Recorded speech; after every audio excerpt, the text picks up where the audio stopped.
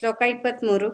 ಶಕ್ನೋತಿ ಹೈವ ಯಾ ಸೋಢುಂ ಪ್ರಾಕ್ಶರೀರ ವಿಮೋಕ್ಷಣಾತ್ ಕಾಮಕ್ರೋಧೋದ್ಭವಂ ವೇಗಂ ಸಾಯುಕ್ತಃ ಸಾಸಕೀ ನರಃ. ಶ್ಲೋಕ 24. ಯೋಂತ ಸುಖೋಂತ ರಾಮಸ್ತ ತತಾಂತ ಜ್ಯೋತಿರ್ರೇವ ಯಃ ಸ ಯೋಗಿ ಬ್ರಹ್ಮ ನಿರ್ವಾಣಂ ಬ್ರಹ್ಮಭೂತೋಧಿಗಚ್ಚತಿ. ಶ್ಲೋಕ 25. ಲಭಂತೆ ಬ್ರಹ್ಮ ನಿರ್ವಾಣಂ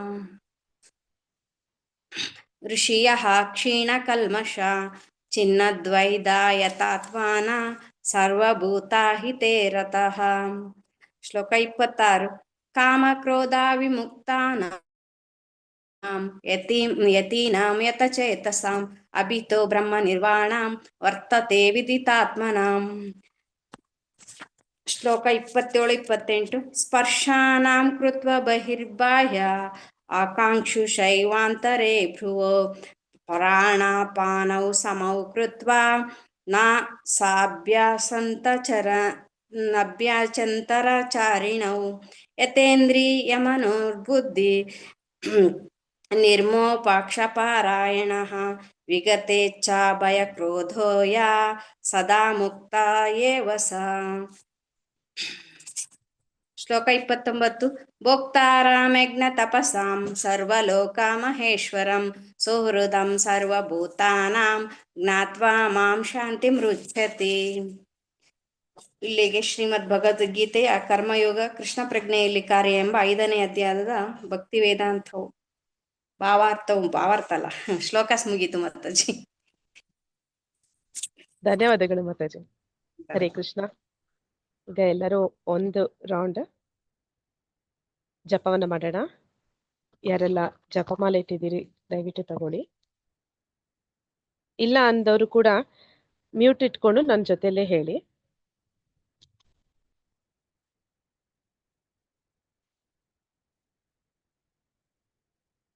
ಪ್ರಾರಂಭ ಮಾಡೋಣ. ಜಯೋ ಶ್ರೀ ಕೃಷ್ಣ ಚೈತನ್ಯ ಪ್ರಭು ನಿತ್ಯಾನಂದ ಶ್ರೀ ಅದ್ವೈತ ಗದಾಧರ ಶ್ರೀವಾಸಾದಿ ಗೌರ ಭಕ್ತವೃಂದ.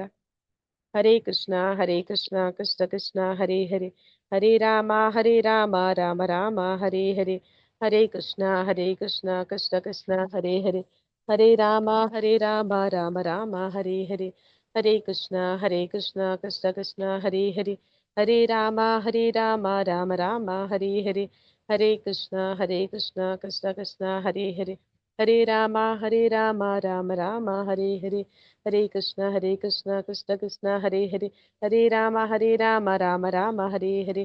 ಹರೇ ಕೃಷ್ಣ ಕೃಷ್ಣ ಕೃಷ್ಣ ಹರೇ ಹರೇ ಹರೇ ರಾಮ ರಾಮ ರಾಮ ಹರೇ ಹರೇ. ಹರೇ ಕೃಷ್ಣ ಕೃಷ್ಣ ಕೃಷ್ಣ ಹರೇ ಹರೇ ಹರೇ ರಾಮ ರಾಮ ರಾಮ ಹರೇ ಹರೇ. ಹರೇ ಕೃಷ್ಣ ಕೃಷ್ಣ ಕೃಷ್ಣ ಹರೇ ಹರೇ ಹರೇ ರಾಮ ರಾಮ ರಾಮ ಹರೇ ಹರೇ. ಹರೇ ಕೃಷ್ಣ ಕೃಷ್ಣ ಕೃಷ್ಣ ಹರೇ ಹರೇ ಹರೇ ರಾಮ ರಾಮ ರಾಮ ಹರೇ ಹರೇ.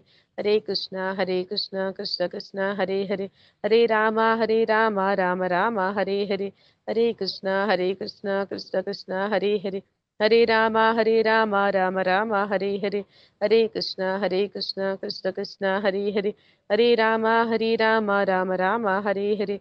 ಕೃಷ್ಣ ಕೃಷ್ಣ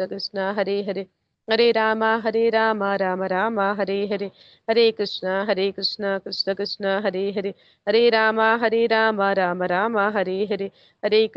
ಹರೇ ಕೃಷ್ಣ ಕೃಷ್ಣ ಕೃಷ್ಣ ಹರೇ ಹರೇ ಹರೇ ರಾಮ ರಾಮ ರಾಮ ಹರೇ ಹರೇ. ಹರೇ ಕೃಷ್ಣ ಕೃಷ್ಣ ಕೃಷ್ಣ ಹರೇ ಹರೇ ಹರೇ ರಾಮ ರಾಮ ರಾಮ ಹರೇ ಹರೇ. ಹರೇ ಕೃಷ್ಣ ಕೃಷ್ಣ ಕೃಷ್ಣ ಹರೇ ಹರೇ ಹರೇ ರಾಮ ರಾಮ ರಾಮ ಹರೇ ಹರೇ. ಹರೇ ಕೃಷ್ಣ ಕೃಷ್ಣ ಕೃಷ್ಣ ಹರೇ ಹರೇ ಹರೇ ರಾಮ ರಾಮ ರಾಮ ಹರೇ ಹರೇ. ಹರೇ ಕೃಷ್ಣ ಕೃಷ್ಣ ಕೃಷ್ಣ ಹರೇ ಹರೇ ಹರೇ ರಾಮ ರಾಮ ರಾಮ ಹರೇ ಹರೇ. ಹರೇ ಕೃಷ್ಣ ಕೃಷ್ಣ ಹರೇ ಹರೇ ಹರೇ ರಾಮ ರಾಮ ರಾಮ ಹರೇ ಹರೇ. ಹರೇ ಕೃಷ್ಣ ಕೃಷ್ಣ ಹರೇ ಹರೇ ಹರೇ ರಾಮ ರಾಮ ರಾಮ ಹರೇ ಹರೇ. ಹರೇ ಕೃಷ್ಣ ಕೃಷ್ಣ ಹರೇ ಹರೇ ಹರೇ ರಾಮ ರಾಮ ರಾಮ ಹರೇ ಹರೇ. ಹರೇ ಕೃಷ್ಣ ಕೃಷ್ಣ ಹರೇ ಹರೇ ಹರೇ ರಾಮ ರಾಮ ರಾಮ ಹರೇ ಹರೇ. ಹರೇ ಕೃಷ್ಣ ಕೃಷ್ಣ ಕೃಷ್ಣ ಹರೇ ಹರೇ ಹರೇ ರಾಮ ರಾಮ ರಾಮ ಹರೇ ಹರೇ. हरे कृष्णा कृष्ण कृष्ण हरे हरे, हरे राम राम राम हरे हरे, हरे कृष्णा कृष्ण कृष्ण हरे हरे, हरे राम राम राम हरे हरे, हरे कृष्णा कृष्ण कृष्ण हरे हरे, हरे राम राम राम हरे हरे, हरे कृष्णा कृष्ण कृष्ण हरे हरे, हरे राम राम राम हरे हरे, हरे कृष्णा कृष्ण कृष्ण हरे हरे, हरे राम राम राम हरे हरे, हरे कृष्णा कृष्ण कृष्ण हरे हरे, हरे राम राम राम हरे हरे, हरे कृष्णा कृष्ण कृष्ण हरे हरे, हरे राम राम राम हरे हरे, हरे कृष्णा कृष्ण कृष्ण हरे हरे, हरे राम राम राम हरे हरे, हरे कृष्णा कृष्ण कृष्ण हरे हरे, हरे राम राम राम हरे हरे, हरे कृष्णा कृष्ण कृष्ण हरे हरे, हरे राम राम राम हरे हरे, हरे कृष्णा कृष्ण कृष्ण हरे हरे, हरे राम राम राम हरे हरे, हरे कृष्णा कृष्ण कृष्ण हरे हरे, हरे राम राम राम हरे हरे, हरे कृष्णा कृष्ण कृष्ण हरे हरे, हरे राम राम राम हरे हरे, हरे कृष्णा कृष्ण कृष्ण हरे हरे, हरे राम राम राम हरे हरे, हरे कृष्णा कृष्ण कृष्ण हरे हरे, हरे राम राम राम हरे हरे, हरे कृष्णा कृष्ण कृष्ण हरे हरे, हरे राम राम राम हरे हरे, हरे कृष्णा कृष्ण कृष्ण हरे हरे, हरे राम राम राम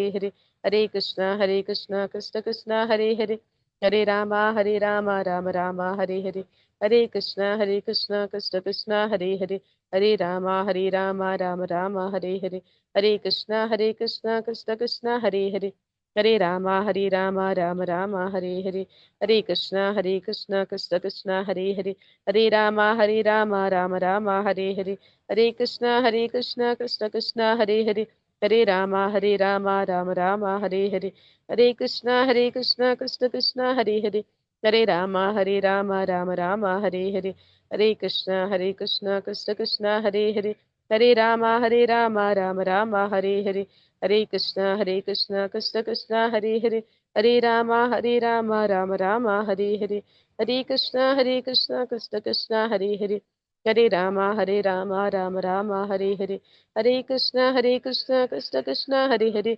हरे राम राम राम हरे हरे, हरे कृष्णा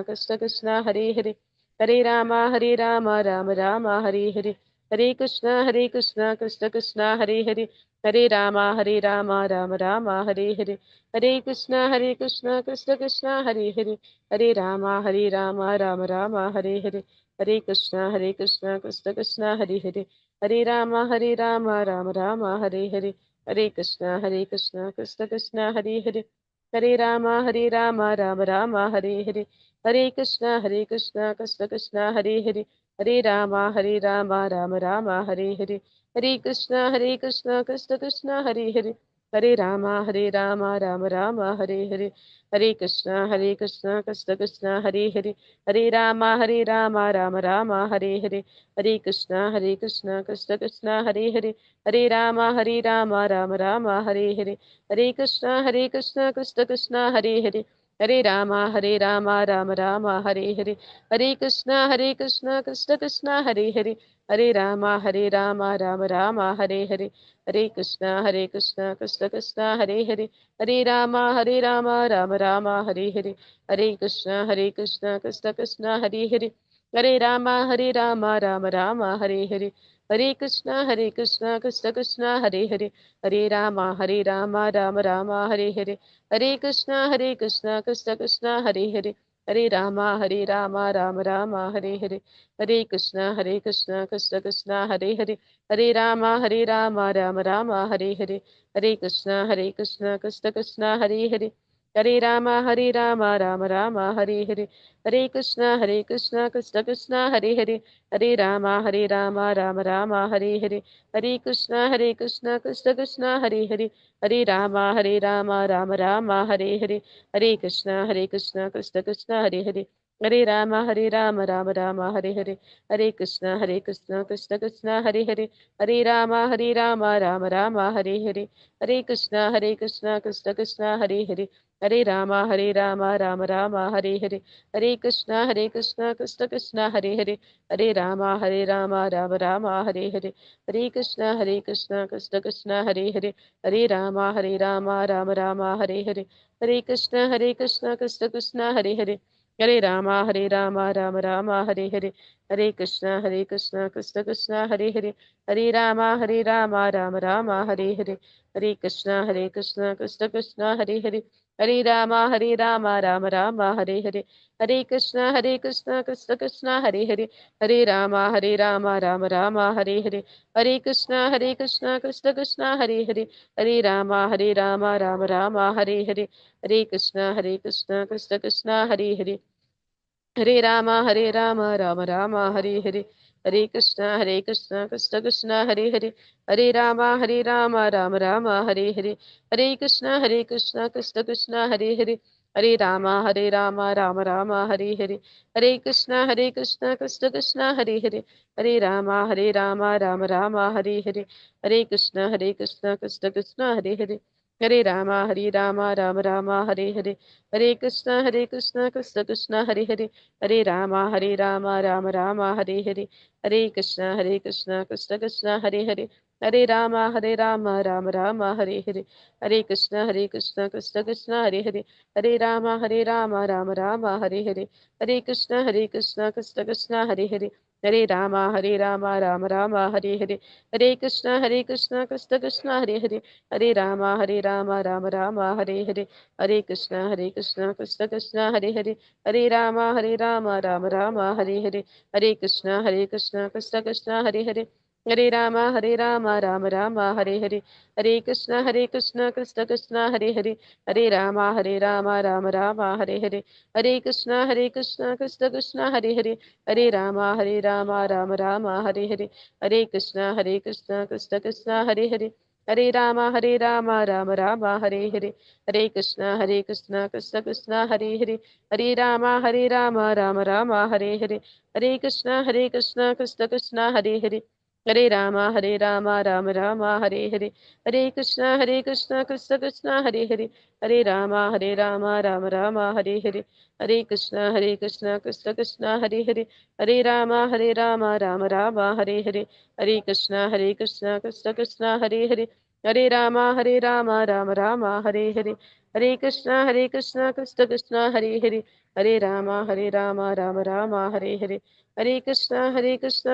कृष्णा कृष्ण कृष्ण हरे हरे, हरे राम राम राम हरे हरे, हरे कृष्णा कृष्ण कृष्ण हरे हरे, हरे राम राम राम हरे हरे, हरे कृष्णा कृष्ण कृष्ण हरे हरे, हरे राम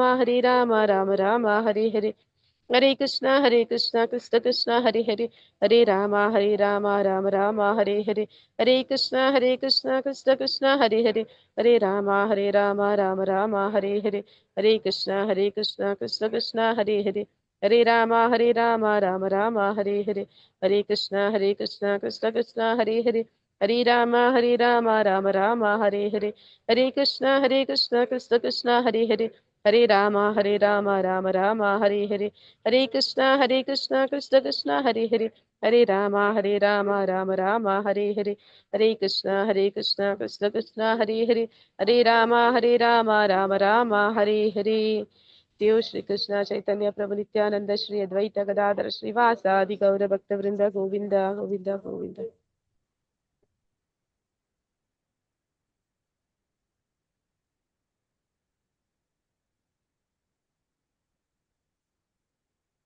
ॐ अज्ञानतिमिरान्धस्य ज्ञानाञ्जनशलाकया चक्षुरुन्मिलितं येन तस्मै श्रीगुरुवे नमः।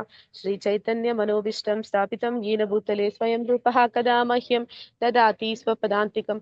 वन्देऽहं श्रीगुरुश्रीयुतपदकमलं श्रीगुरून् वैष्णवांश्च श्रीरूपं साग्रजातं सहगणरघुनाथान्वितं तं सजीवं साद्वैतं सावधूतं परिजनसहितं कृष्णचैतन्यदेवं श्रीराधाकृष्णपादान् सहगणललिता श्रीविशाखान्वितांश्च।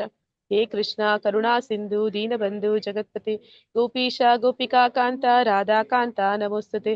ತಪ್ತ ಕಾಂಚನ ಗೌರಾಂಗಿ ರಾಧೆ ವೃಂದಾವನೇಶ್ವರಿ ವೃಷಭಾನುಸುತೆ ದೇವಿ ಪ್ರಣಮಾಮಿ ಹರಿಪ್ರಿಯೆ ವಾಂಛಾ ಕಲ್ಪತರುಶ್ಚ ಕೃಪಾ ಸಿಂಧುಭ್ಯ ಏವ ಚ ಪತಿತನಾಂ ಪಾವನೇಭ್ಯೋ ವೈಷ್ಣವೇಭ್ಯೋ ನಮೋ ನಮಃ ನಮ ಓಂ ವಿಷ್ಣುಪಾದಾಯ ಕೃಷ್ಣ ಪ್ರೇಷ್ಠಾಯ ಭೂತಲೆ ಶ್ರೀಮತೆ ಭಕ್ತಿವೇದಾಂತ ಸ್ವಾಮಿನಿತಿ ನಾಮಿನೆ ನಮಸ್ತೆ ಸರಸ್ವತೆ ದೇವಿ ಗೌರವಾಣಿ ಪ್ರಚಾರಿಣಿ ನಿರ್ವಿಶೇಷ ಶೂನ್ಯವಾದಿ ಪಾಶ್ಚಾತ್ಯ ದೇಶ ತಾರಿಣಿ ಜಯೋ ಶ್ರೀ ಕೃಷ್ಣ ಚೈತನ್ಯ ಪ್ರಭು ನಿತ್ಯಾನಂದ ಶ್ರೀ ಅದ್ವೈತ ಗದಾಧರ ಶ್ರೀವಾಸಾದಿ ಗೌರ ಭಕ್ತ ವೃಂದ ಹರೇ ಕೃಷ್ಣ ಕೃಷ್ಣ ಕೃಷ್ಣ ಹರೇ ಹರೇ ಹರೇ ರಾಮ ರಾಮ ರಾಮ ಹರೇ ಹರೇ.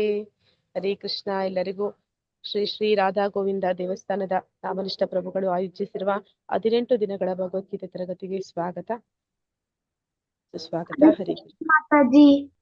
ಹರೇ ಕೃಷ್ಣ ಮಾತಾಜಿ. ಹರೇ ಕೃಷ್ಣ. ಹರೇ ಕೃಷ್ಣ. ಹರೇ ಕೃಷ್ಣ ಮಾತಾಜಿ. ಹರೇ ಕೃಷ್ಣ ಪ್ರಭುಜಿ. ಹರೇ ಕೃಷ್ಣ.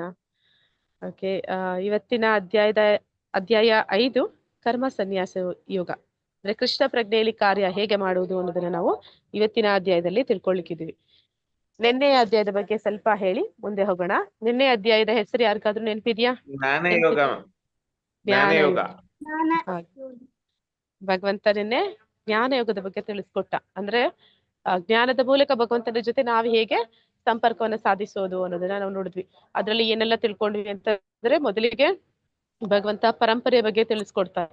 ಈ ಜ್ಞಾನ ಅನ್ನುವಂಥದ್ದು ನಾವು ಈಗ ಎಲ್ಲಾದ್ರೂ ನಾವು ಸ್ಕೂಲ್ಗೆ ಹೋಗ್ತೀವಲ್ವಾ, ಸ್ಕೂಲ್ಗೆ ಹೋದ್ರೆ ಯಾವ ಸ್ಕೂಲಲ್ಲಿ SLC ಎಕ್ಸಾಮ್ ಬರೆದ್ರೆ ನಮ್ಗೆ ಸರ್ಟಿಫಿಕೇಟ್ ಸಿಗುತ್ತೋ ಆ ಸ್ಕೂಲಲ್ಲಿ ಎಕ್ಸಾಮ್ ಬರಿತೀವಿ. ಯಾವ ಸ್ಕೂಲಲ್ಲಿ ಸರ್ಟಿಫಿಕೇಟ್ ಕೊಡೋದಿಲ್ವೋ, ಬರೀ ಎಕ್ಸಾಮ್ ಮಾಡ್ತಾರೋ ಆ ಸ್ಕೂಲ್ಗೆ ಮಕ್ಕಳನ್ನ ಸೇರಿಸ್ತೀವಾ? ಹರೇ ಕೃಷ್ಣ. ಇಲ್ಲ ಮಾತಾಜಿ. ಹೌದಲ್ವಾ? ಹಾಗೇನೆ ನಾವು ಎಲ್ಲಾದ್ರೂ ಭೌತಿಕ ಜ್ಞಾನ ಪಡೆಯೋದಕ್ಕೇನೆ ಅದಕ್ಕೊಂದು ಸರ್ಟಿಫಿಕೇಟ್ ಸಿಕ್ಕುತ್ತೆ ಅಂದ್ರೆ ಮಾತ್ರನೇ ನಾವು ಸರಿಯಾದ ಸ್ಕೂಲ್ ಅಂತ ಹೇಳಿ ಅಲ್ಲಿಗೆ ಸೇರಿಸ್ತೀವಿ. ಹಾಗೆ ಇದೊಂದು ಆಧ್ಯಾತ್ಮಿಕ ಜ್ಞಾನ. ಈ ಜ್ಞಾನವನ್ನ ನಾವು ಎಲ್ಲಿಂದನೂ ಪಡಿಬಹುದು ಅನ್ನೋ ರೀತಿ ಪಡಿಲಿಕ್ಕೆ ಸಾಧ್ಯ ಇಲ್ಲ. ಅದನ್ನ ಅಧಿಕೃತವಾದ ಪರಂಪರೆಯಿಂದ ಪಡಿಬೇಕಾಗುತ್ತೆ. ಅದನ್ನ ಪಡಿಬೇಕು ಅಂದ್ರೆ ನಾವು ಸರಿಯಾದ ಒಂದು ಅಧಿಕೃತ ಪರಂಪರೆಯಲ್ಲಿ ಬಂದಂತಹ ಗುರುವಿನ ಆಶ್ರಯ ಪಡಿಬೇಕಾಗುತ್ತೆ. ಅದಕ್ಕಾಗಿ ನಾವು ಗುರುವನ್ನ ಮೊದಲು ಆರಿಸ್ಬೇಕಾಗತ್ತೆ. ಆ ಗುರು ಪರಂಪರೆಯಿಂದ ಬಂದಿದ್ದಾರಾ ಅನ್ನೋದನ್ನ ತಿಳಿಬೇಕಾಗತ್ತೆ. ಅದಕ್ಕಾಗಿ ನಾವು ನಿನ್ನೆ ಅಧ್ಯಾಯದಲ್ಲಿ ನಾವು ನೋಡಿದ್ವಿ 4 ಅಧಿಕೃತ ಪರಂಪರೆಗಳು ಭಾರತದಲ್ಲಿ ಇದೆ ಅಂತ. ಯಾವ್ದೆಲ್ಲ 4 ಪರಂಪರೆಗಳು ಯಾರಿಗಾದ್ರೂ ನೆನಪಿದ್ರೆ ಹೇಳ್ತೀರಾ?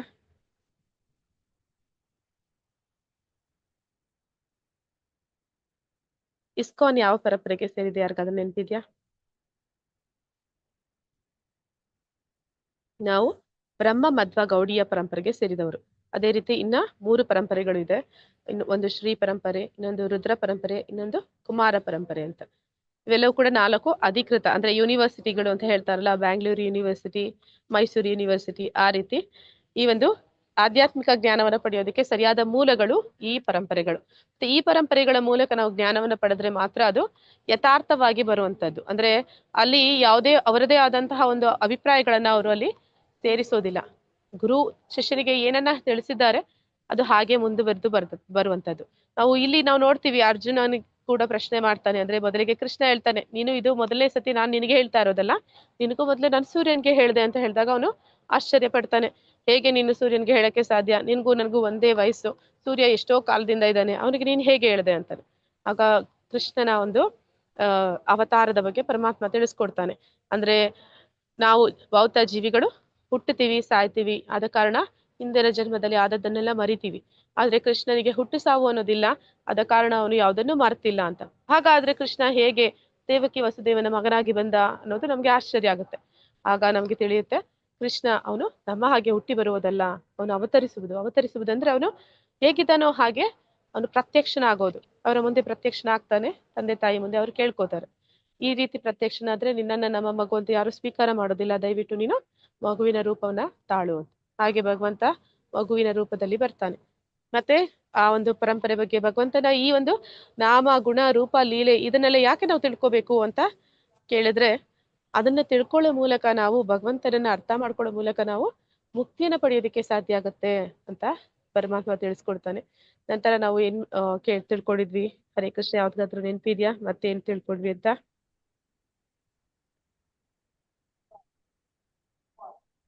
ಕೃಷ್ಣ ಹೇಳ್ತಾನೆ, ನಾನು ಯಾವ ರೀತಿ ಕರ್ಮವನ್ನ ಮಾಡ್ತೀನಿ ಅದನ್ನ ತಿಳ್ಕೊಂಡು ಅದೇ ರೀತಿ ಕರ್ಮ ಮಾಡೋರ್ಗೆ ಕರ್ಮ ಬಂಧನ ಇಲ್ಲ ಅಂತ. ಕೃಷ್ಣ ಯಾವ ರೀತಿ ಕರ್ಮ ಮಾಡ್ತಾನೆ? ಸಾವು ಅನ್ನುವುದಿಲ್ಲ. ಅವನಿಗೆ ಫಲದಲ್ಲಿ ಆಸಕ್ತಿ ಇಲ್ಲ. ಫಲದಲ್ಲಿ ಆಸಕ್ತಿ ಇಲ್ಲದೆ ಕಾರ್ಯವನ್ನ ಮಾಡೋರ್ಗೆ ಕರ್ಮ ಬಂಧನ ಇಲ್ಲ ಅಂತ ಹೇಳ್ತಾನೆ.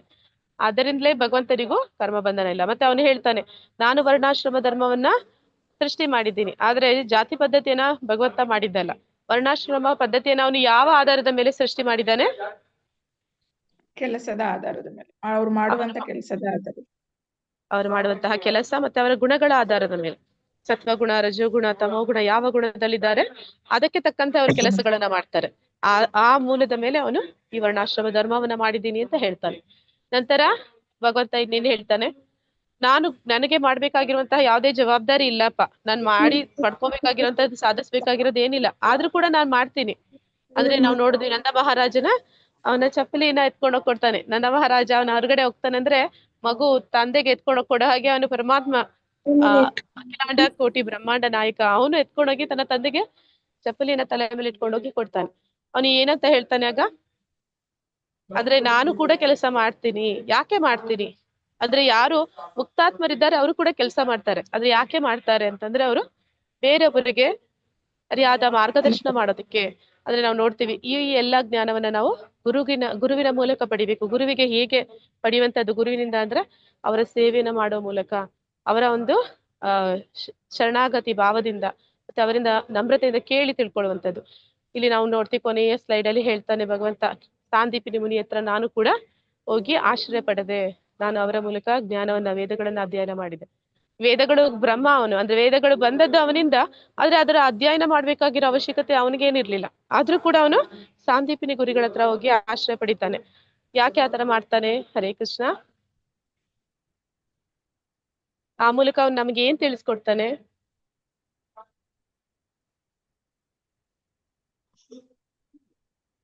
ನಾವು ಕೂಡ ಅವನನ್ನ ಅನುಸರಣೆ ಮಾಡ್ಬೇಕು ಅಂತ ಹೇಳ್ತಾರೆ. ಅಂದ್ರೆ ನೀವು ಕೂಡ ಗುರುವಿನ ಆಶ್ರಯ ಪಡೆಯಿರಿ. ಗುರುವಿನ ಆಶ್ರಯ ಪಡಿದೀರಾ ಅಂದ್ರೆ ಗುರುವಿನ ಗುಲಾಮನಾಗದೆ ದೊರೆಯದಣ್ಣ ಮುಕುತಿ. ಗುರುವಿಗೆ ನಾವು ಆಶ್ರಯ ಪಡಿಲಿಲ್ಲ ಅಂದ್ರೆ ನಮಗೆ ಮುಕ್ತಿ ಇಲ್ಲ. ಯಾಕಂದ್ರೆ ಅವನಿಗೆ ಎಲ್ಲ ತಿಳಿದಿದೆ. ಅವನೇ ಕೃಷ್ಣನನ್ನು ಕೂಡ ತೋರಿಸ್ಬೇಕಂದ್ರೆ ನಮ್ಗೆ ನಮ್ಗೆ ಮಾರ್ಗದರ್ಶನ, ಭಗವಂತನ ಮಾರ್ಗದಲ್ಲಿ ನಡಿಬೇಕಂದ್ರೆ ಅವನೇ ನಮ್ಗೆ ಮಾರ್ಗದರ್ಶನ ನೀಡಬೇಕು. ಅದಕ್ಕೆ ಮೊದಲು ನಾವು ಗುರುವಿಗೆ ಗುಲಾಮರಾಗ್ಬೇಕು ಅನ್ನೋದನ್ನ, ಅಂದ್ರೆ ಅದು ಶರಣ ಹೋಗ್ಬೇಕು ಅನ್ನೋದನ್ನ ಅವನು ಪರಮಾತ್ಮ ಅವನು ಮಾಡಿ ತೋರಿಸ್ತಾನೆ. ನೀನ್ ಆತರ ಮಾಡಿ ತೋರಿಸಿದ್ರೆ, ಅಂದ್ರೆ ಯಾರು ಎದ್ದೆದ್ದ ಆಚರತಿ ಶ್ರೇಷ್ಠ ತತ್ತದ್, ಅಂದ್ರೆ ಯಾರು ಶ್ರೇಷ್ಠನಾದ ವ್ಯಕ್ತಿ ಹೇಗೆ ಮಾಡ್ತಾನೆ ಅದನ್ನೇ ಅನುಸರಣೆ ಮಾಡ್ತಾರೆ. ಅದ ಕಾರಣ ಅಲ್ಲಿ ಭಗವಂತ ಕೂಡ ತೋರಿಸಿಕೊಡ್ತಾನೆ, ನೋಡಪ್ಪ ಈ ರೀತಿ ನೀನು ಗುರುವಿಗೆ ಹೋಗಿ ಆಶ್ರಯ ಪಡೆದು ಅವನ ಮೂಲಕ ಈ ಜ್ಞಾನವನ್ನ ಬೆಳೆಸ್ಕೋ ಅಂತ. ಹಾಗೆ ನಮಗೂ ಕೂಡ ಮಾರ್ಗದರ್ಶನವನ್ನ ಮಾಡಿದ್ದ. ನೆನ್ನೆ ಅಧ್ಯಾಯದವರೆಗೆ ಅಲ್ಲಿವರೆಗೂ ಆಗಿತ್ತು. ಈಗ ಮುಂದಿನ ಅಧ್ಯಾಯವನ್ನ ನಾವು ನೋಡೋಣ. ಏನ್ ಹೇಳ್ತಾ ಇದ್ದಾನೆ? ಕರ್ಮ ಸನ್ಯಾಸ ಯೋಗ ಅಥವಾ ಕೃಷ್ಣ ಪ್ರಜ್ಞೆಯಲ್ಲಿ ಕಾರ್ಯ ಅಂತ ಈ ಅಧ್ಯಾಯದ ಹೆಸರು. ಈ ಅಧ್ಯಾಯದಲ್ಲಿ ಏನೆಲ್ಲ ವಿಷಯಗಳಿದೆ ಅಂತ ನಾವು ನೋಡೋಣ ಒಮ್ಮೆ.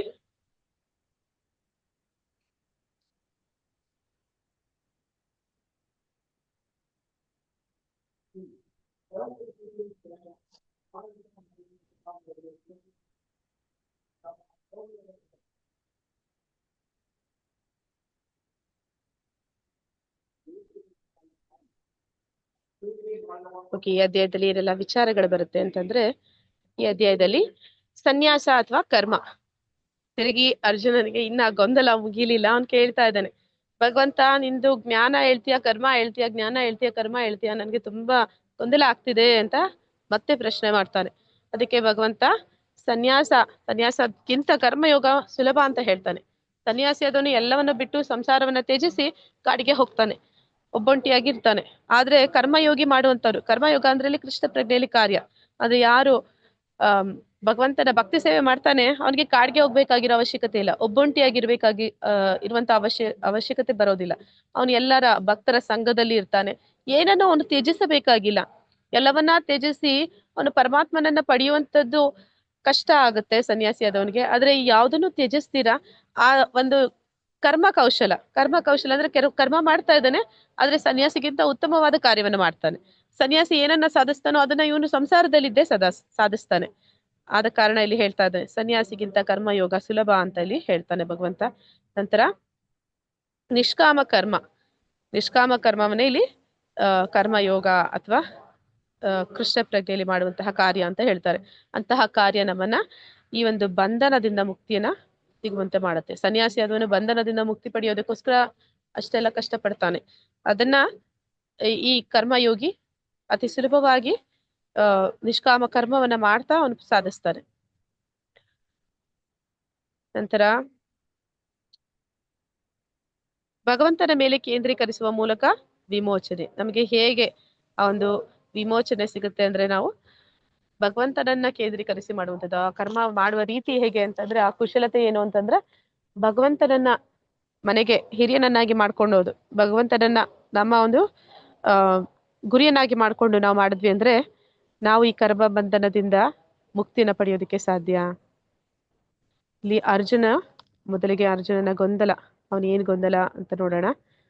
ಅರ್ಜುನ ಶ್ಲೋಕ 1 ಹೇಳ್ತಾ ಇದ್ದಾನೆ, ಅರ್ಜುನ ಉವಾಚ ಸನ್ಯಾಸಂ ಕರ್ಮಣ ಕೃಷ್ಣ ಪುನರ್ಯೋಗಂ ಚ ಸಂಶಸಿ ಯಶ್ರೇಯ ಏತಯೋರೇಕಂ ತತ್ಮೇ ಬ್ರೂಹಿ ಸುನಿಶ್ಚಿತಂ.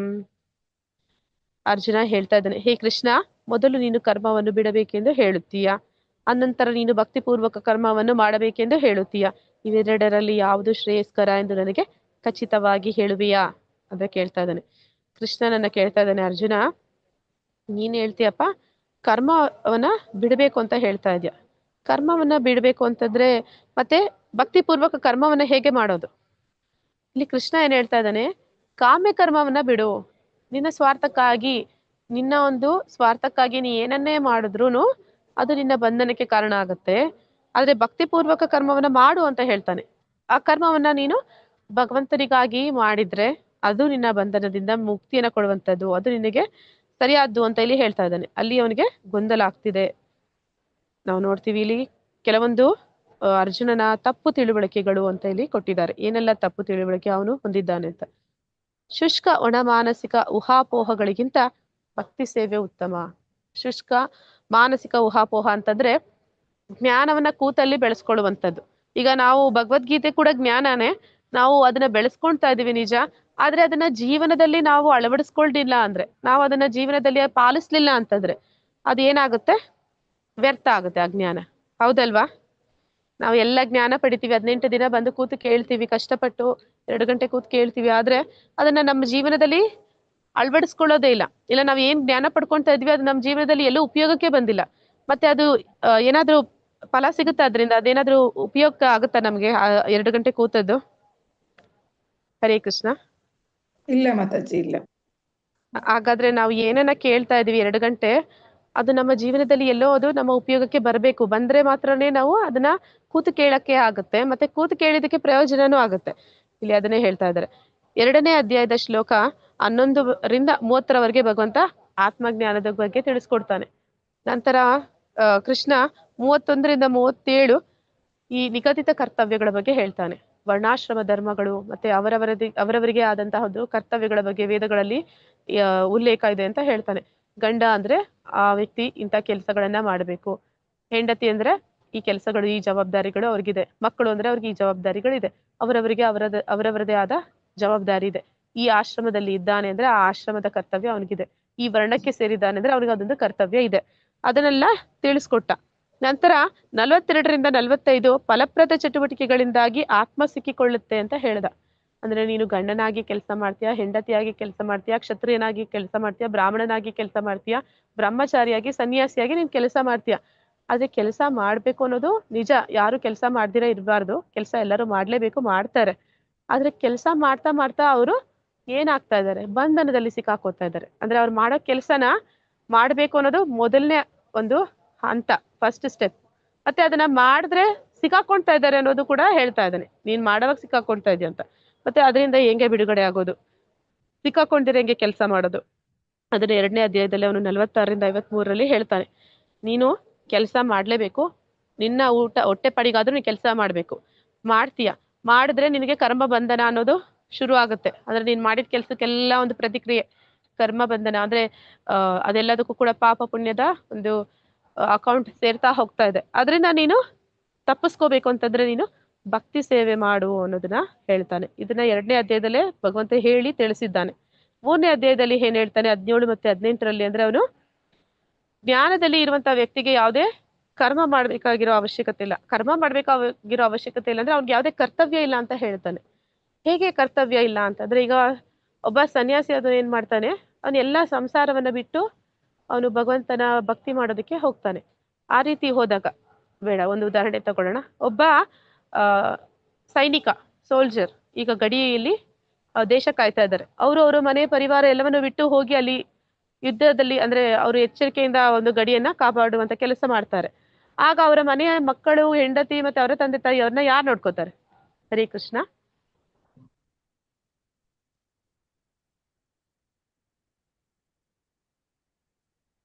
ಅವ್ರ ಗಡಿಯಲ್ಲಿ ನಿಂತು ಯುದ್ಧ ಮಾಡಿದ್ರೆ ಅವ್ರ ಮಕ್ಕಳು, ಹೆಂಡತಿ ಅವ್ರನ್ನ ಯಾರು ನೋಡ್ಕೋತಾರೆ? ಅವ್ರ ಫ್ಯಾಮಿಲಿನ ಯಾರು ನೋಡ್ಕೋತಾರೆ? ಭಗವಂತ. ಅಲ್ಲ ಮಾತಾಜಿ, ನಾವು ಲೌಕಿಕವಾಗಿ ಕೇಳ್ತಾ ಇದೀನಿ, ನಾನು ಅರ್ಥ ಆಗ್ಲಿ ಅಂತ. ಗೌರ್ಮೆಂಟ್ ನೋಡ್ಕೊಳುತ್ತಲ್ವಾ, ಅವ್ರಿಗೆ ಪೆನ್ಷನ್ ಕೊಡ್ತಾರೆ, ಅವರ ಮಕ್ಕಳಿಗೆ ಏನೇನೋ ಕನ್ಸೆಷನ್ಸ್ ಕೊಡ್ತಾರೆ, ಕಾಲೇಜ್ ಫೆಸಿಲಿಟೀಸ್ ಹೌದು ಕೊಡ್ತಾರೆ, ಮಾತಾಜಿ. ಗೌರ್ಮೆಂಟ್ ಕೊಡುತ್ತಲ್ವಾ. ಹಾಗೆ ಹೌದು. ಸನ್ಯಾಸಿ ಆದವನು ಕೂಡ ಭಗವಂತನ ಸೇವೆ ಮಾಡಕ್ಕೆ ಅಂತ ಹೋದಾಗ ಅದು ಲೌಕಿಕ ಆಯ್ತು. ಒಂದು ಲೌಕಿಕ ವಿಷಯಕ್ಕೆ ಒಂದು ಗೌರ್ಮೆಂಟ್ ಇಷ್ಟೆಲ್ಲ ಫೆಸಿಲಿಟಿ ಕೊಡುತ್ತೆ ಅಂದ್ರೆ, ಯಾರು ಭಗವಂತನ ಭಕ್ತಿ ಕಾರ್ಯದಲ್ಲಿ ತೊಡಗೋಕೆ ಹೋಗ್ತಾರೆ, ಭಗವಂತನ ಸೇವೆ ಮಾಡಕ್ಕೆ ಹೋಗ್ತಾರೆ, ಅವರ ಜವಾಬ್ದಾರಿ ಭಗವಂತನೇ ತಗೊಳ್ತಾನೆ ಅಂತ ಹೇಳ್ತಾರೆ. ಅವನ ಭಕ್ತನ ಎಲ್ಲ ಜವಾಬ್ದಾರಿ ಅವನದು ಅಂತ.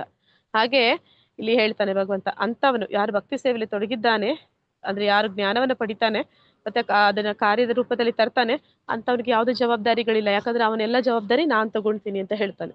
ಮತ್ತೆ 4ನೇ ಅಧ್ಯಾಯದಲ್ಲಿ ಅವನು ಹೇಳ್ತಾನೆ ಅಂದ್ರೆ 33ನೇ ಶ್ಲೋಕದಲ್ಲಿ, ಯಜ್ಞದ ಕೆಲಸವು ಜ್ಞಾನದಲ್ಲಿ ಅಂತ್ಯಗೊಳ್ಳುತ್ತೆ ಅಂತ ಹೇಳ್ತಾನೆ.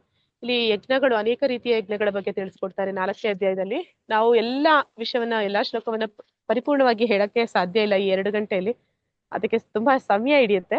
ಸೊ ನಾವು ಮೇನ್ ಶ್ಲೋಕಗಳೇ ಹೇಳಿದ್ರಿಂದ ಈ ಶ್ಲೋಕಗಳನ್ನೆಲ್ಲ ನಾವು ಅಲ್ಲಿ ಸ್ಲೈಡ್ಸ್ ನಿಮ್ಗೆ ಸಿಕ್ಕಿರೋದಿಲ್ಲ. ಅಂದ್ರೆ ಅಲ್ಲಿ ದ್ರವ್ಯ ಯಜ್ಞ ಇದೆ, ಈಗ ನಾವು ಭಗವದ್ಗೀತೆ ತಿಳಿತಾ ಇರುವಂತದ್ದು ಜ್ಞಾನ ಯಜ್ಞ ಅಂತ ಕರೀತಾರೆ, ಸಂಕೀರ್ತನ ಯಜ್ಞ ಇದೆ, ಈ ರೀತಿ ಅನೇಕ ರೀತಿಯ ಯಜ್ಞಗಳು ಬರುತ್ತೆ. ತಪಸ್ ಮಾಡುವಂತದ್ದು ಕೂಡ ಒಂದು ಯಜ್ಞ, ಇದೆಲ್ಲವೂ ಕೂಡ ಇದೆ. ಆದ್ರೆ ಇಲ್ಲಿ ಏನ್ ಹೇಳ್ತಾರೆ ಅಂದ್ರೆ, ಪ್ರತಿಯೊಂದು ಯಜ್ಞಾನು ಕೂಡ ಅದು ಜ್ಞಾನದಲ್ಲಿ ಅಂತ್ಯಗೊಳ್ಳುತ್ತೆ. ಅಂದ್ರೆ ಈಗ ನೀವೆಲ್ಲರೂ ಅಂದ್ರೆ ಸಾಧಾರಣವಾಗಿ ಮಾಡ್ತಿರಲ್ಲ, ಗಣೇಶ ಹೋಮ ಮಾಡುವಂಥದ್ದು, ಸತ್ಯನಾರಾಯಣ ಪೂಜೆ ಮಾಡುವಂಥದ್ದು ಮಾಡ್ತಿರಲ್ವಾ? ಹರೇ ಕೃಷ್ಣ. ಹೌದು ಮಾತಾಜಿ, ಮಾಡ್ತೀವಿ. ಎಲ್ಲಾ ಪೂಜೆನೂ ಮಾಡ್ತೀವಿ. ಮಾಡ್ತೀರಾ? ಹಾಗೆ ಮಾಡುವಾಗ ನಿಮ್ಗೆ ಗೊತ್ತಾಗುತ್ತಾ, ನಿಮ್ಗೆ ಅರ್ಥ ಆಗುತ್ತಾ ನೀವೇನ್ ಮಾಡ್ತಾ ಇದ್ದೀರಾ, ಅದರ ಅರ್ಥ ಏನು, ಆ ರೀತಿ ಮಾಡೋದ್ರಿಂದ ಏನು ಪ್ರಯೋಜನ? ಅಂದ್ರೆ ನಿಮ್ಗೆ ಪರಿಪೂರ್ಣವಾಗಿ ಆ ಯಜ್ಞದ ಬಗ್ಗೆ ತಿಳಿದಿರುತ್ತಾ, ವಿಚಾರ ಇಲ್ಲ ಗೊತ್ತಿರುತ್ತಾ? ಮಾತಾಜಿ, ತಿಳಿದಿರಲ್ಲ. ಅನೇಕ ಬಾರಿ ನಾವು ತಿಳಿದಿರ ಯಜ್ಞಗಳನ್ನು ಕೂಡ ಮಾಡ್ತಾ ಇರ್ತೀವಿ. ಅದ್ರಲ್ಲಿ ಕೃಷ್ಣ ಹೇಳ್ತಾನೆ, ನೀವು ಯಜ್ಞ ತಿಳಿದಿರ ಮಾಡೋದಕ್ಕಿಂತ ತಿಳಿದು ಮಾಡಿದಾಗ ಅದಕ್ಕೆ ಫಲ ಜಾಸ್ತಿ ಅಂತ ಹೇಳ್ತಾನೆ. ನೀವು ತಿಳಿದು ಮಾಡಿದ್ರೆ ಫಲ ಜಾಸ್ತಿ. ಅವಾಗ ಯಜ್ಞ ಮಾಡಿ ತಿಳಿದು ಮಾಡೋದು ಅಂದ್ರೆ ಏನು? ನೀವು ಜ್ಞಾನ ಬೆಳೆಸ್ಕೊಂತಾ ಇದ್ದೀರಾ ಅಂತ. ಆದ್ರೆ ಆ ಜ್ಞಾನ ಅನ್ನುವಂಥದ್ದು ನಿಮ್ಮನ್ನ ಕೊನೆಗೆ ಎಲ್ಲಿ ಹೋಗಿ ನಿಲ್ಲಿಸುತ್ತೆ ಅಂದ್ರೆ, ಎಲ್ಲಾ ಯಜ್ಞಗಳು ಯಜ್ಞ ಪುರುಷನ ಸಂತೃಪ್ತಿಯಲ್ಲಿ ಅದು ಮುಗಿಯುತ್ತೆ ಅಂತ ಹೇಳುತ್ತೆ. ಆಗ ಯಜ್ಞ ಪುರುಷ ಯಾರು, ಅವನ ಸಂತೃಪ್ತಿ ಪಡಿಸೋದು ಹೇಗೆ, ಅವನ ಜೊತೆ ನನ್ಗೇನ್ ಸಂಬಂಧ, ನಾನು ಯಾಕೆ ಅವನನ್ನ ತೃಪ್ತಿ ಪಡಿಸ್ತಾ ಇದ್ದೀನಿ, ಇದೆಲ್ಲ ವಿಚಾರಗಳು ನಮ್ಮ ಮನಸ್ಸಿನಲ್ಲಿ ಮೂಡುತ್ತೆ, ಎಲ್ಲ ಪ್ರಶ್ನೆಗಳು ನಮ್ಮಲ್ಲಿ ಬರುತ್ತೆ. ಅದನ್ನೇ ಇಲ್ಲಿ ಹೇಳ್ತಾನೆ. ಎಲ್ಲಾ ಯಜ್ಞಗಳನ್ನ ಮಾಡೋದ್ರಿಂದ ಜ್ಞಾನವನ್ನ ಕೊನೆಯಲ್ಲಿ ನಾವು ಪಡ್ಕೊಳ್ಬೇಕು, ಅದೇ ಅದರ ಅಂತಿಮ ಗುರಿ. ಅದನ್ನ ಇಲ್ಲಿ ಹೇಳ್ತಾನೆ. ಮತ್ತೆ 4ನೇ ಅಧ್ಯಾಯದಲ್ಲಿ ಕೊನೆಗೆ ಕೃಷ್ಣ ಏನಂತ ಹೇಳ್ತಾನೆ ಅಂದ್ರೆ, ಅರ್ಜುನ ಎದ್ದೋಡು, ಅಂದ್ರೆ ಜ್ಞಾನ ಬೆಳೆಸ್ಕೊಳ್ಳುವಂಥದ್ದು ಸುಮ್ಮನೆ ಇರೋದಕ್ಕಲ್ಲಪ್ಪ. ಜ್ಞಾನ ಅಂತಂದ್ರೆ ಅದು ವಿಜ್ಞಾನ ಆಗ್ಬೇಕು. ವಿಜ್ಞಾನ ಅಂದ್ರೆ ಏನು? ಈಗ ಶಾಲಾ ಕಾಲೇಜಲ್ಲಿ ವಿಜ್ಞಾನ ಅಂದ್ರೆ ಏನಿರುತ್ತೆ ಸ್ಪೆಷಲ್ ಅಲ್ಲಿ? ಅವ್ರಿಗೆ ಪ್ರಾಕ್ಟಿಕಲ್ಸ್ ಇರುತ್ತಲ್ವಾ, ಪ್ರಯೋಗ ಇರುತ್ತಲ್ಲ. ಹೌದು ಮಾತಾಜಿ, ಸೈನ್ಸ್ ಅದು. ಸೈನ್ಸ್ ಅಂದ್ರೆ ಅಲ್ಲಿ ಪ್ರಯೋಗ ಇರುತ್ತೆ, ಅಲ್ಲಿ ಒಂದು ಪ್ರಾಕ್ಟಿಕಲ್ ಎಕ್ಸ್ಪೆರಿಮೆಂಟ್ ಇರುತ್ತೆ. ಹಾಗೆ ಈಗ ನೀನು ಜ್ಞಾನ ಮಾಡಿ ಪಡ್ಕೊಂಡಿದ್ದಾಯ್ತಲ್ವಾ, ಈಗ ಅದನ್ನ ಕಾರ್ಯರೂಪಕ್ಕೆ ತಗೊಂಬ. ಅದನ್ನ ಈಗ ನೀನು ಮಾಡಿ ತೋರಿಸು, ಎದೋಳು ಕಾರ್ಯ ಮಾಡು, ಕೆಲಸ ಮಾಡು. ಜ್ಞಾನವನ್ನ ಬೆಳೆಸ್ಕೊಳ್ಳೋದು ಸುಮ್ಮನೆ ಜಡತ್ವದಲ್ಲಿ ಕೂತಿರೋದಕ್ಕಲ್ಲ, ಕೆಲಸ ಮಾಡೋದಕ್ಕೆ. ಜ್ಞಾನ ಬೆಳೆಸ್ಕೊಂಡು ಕೆಲಸವನ್ನು ಮಾಡು ಅಂತಲ್ಲಿ ಅವ್ರಿಗೆ ಯುದ್ಧ ಮಾಡು ಅಂತ ಹೇಳ್ತಾನೆ. ಇದೆಲ್ಲವೂ ಕೂಡ ನಡೆಯುವಂತಹ ವಿಚಾರಗಳು. ಈಗ ಯಾವುದು ಉತ್ತಮ, ಕರ್ಮ ಸನ್ಯಾಸ ಅಥವಾ ಕರ್ಮಯೋಗ? ಹರೇ ಕೃಷ್ಣ. ಹೇಳ್ತೀರಾ? ಸನ್ಯಾಸ ತಗೊಳ್ಳೋದು ಉತ್ತಮನ ಅಥವಾ ಕರ್ಮ ಯೋಗ ಮಾಡುವಂತದ್ದು ಉತ್ತಮನ? ಕರ್ಮಯೋಗ ಅಂದ್ರೆ ಭಕ್ತಿ ಕಾರ್ಯ. ಕರ್ಮಯೋಗ ಮಾತಾಜಿ, ಕರ್ಮಯೋಗ. ಈಗ ಭರತ ಮಹಾರಾಜನ ಒಂದು ಕತೆ ಬರುತ್ತೆ. ಭರತ ಮಹಾರಾಜ ಅವನು ಭಗವಂತನ ಭಕ್ತನೇ ಆಗಿರ್ತಾನೆ. ಅವನೇನ್ ಮಾಡ್ತಾನೆ, ತುಂಬಾ ಚಿಕ್ಕ ವಯಸ್ಸಿನಲ್ಲೇ ಅವನಿಗೆ ಒಳ್ಳೆ ರಾಜ್ಯಭಾರ ಮಾಡ್ತಾ ಇರ್ತಾನೆ, ಹೆಂಡತಿ ಮಕ್ಕಳು ಎಲ್ಲರೂ ಇರ್ತಾರೆ, ಸಂತೋಷವಾಗಿ ಆನಂದವಾಗಿ ಇರ್ತಾನೆ. ಅವನಿಗೆ ಭಗವಂತನ ಭಕ್ತಿ ಮಾಡ್ಬೇಕು ಅಂತ ಬಂದಾಗ ಏನ್ ಮಾಡ್ತಾನೆ, ಎಲ್ಲವನ್ನು ತ್ಯಜಿಸಿ ಅವ್ನು ಕಾಡಿಗೆ ಹೊಟ್ಟೋಗ್ತಾನೆ. ಹೋಗಿ ಅಲ್ಲಿ ಅವನು ತಪಸ್ಸಿಗೆ ಕೂರ್ತಾನೆ. ಅಲ್ಲೊಂದು ಜಿಂಕೆ ಮರಿ, ಅಂದ್ರೆ ಒಂದು ಜಿಂಕೆ ಒಂದು ಮರಿ ಜಿಂಕೆಗೆ ಜನ್ಮ ಕೊಟ್ಟು ಅದು ಅದನ್ನ ಬಿಟ್ಟು ಹೋಗುತ್ತೆ. ಆಗ ಮರಿಜಿಂಕೆಯ ಪಾಲನೆ ಮಾಡ್ತಾ ಮಾಡ್ತಾ ಅವನು ಎಷ್ಟು ಅದರಲ್ಲಿ ಮುಳುಗಿ ಹೋಗ್ತಾನೆ ಅಂದ್ರೆ ಅವನು ಭಕ್ತಿ ಕಾರ್ಯನೇ ಮರ್ತೋಗ್ತಾನೆ. ಅದರಿಂದ ಅವನು ಮುಂದಿನ ಜನ್ಮದಲ್ಲಿ ಜಿಂಕೆಯಾಗಿ ಹುಟ್ಟುತ್ತಾನೆ. ಅಂದ್ರೆ ಇದು ಯಾಕೆ ಈ ರೀತಿ ಅಂತ ಹೇಳ್ತಾ ಇರೋದು ಈ ಉದಾಹರಣೆ ಅಂದ್ರೆ, ಭಕ್ತಿನ ಮಾಡ್ಬೇಕಂದ್ರೆ ನಮಗೆ 3 ವಿಷಯ ಬೇಕು ಅಂತ ಹೇಳ್ತಾರೆ. ಒಂದು ಸಾಧನೆ ಮಾಡ್ಬೇಕು, ನಾವು ಪ್ರತಿದಿನ ಸಾಧನೆ ಮಾಡ್ಬೇಕು. ಇನ್ನೊಂದು ಸಂಘದಲ್ಲಿ ಇರ್ಬೇಕು ಅಂತಾರೆ, ಸದಾ ನಾವು ಭಕ್ತರ ಸಂಘದಲ್ಲಿ ಇರ್ಬೇಕು. ಇನ್ನೊಂದು ಭಗವಂತನ ಸೇವೆ ಮಾಡ್ಬೇಕು ಅಂತ. ಭರತ ಮಹಾರಾಜ ಏನ್ ಮಾಡ್ದ, ಸಂಘದಲ್ಲಿ ಇಲ್ಲ, ಒಬ್ಬೊಂಟಿಯಾಗಿದ್ದಾನಲ್ವಾ ಕಾಡಿನಲ್ಲಿ, ಅವನಿಗೆ ಸಂಘ ಸಿಕ್ಕಿಲ್ಲ. ಅಂದ್ರೆ ಸಂಘದಲ್ಲಿದ್ದಾಗ ಏನಾಗುತ್ತೆ, ಒಬ್ಬರ ಕೈ ಒಬ್ರು ಹಿಡ್ದಿರ್ತಾರೆ. ನಡೆಯುವಾಗ ಒಬ್ರ ಕೈ ಒಬ್ರು ಹಿಡ್ದಿದ್ದಾಗ ಯಾರಾದ್ರೂ ಜಾರಿದ್ರೆ ಇನ್ನೊಬ್ರು ಹಿಡಿಯಕ್ಕಾಗತ್ತ, ಅವ್ರ ಜಾರೋರ್ನ ತಪ್ಸಕ್ಕಾಗತ್ತ, ತಡಿಯಕ್ಕಾಗತ್ತ? ಹರೇ ಕೃಷ್ಣ, ತಡಿಬಹುದು. ಕೈ ಯಾರು ಹಿಡಿದಿರೋ ಒಬ್ನೇ ಹೋಗ್ತಾ ಇದ್ದಾಗ ಜಾರಿ ಬಿದ್ರೆ ಯಾರಾದ್ರೂ ಬಂದು ಚಕ್ಕಂತ ಹಿಡಿಯಕ್ಕಾಗತ್ತಾ ದೂರದಲ್ಲಿರೋರ್ಗೆ? ಇಲ್ಲ ಅಲ್ಲ. ಹಾಗೆ ಅವನು ಸಂಘದಲ್ಲಿ ಇರ್ಲಿಲ್ಲ. ಆದ್ರೆ ನಾವೆಲ್ಲರೂ ಭಕ್ತಿ ಮಾಡ್ಬೇಕಂದ್ರೆ ಸಂಘದಲ್ಲಿ ಇರ್ಬೇಕು, ಮತ್ತೆ ಸೇವೆ ಮಾಡ್ಬೇಕು. ಅವನ ಸೇವೆ ಕಮ್ಮಿ ಆಗ್ತಾ ಹೋಯ್ತು, ಅವನ ಸಾಧನೆ ಕಮ್ಮಿ ಆಗ್ತಾ ಹೋಯ್ತು. ಯಾಕಂದ್ರೆ ಅವನ ಸಮಯವನ್ನ ಅವನೊಂದು ಜಿಂಕೆಯ ಪೋಷಣೆಯಲ್ಲೇ ಕಳೆದು ಬಿಟ್ಟ. ಹೀಗೆ ಸನ್ಯಾಸಿ ಆದವನಿಗೆ ಒಬ್ಬಂಟಿಯಾಗಿ ಕಾಡಿನಲ್ಲಿ ಹೋಗಿ ಎಲ್ಲವನ್ನ ತ್ಯಜಿಸಿ ವೈರಾಗ್ಯವನ್ನ ತಗೊಂಡು ಅವನು ಮಾಡ್ತಾನೆ ಅಲ್ಲಿ ಕಾರ್ಯನ. ಏನಕ್ಕೆ ಮಾಡ್ತಾನೆ, ಉದ್ದೇಶ ಏನು? ಭಗವಂತನ ಸಂಪರ್ಕ ಮಾಡ್ಬೇಕು, ಭಕ್ತಿ ಕಾರ್ಯ ಮಾಡ್ಬೇಕು ಅಂತ. ಆದ್ರೆ ಅದು ಅಷ್ಟು ಸುಲಭ ಅಲ್ಲ. ಆದ್ರೆ ಭಕ್ತನಾದವನು ಏನ್ ಮಾಡ್ತಾನೆ, ಕೃಷ್ಣ ಪ್ರಜ್ಞೆಯಲ್ಲಿ ಅಥವಾ ಕರ್ಮಯೋಗದಲ್ಲಿ ಏನ್ ಮಾಡ್ತಾನೆ, ಅವನು ತನ್ನ ಜೊತೆಯಲ್ಲಿ ಇತರರನ್ನು ಕರ್ಕೊಳ್ತಾನೆ. ಈಗ ನಾವು ಇಸ್ಕಾನ್ನವ್ರು ಅದೇ ಮಾಡ್ತಿರುವಂಥದ್ದು. ನೀವೆಲ್ಲರೂ ನಮ್ಮ ಜೊತೆಲಿ ಬನ್ನಿ ಅಂತ ಕರಿತೀವಿ. ನಾವು ಹೋಗ್ತಾ ಇದೀವಿ ಭಗವಂತನ ಕಾರ್ಯ ಮಾಡೋದಕ್ಕೆ, ನಮ್ಗೆ ನಿಮ್ಮ ಅವಶ್ಯಕತೆನೂ ಇದೆ, ನೀವು ಬನ್ನಿ ಅಂತ ಜೊತೆಯಲ್ಲಿ ಕೂತು ಎಲ್ಲರೂ ಸೇರಿ ಮಾಡ್ತೀವಿ. ಆಗ ಏನಾಗುತ್ತೆ, ಒಂದು ವೇಳೆ ಯಾರಾದ್ರೂ ಎಲ್ಲಾದ್ರೂ ಸಾಧನೆಯಲ್ಲೋ ಅಥವಾ ಸೇವೆಯಲ್ಲೋ ಕಡಿಮೆ ಆದ್ರೆ ಇನ್ನೊಬ್ರು ಅವ್ರಿಗೆ ಎಚ್ಚರಿಸ್ತಾರೆ, ನೀವು ಕಮ್ಮಿ ಆಗಿದ್ದೀರಾ, ಬನ್ನಿ ನಿಮ್ಗೆ ಅವಕಾಶ ಕೊಡ್ತೀವಿ ಬನ್ನಿ ಅಂತ. ಹಾಗೆ ಏನಾಗುತ್ತೆ, ಸಂಘದಲ್ಲಿ ಎಲ್ಲರೂ ಕೂಡ ಜೊತೆಯಲ್ಲಿ ಆ ಒಂದು ಭಕ್ತಿ ಕಾರ್ಯದಲ್ಲಿ ಸುಲಭವಾಗಿ ಮುಂದುವರಿಯೋದಕ್ಕೆ ಸಾಧ್ಯ ಆಗುತ್ತೆ. ಇನ್ನೊಂದು ಉಪಯೋಗ ಏನಂದ್ರೆ, ಸನ್ಯಾಸಿಯಾದವನು ಎಲ್ಲ ವೈರಾಗ್ಯವನ್ನ ಮಾಡ್ತಾನೆ. ಅಂದ್ರೆ ಅವನು ಊಟ ತಿಂಡಿ ಸಿಕ್ಕುತ್ತೋ ಸಿಗಲ್ವೋ ಗೊತ್ತಿರಲ್ಲ. ಆದ್ರೆ ಭಕ್ತಿ ಯೋಗದಲ್ಲಿ ಅದು ತುಂಬಾ ಸುಲಭ. ಅದು 9ನೇ ಅಧ್ಯಾಯದಲ್ಲಿ ಬರುತ್ತೆ, ಹೇಳ್ತಾರೆ ಎಷ್ಟು ಸುಲಭ ಅಂತಂದ್ರೆ ಇಲ್ಲಿ ಏನು ಕಷ್ಟಪಡ್ಬೇಕಾಗಿರೋ ಅವಶ್ಯಕತೆನೇ ಇರೋದಿಲ್ಲ. ಅಂದ್ರೆ ಎಲ್ಲರೂ ಭಕ್ತಿ ಮಾಡೋದಂದ್ರೆ ಏನು ತುಂಬಾ ಕಷ್ಟದ ಕಾರ್ಯ ಅಲ್ಲ, ಖುಷಿಯಾಗಿ ಮಾಡ್ಬೋದು ಅಂತ ಹೇಳ್ತಾರೆ. ಇಲ್ಲಿ ನೀನ್ ಏನು ವೈರಾಗ್ಯ ಮಾಡ್ಬೇಕು ಅಂತಂದ್ರೆ ಊಟ ತಿಂಡಿ ಬಿಡ್ಬೇಕು ಅಂತ ಏನಿಲ್ಲ. ಊಟ ತಿಂಡಿನ ತಿನ್ಬೇಕು, ಆದ್ರೆ ಅದನ್ನ ಭಗವಂತನಿಗೆ ಅರ್ಪಿಸಿ ತಿನ್ಬೇಕು. ಅಂದ್ರೆ ಭಗವಂತ ಕೃಷ್ಣನಿಗೆ ಚಪ್ಪನ್ ಭೋಗ್ ಕೊಡ್ತಾರೆ. ಆ ರಾಜನ ಅರಮನೆಯಲ್ಲಿದ್ದ ಸೈನಿಕರಿಗೆ ಎಲ್ಲ ಸಿಗೋ ಹಾಗೆ ನಮಗೂ ಕೃಷ್ಣನಿಗೆ ನೈವೇದ್ಯ ಆದ ಪ್ರಸಾದ ಸಿಗುತ್ತೆ ಅಲ್ವಾ. ಆಗ ನಮಗೆ ಏನು ವೈರಾಗ್ಯ ಅಂತಂದ್ರೆ, ವೈರಾಗ್ಯ ಏನು ಅಂತಂದ್ರೆ ನಾನು ಸ್ವಾರ್ಥಕ್ಕಾಗಿ ಏನು ಮಾಡ್ಕೋಬಾರ್ದು, ನನ್ನ ಒಂದು ನಾಲಿಗೆ ಚಪ್ಪಲಕ್ಕಾಗಿ ನಾನು ಏನು ಮಾಡ್ಕೋಬಾರ್ದು. ಆದ್ರೆ ಭಗವಂತನ ಪ್ರಸಾದವನ್ನ ನಾನು ತಿನ್ಬೋದು. ಮತ್ತೆ ಅದೇ ರೀತಿ ನಾನು ಹೇಗೆ ಸುಸುಖಂ ಮತ್ತೆ ಕರ್ತುಂ ಅವ್ಯಯಂ ಅಂತ ಹೇಳ್ತಾರೆ. ಅಂದ್ರೆ ಇಲ್ಲಿ ಸುಸುಖಂ ಅಂತ ಹೇಗೆ ಅಂದ್ರೆ, ಆ ಭಕ್ತಿ ಎನ್ನುವಂಥದ್ದು ಸಂತೋಷವಾಗಿ ಆನಂದವಾಗಿ ಆಚರಣೆ ಮಾಡ್ತಾರೆ ಅಂತ. ಭಕ್ತಿ ಸೇವೆ ಮಾಡುವಾಗ ಭಗವಂತನ ಗುಣಗಾನ ಮಾಡ್ತಾರೆ. ಅಂದ್ರೆ ಈ ಭೌತಿಕ ಜಗತ್ತಿನಲ್ಲಿ ಬೇಡದ ಅಶ್ಲೀಲ ಹಾಡುಗಳನ್ನ ಕೇಳ್ತಾರೆ, ಕುಣಿತಾರೆ. ಆದ್ರೆ ನಾವು ಹಾಡ್ತೀವಿ, ಕುಣಿತೀವಿ. ಭಗವಂತನ ಅಂದ್ರೆ ಭಗವಂತನ ನಾಮಸ್ಮರಣೆ ಮಾಡ್ತಾ ಹಾಡ್ತೀವಿ, ಕುಣಿತೀವಿ. ಅಂದ್ರೆ ಇಲ್ಲೂ ಕೂಡ ಆನಂದ ಅನ್ನೋಂಥದ್ದು ಇರುತ್ತೆ. ಆದ ಕಾರಣ ಸನ್ಯಾಸಿ ಆದವನ್ಗೆ ಕಷ್ಟ ಆಗ್ಬೋದು ಅವನ ಮಾರ್ಗದಲ್ಲಿ ಮುಂದುವರಿಯೋದಕ್ಕೆ, ಭಕ್ತಿಯನ್ನ ಅಂದ್ರೆ ಭಗವಂತನನ್ನ ಪಡೀಲಿಕ್ಕೆ. ಆದ್ರೆ ಯಾರು ಕರ್ಮಯೋಗ ಅಂದ್ರೆ ಯಾರು ಭಕ್ತಿ ಕಾರ್ಯದಲ್ಲಿ ಕೃಷ್ಣ ಪ್ರಜ್ಞೆಯಲ್ಲಿ ಕೆಲಸ ಮಾಡ್ತಾನೆ, ಅಂತವನಿಗೆ ಭಗವಂತನನ್ನ ಹೊಂದುವಂಥದ್ದು ಸುಲಭ ಅನ್ನೋದನ್ನ ನಾವು ತಿಳಿತೀವಿ. ಈ ಶ್ಲೋಕದ 2ನೇ ಶ್ಲೋಕದಲ್ಲಿ ಅನುಮಾನವನ್ನ ತಿಳಿಗೊಳಿಸುವುದು ಭಗವಂತ ಹೇಳ್ತಾ ಇದ್ದಾನೆ.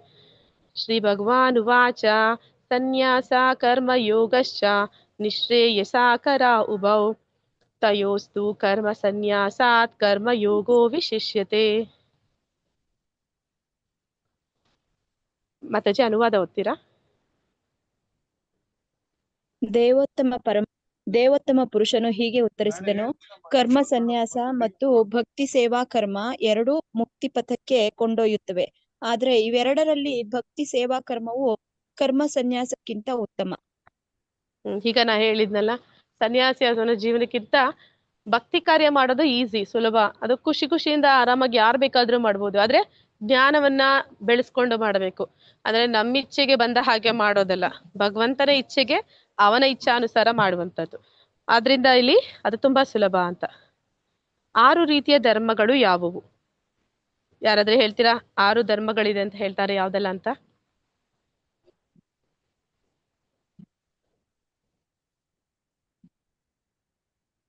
ಓಕೆ, ನೋಡೋಣ ಯಾವ್ದೆಲ್ಲ 6 ಧರ್ಮ ಅಂತ. 6 ಧರ್ಮ ಅಂದ್ರೆ ಅದು ವಿಧರ್ಮ ಅಂತಾರೆ. ಮೊದಲನೇದು ವಿಧರ್ಮ ಅಂತಂದ್ರೆ ಅಧರ್ಮ, ಯಾವ್ದು ಮಾಡಬಾರ್ದು ಅದನ್ನ ಮಾಡೋದು ಅಧರ್ಮ. ಮತ್ತೆ ಪರಧರ್ಮ ಅಂದ್ರೆ ಬೇರೊಬ್ಬರಿಗೆ ಹೇಳಿದ ಧರ್ಮ, ಆದ್ರೆ ನಾನು ನನ್ನ ಧರ್ಮವನ್ನ ಬಿಟ್ಬಿಟ್ಟು ಅವರ ಧರ್ಮವನ್ನ ಮಾಡೋದು.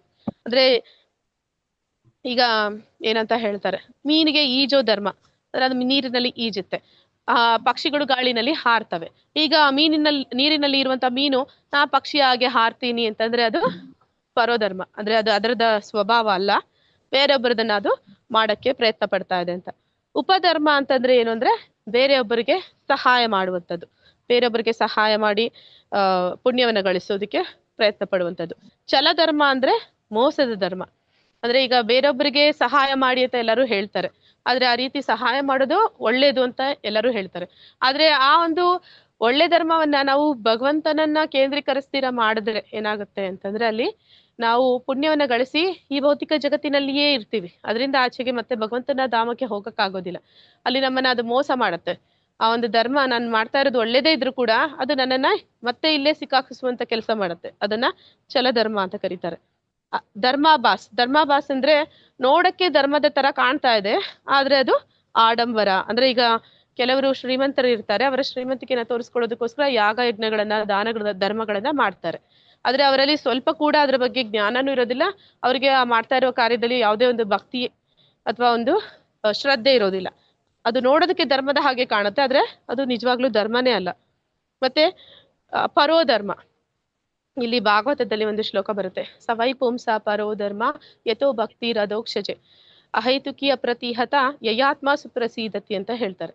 ಹಾಗಂದ್ರೆ ಮನುಷ್ಯರೆಲ್ಲರಿಗೂ ಕೂಡ ಮಾಡಲೇಬೇಕಾದ ಒಂದು ಧರ್ಮ, ಸರಿಯಾದ ಧರ್ಮ ಅದು ಏನು ಅಂತಂದ್ರೆ ಯಥೋ ಭಕ್ತಿರ್ ಅಧೋಕ್ಷಜ ಅಂದ್ರೆ ಕೃಷ್ಣನ ಸೇವೆ ಮಾಡುವಂಥದ್ದು. ಆ ಒಂದು ಸೇವೆನ ಯಾವ ರೀತಿ ಮಾಡ್ಬೇಕು ಅಂತ ಹೇಳ್ತಾರೆ ಅಂದ್ರೆ ಅಹೈತುಕಿ ಅಪ್ರತಿಹತ, ಅಂದ್ರೆ ಅವನು ನಿರಂತರವಾಗಿ ಮಾಡ್ಬೇಕು, ತನ್ನ ಒಂದು ಐಹಿಕ ಇಚ್ಛೆಗಳನ್ನ ಇಟ್ಕೊಂಡ್ತೀರಾ ಅಥವಾ ಇನ್ಯಾವುದೋ ಊಹಾಪೂಹ ಚಿಂತನೆಗಳನ್ನ ಮಾಡ್ದಿರಾ ಆ ಒಂದು ಭಕ್ತಿ ಕಾರ್ಯವನ್ನ ಪ್ರೀತಿಯಿಂದ ಮಾಡ್ಬೇಕು ಅಂತ. ಆ ರೀತಿ ಮಾಡೋದ್ರಿಂದ ಏನು ಪ್ರಯೋಜನ? ಯಯಾತ್ಮ ಸುಪ್ರಸೀದತಿ ಅಂದ್ರೆ ಅವನ ಆತ್ಮಕ್ಕೆ ಆನಂದ ಸಿಗುತ್ತೆ, ನಿಜವಾದ ಆನಂದ ಅವನಿಗೆ. ಏನೇನೋ ಎಲ್ಲರೂ ಮಾಡೋದು ಖುಷಿಗೋಸ್ಕರನೇ, ಏನಾದ್ರೂ ಖುಷಿ ಸಿಕ್ಕಲ್ಲ ಅಂತಂದ್ರೆ ನಾವ್ ಯಾವ್ದಾದ್ರು ಮಾಡ್ತೀವಾ? ಇಲ್ಲಿ ನಮ್ಗೆ ಹೋಗಿ ಏನೋ ಒಂದ್ ಮಾಡ್ತೀವಿ, ಅದರಿಂದ ನನ್ಗೆ ಏನು ಸಂತೋಷ ಸಿಗಲ್ಲ ಅಂದ್ರೆ ಆ ಕೆಲಸ ನಾವ್ ಮಾಡ್ತೀವಾ? ಇಲ್ಲ ಮಾತಾಜಿ ಮತ್ತೆ ಆದ್ರೆ ಅಷ್ಟ್ ಕಷ್ಟಪಟ್ಟಿ ಮಾಡಿನೂ ನಮ್ಗೆ ಖುಷಿ ಸಿಕ್ಕಲ್ಲ ಅಂತವ್ದಾದ್ರೆ ಮತ್ತೆ ನಿಜವಾಗ್ಲೂ ಖುಷಿ ಸಿಕ್ಕುವಂತ ಕೆಲಸ ಯಾವುದು? ಅದು ನಮ್ಮ ಮನಸ್ಸಿಗೆ ಅಥವಾ ನಮ್ಮ ಬುದ್ಧಿಗೆ ಸಿಗುವಂತ ಖುಷಿಗಿಂತ ನಮ್ಮ ಒಳಗಡೆ ಇರುವ ಆತ್ಮಕ್ಕೆ ಖುಷಿ ಸಿಕ್ಕಾಗ ನಿಜವಾದ ಆನಂದ ಅನ್ನುವಂಥದ್ದು ಸಿಗುತ್ತೆ. ಆ ಆತ್ಮಕ್ಕೆ ಖುಷಿ ಸಿಗ್ಬೇಕು ಅಂದ್ರೆ ಆ ಭಕ್ತಿಯನ್ನ ಪ್ರೀತಿಯಿಂದ ಮಾಡಿದ್ರೆ ಮಾತ್ರ ನಮಗೆ ಸಿಗೋದಕ್ಕೆ ಸಾಧ್ಯ ಅಂತ ಹೇಳ್ತಾರೆ. ಅದನ್ನ ಪರೋಧರ್ಮ ಅಂತ ಕರೀತಾರೆ. ಈ ಆತ್ಮದ ಧರ್ಮ ಏನು ಅಂದ್ರೆ ಅದು ಭಗವಂತನ ಭಕ್ತಿ ಕಾರ್ಯವನ್ನು ಮಾಡೋದು, ಅದರ ನೈಜ ಸ್ವಭಾವ, ಅದನ್ನೇ ಪರೋಧರ್ಮ ಅಂತ ಹೇಳ್ತಾರೆ. ಆತ್ಮದ ಶಾಶ್ವತವಾದ ಧರ್ಮ. ಈ 6 ಧರ್ಮಗಳ ಬಗ್ಗೆ ಇಲ್ಲಿ ತಿಳಿಸ್ಕೊಟ್ಟಿದ್ದಾರೆ. ಇಲ್ಲಿ ಇನ್ನೊಂದು ಪ್ರಶ್ನೆ ಇದೆ, ಮಾನವ ಸೇವೆಯು ಮಾಧವ ಸೇವೆಗೆ ಸಮಾನವೇ? ಅಂದ್ರೆ ಮನುಷ್ಯನ ಸೇವೆ ಮಾಡಿದ್ರೆ ಭಗವಂತನ ಸೇವೆ ಮಾಡಿದ ಹಾಗೆ ಆಗುತ್ತಾ? ಇಲ್ಲ. ಎಲ್ಲರೂ ಹಾಗೆ ಹೇಳ್ತಾರ ಅಲ್ವಾ? ಯಾರಿಗಾದ್ರೂ ಏನಾದ್ರೂ ಡೊನೇಷನ್ ಕೊಡ್ಬೇಕು, ಯಾರಿಗಾದ್ರೂ ಏನಾದ್ರೂ ಹಣ ಸಹಾಯ ಮಾಡ್ಬೇಕು ಅಂದ್ರೆ ಹೇಳ್ತಾರೆ, ಇವರಿಗೆ ಕಾಸು ಕೊಡಿ, ಇವರಿಗೆ ಸಹಾಯ ಮಾಡಿದ್ರೆ ಭಗವಂತ ನಿಮ್ಗೆ ಒಳ್ಳೇದ್ ಮಾಡ್ತಾನೆ, ನಿಮ್ಗೆ ಭಗವಂತ ಆಶೀರ್ವಾದ ಮಾಡ್ತಾನೆ ಅಂತ. ಆದ್ರೆ ಅದು ಮಾನವ ಸೇವೆ ಮಾಧವ ಸೇವೆಗೆ ಸಮಾನ ಆಗಲ್ಲ. ಆದ್ರೆ ಮಾಧವನ ಸೇವೆ ಮಾನವ ಸೇವೆ ಆಗುತ್ತೆ. ಹೇಗೆ ಅಂತಂದ್ರೆ ಈಗ ನಾವು ಎಲ್ಲರೂ ಕೂತು ಭಗವಂತನ ವಿಚಾರವಾಗಿ ಮಾತಾಡ್ತಾ ಇದೀವಿ. ಈ ಭಗವಂತನ ವಿಚಾರವಾಗಿ ಮಾತಾಡ್ತಾ ಇರ್ಬೇಕಾದ್ರೆ ನಾವು ಮಾಡ್ತಾ ಇರುವಂತದ್ದು ಮಾಧವ ಸೇವೆನಾ ಮಾನವ ಸೇವೆನಾ? ಮಾಧವನ ಸೇವೆ. ಮಾಧವನ ಸೇವೆ ಮಾಡ್ತಾ ಇದ್ವಿ. ಆದ್ರೆ ಮಾಧವನ ಸೇವೆ ಮಾಡ್ಬೇಕಾದ್ರೆ ಬರೀ ಮಾಧವನ ಸೇವೆ ನಡೆಯೋದಿಲ್ಲ ಅಲ್ಲಿ.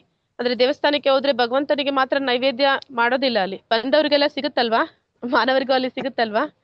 ಹೌದು. ಹಾಗೆ ಈಗ ನಾವು ಭಗವಂತನ ಜ್ಞಾನವನ್ನ ಮಾತಾಡ್ತಾ ಇದ್ದಾಗ ಅಲ್ಲಿ ಭಗವಂತನ ಬಗ್ಗೆ ಮಾತಾಡ್ತಾ ಇದೀವಿ, ಭಗವಂತ ತೃಪ್ತಿ ಆಗ್ತಾ ಇದ್ದಾನೆ ಅಂತಂದ್ರೆ ನಮ್ಮೆಲ್ಲರ ಹೃದಯದಲ್ಲಿ ನಮ್ಗೆ ಜ್ಞಾನ ಕೊಡ್ತಾ ಇದ್ದಾನೆ. ಆಗ ನಾನು ನಿಮ್ಮ ಸೇವೆ ಮಾಡಿದಾಗ ಆಯ್ತಾ? ಆಗ್ತಾ ಇದ್ಯಾ?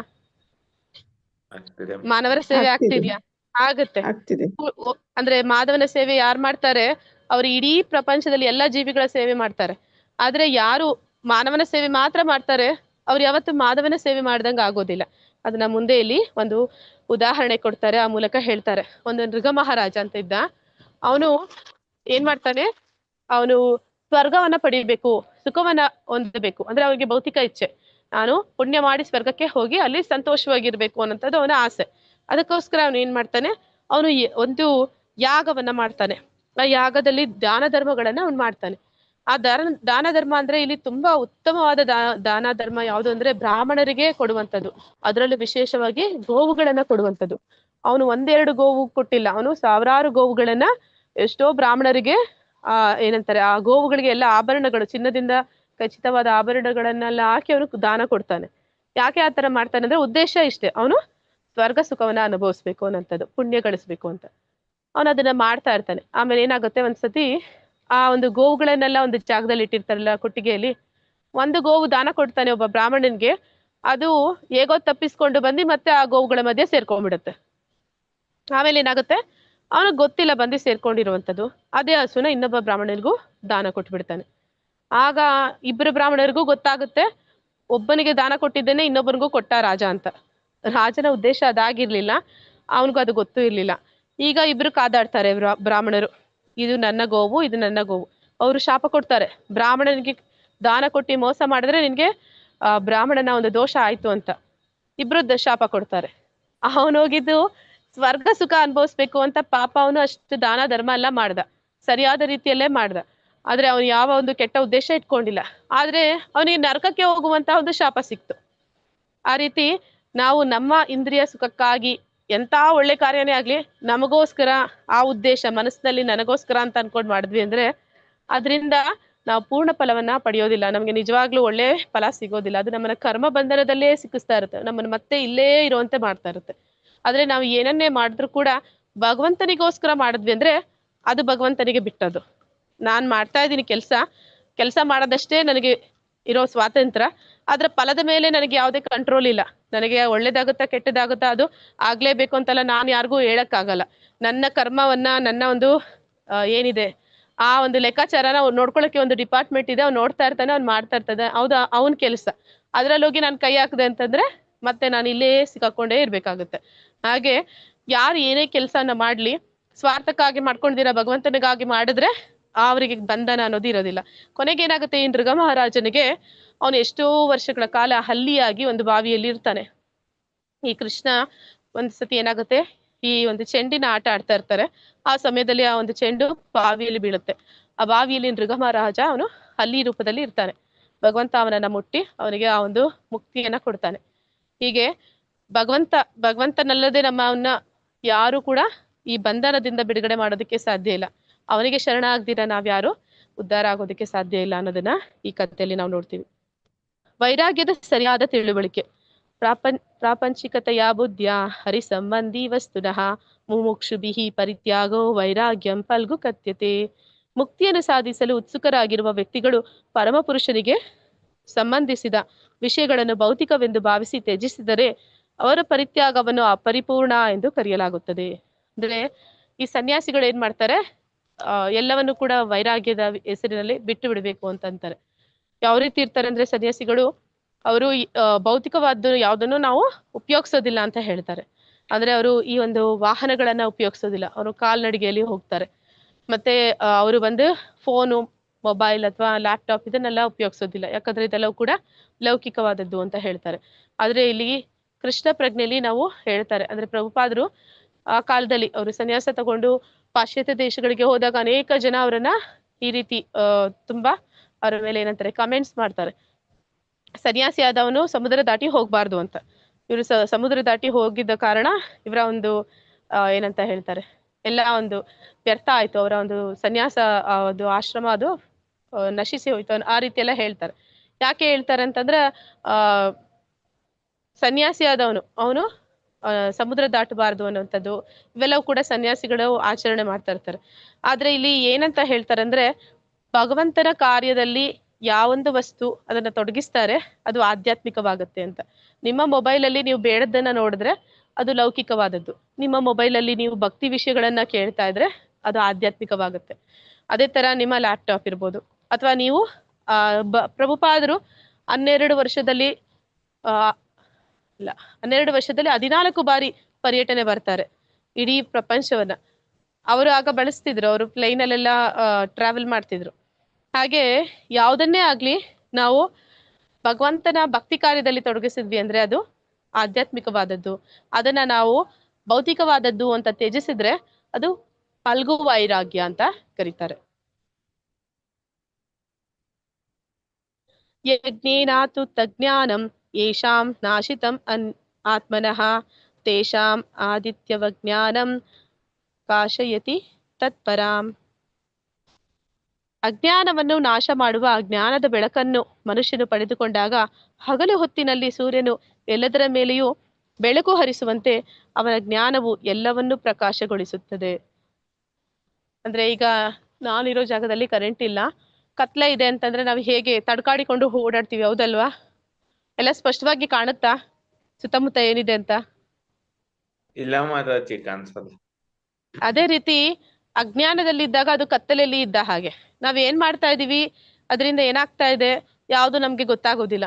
ಏನಾದ್ರೂ ಒಂದು ಸಮಸ್ಯೆ ಬಂತು, ನಮ್ಮ ಬುದ್ಧಿಗೆ ಕತ್ತಲು ಕವಿಯುತ್ತೆ, ನಮ್ಗೆ ಗೊತ್ತಾಗೋದಿಲ್ಲ ಏನ್ ಆಗ್ತಾ ಇದೆ, ಏನ್ ನಡೀತಾ ಇದೆ, ನಾನು ಏನ್ ಮಾಡ್ತಾ ಇದ್ದೀನಿ, ಮುಂದೆ ಏನಾಗುತ್ತೆ, ಇದಕ್ಕೇನ್ ಪರಿಹಾರ, ಈ ಸಮಸ್ಯೆಗೆ ಏನ್ ಪರಿಹಾರ, ಆ ರೀತಿ ನಾವು ಕತ್ತಲೆಯಲ್ಲಿ ಇರ್ತೀವಿ. ಯಾರಾದ್ರೂ ಬಂದು ಆ ಸಮಸ್ಯೆಗೆ ಒಂದು ಪರಿಹಾರ ಕೊಟ್ಟು, ಅಲ್ಲಿ ಒಂದು ಜ್ಞಾನ ಕೊಟ್ಟು, ನೀನ್ ಮಾಡ್ತಾ ಇರೋದು ಇದು, ಈ ರೀತಿ ಮಾಡ್ಬೇಕು, ಇದು ಸರಿ, ಇದು ತಪ್ಪು ಅಂತ ನಿಮ್ಗೆ ತಿಳಿಸಿದಾಗ ನಿಮ್ಗೆ ಏನನ್ಸುತ್ತೆ, ಆ ಜ್ಞಾನದ ಬೆಳಕು ಬರುತ್ತೆ. ಬೆಳಕು ಬಂದಾಗ, ಬೆಳಕು ಬಂತು ಅಂದ್ರೆ ಎಲ್ಲ ಸ್ಪಷ್ಟವಾಗಿ ಕಾಣುತ್ತೆ ಅಲ್ವಾ? ಕತ್ತಲೆಯಲ್ಲಿ ನಾವು ತಡ್ಕಾಡ್ತೀವಿ, ಬೆಳಕಿದ್ದಾಗ ಪ್ರತಿಯೊಂದು ನಮ್ಗೆ ಸ್ಪಷ್ಟವಾಗಿ ಗೊತ್ತಾಗುತ್ತಲ್ಲ, ಗೋಚರಿಸುತ್ತಲ್ಲ, ಎಲ್ಲಿ ಏನಿದೆ ಅಂತಲ್ಲ. ಹರೇ ಕೃಷ್ಣ. ಹೌದು ಮಾತಾಜಿ. ಅದೇ ರೀತಿಲಿ ಹೇಳ್ತಾ ಇದ್ದಾನೆ ಭಗವಂತ, ಜ್ಞಾನವನ್ನ ಪಡ್ಕೊಳ್ಳೋದ್ರಿಂದ ನಮ್ಗೆ ಪ್ರತಿಯೊಂದು ಸ್ಪಷ್ಟವಾಗುತ್ತೆ. ಅಂದ್ರೆ ನಾವು ಏನ್ ಮಾಡ್ಬೇಕು, ಏನ್ ಮಾಡ್ತಾ ಇದೀವಿ, ಯಾವ್ದು ಸರಿ ಯಾವ್ದು ತಪ್ಪು, ಎಲ್ಲವೂ ಕೂಡ ನಮ್ಗೆ ಸ್ಪಷ್ಟವಾಗಿ ತಿಳಿಯುತ್ತೆ ಅನ್ನೋದನ್ನ ಹೇಳ್ತಾ ಇದ್ದಾನೆ. ಸನ್ಯಾಸಂತು ಮಹಾಬಾಹೋ ದುಃಖಂ ಅಪ್ತುಂ ಅಯೋಗತಃ ಯೋಗಯುಕ್ತೋ ನಚಿರೇಣ ಅಧಿಗಚ್ಚತಿ. ಸ್ಕ್ರೀನ್ ಕಾಣಿಸ್ತಿಲ್ಲ ಮಾತಾಜಿ? ಕಾಣಿಸಲ್ಲ. ಕಾಣಿಸ್ತದೆ ಯಾವ್ದೂನು ಸರಿ ಕಾಣಿಸ್ತಿಲ್ಲ ಮಾತಾಜಿ, ಕ್ಲಿಯರ್ ಆಗಿ. ನಮ್ಮ ಕೈಲಿ ಇಲ್ಲ. ಸ್ಕ್ರೀನ್ ಇಲ್ವಾ ಮಾತಾಜಿ? ಉಂಟು, ಇದೆ ಮಾತಾಜಿ, ಕಾಣಿಸ್ತದೆ, ನಮ್ಗೆ ಕಾಣಿಸ್ತದೆ. ನಮಗೆ ಕಾಣದ ಮಾತಾಜಿ ನೀವು ಮೊಬೈಲ್ ಇಲ್ಲ ಅಲ್ಲಿ ಮಾತಾಜಿ. ಮಾತಾಜಿ, ಮೊಬೈಲ್ ಅಲ್ಲಿ ಮೊಬೈಲ್ ಅಲ್ಲಿ ಅರ್ಧ ಬರ್ತಿದೆ ಮಾತಾಜಿ ಅದು.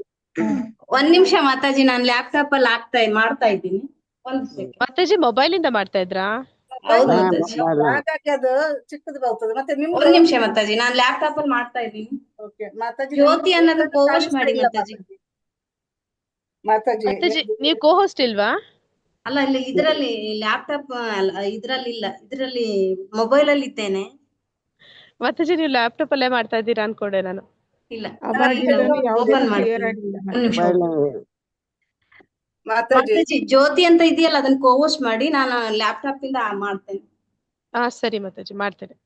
ಮಾತಾಜಿ ನಿಮ್ದು ವಿಡಿಯೋನು ಕಾಣಿಸುದಿಲ್ಲ ಮಾತಾಜಿ. ನಾನು ಕಾಣ್ತಿಲ್ವಾ ಮಾತಾಜಿ? ಮಾತಾಜಿ ಇಲ್ಲ, ಇಲ್ಲ ಮಾತಾಜಿ, ನೀವು ಬರ್ತಾ ಉಂಟು. ಅಲ್ಲಿ ಕರೆಂಟ್ ಇಲ್ಲ ಅಂತೆ ಮಾತಾಜಿ. ಇಲ್ಲಿ ಕರೆಂಟ್ ಇಲ್ಲ ಮಾತಾಜಿ, ಅದಕ್ಕೆ ಮಾತಾಜಿ ಶೇರ್ ಮಾಡಕ್ ಹೇಳ್ದೆ. ಓಕೆ ನಾನು ಶೇರ್ ಮಾಡ್ತಾ ಇದ್ದೇನೆ. ಓಕೆ. ಅಲ್ಲ ಕಷ್ಟವಾದ್ರೆ ಮಾಡಿ. ನಾನು ಮಾಡ್ತೀನಿ ಜ್ಯೋತಿ ಮಾತಾಜಿ. ಒಂದ್ ನಿಮಿಷ ಮಾತಾಜಿ, ಮಾಡ್ತಾ ಇದ್ದೇನೆ. ಓಕೆ ಮಾತಾಜಿ.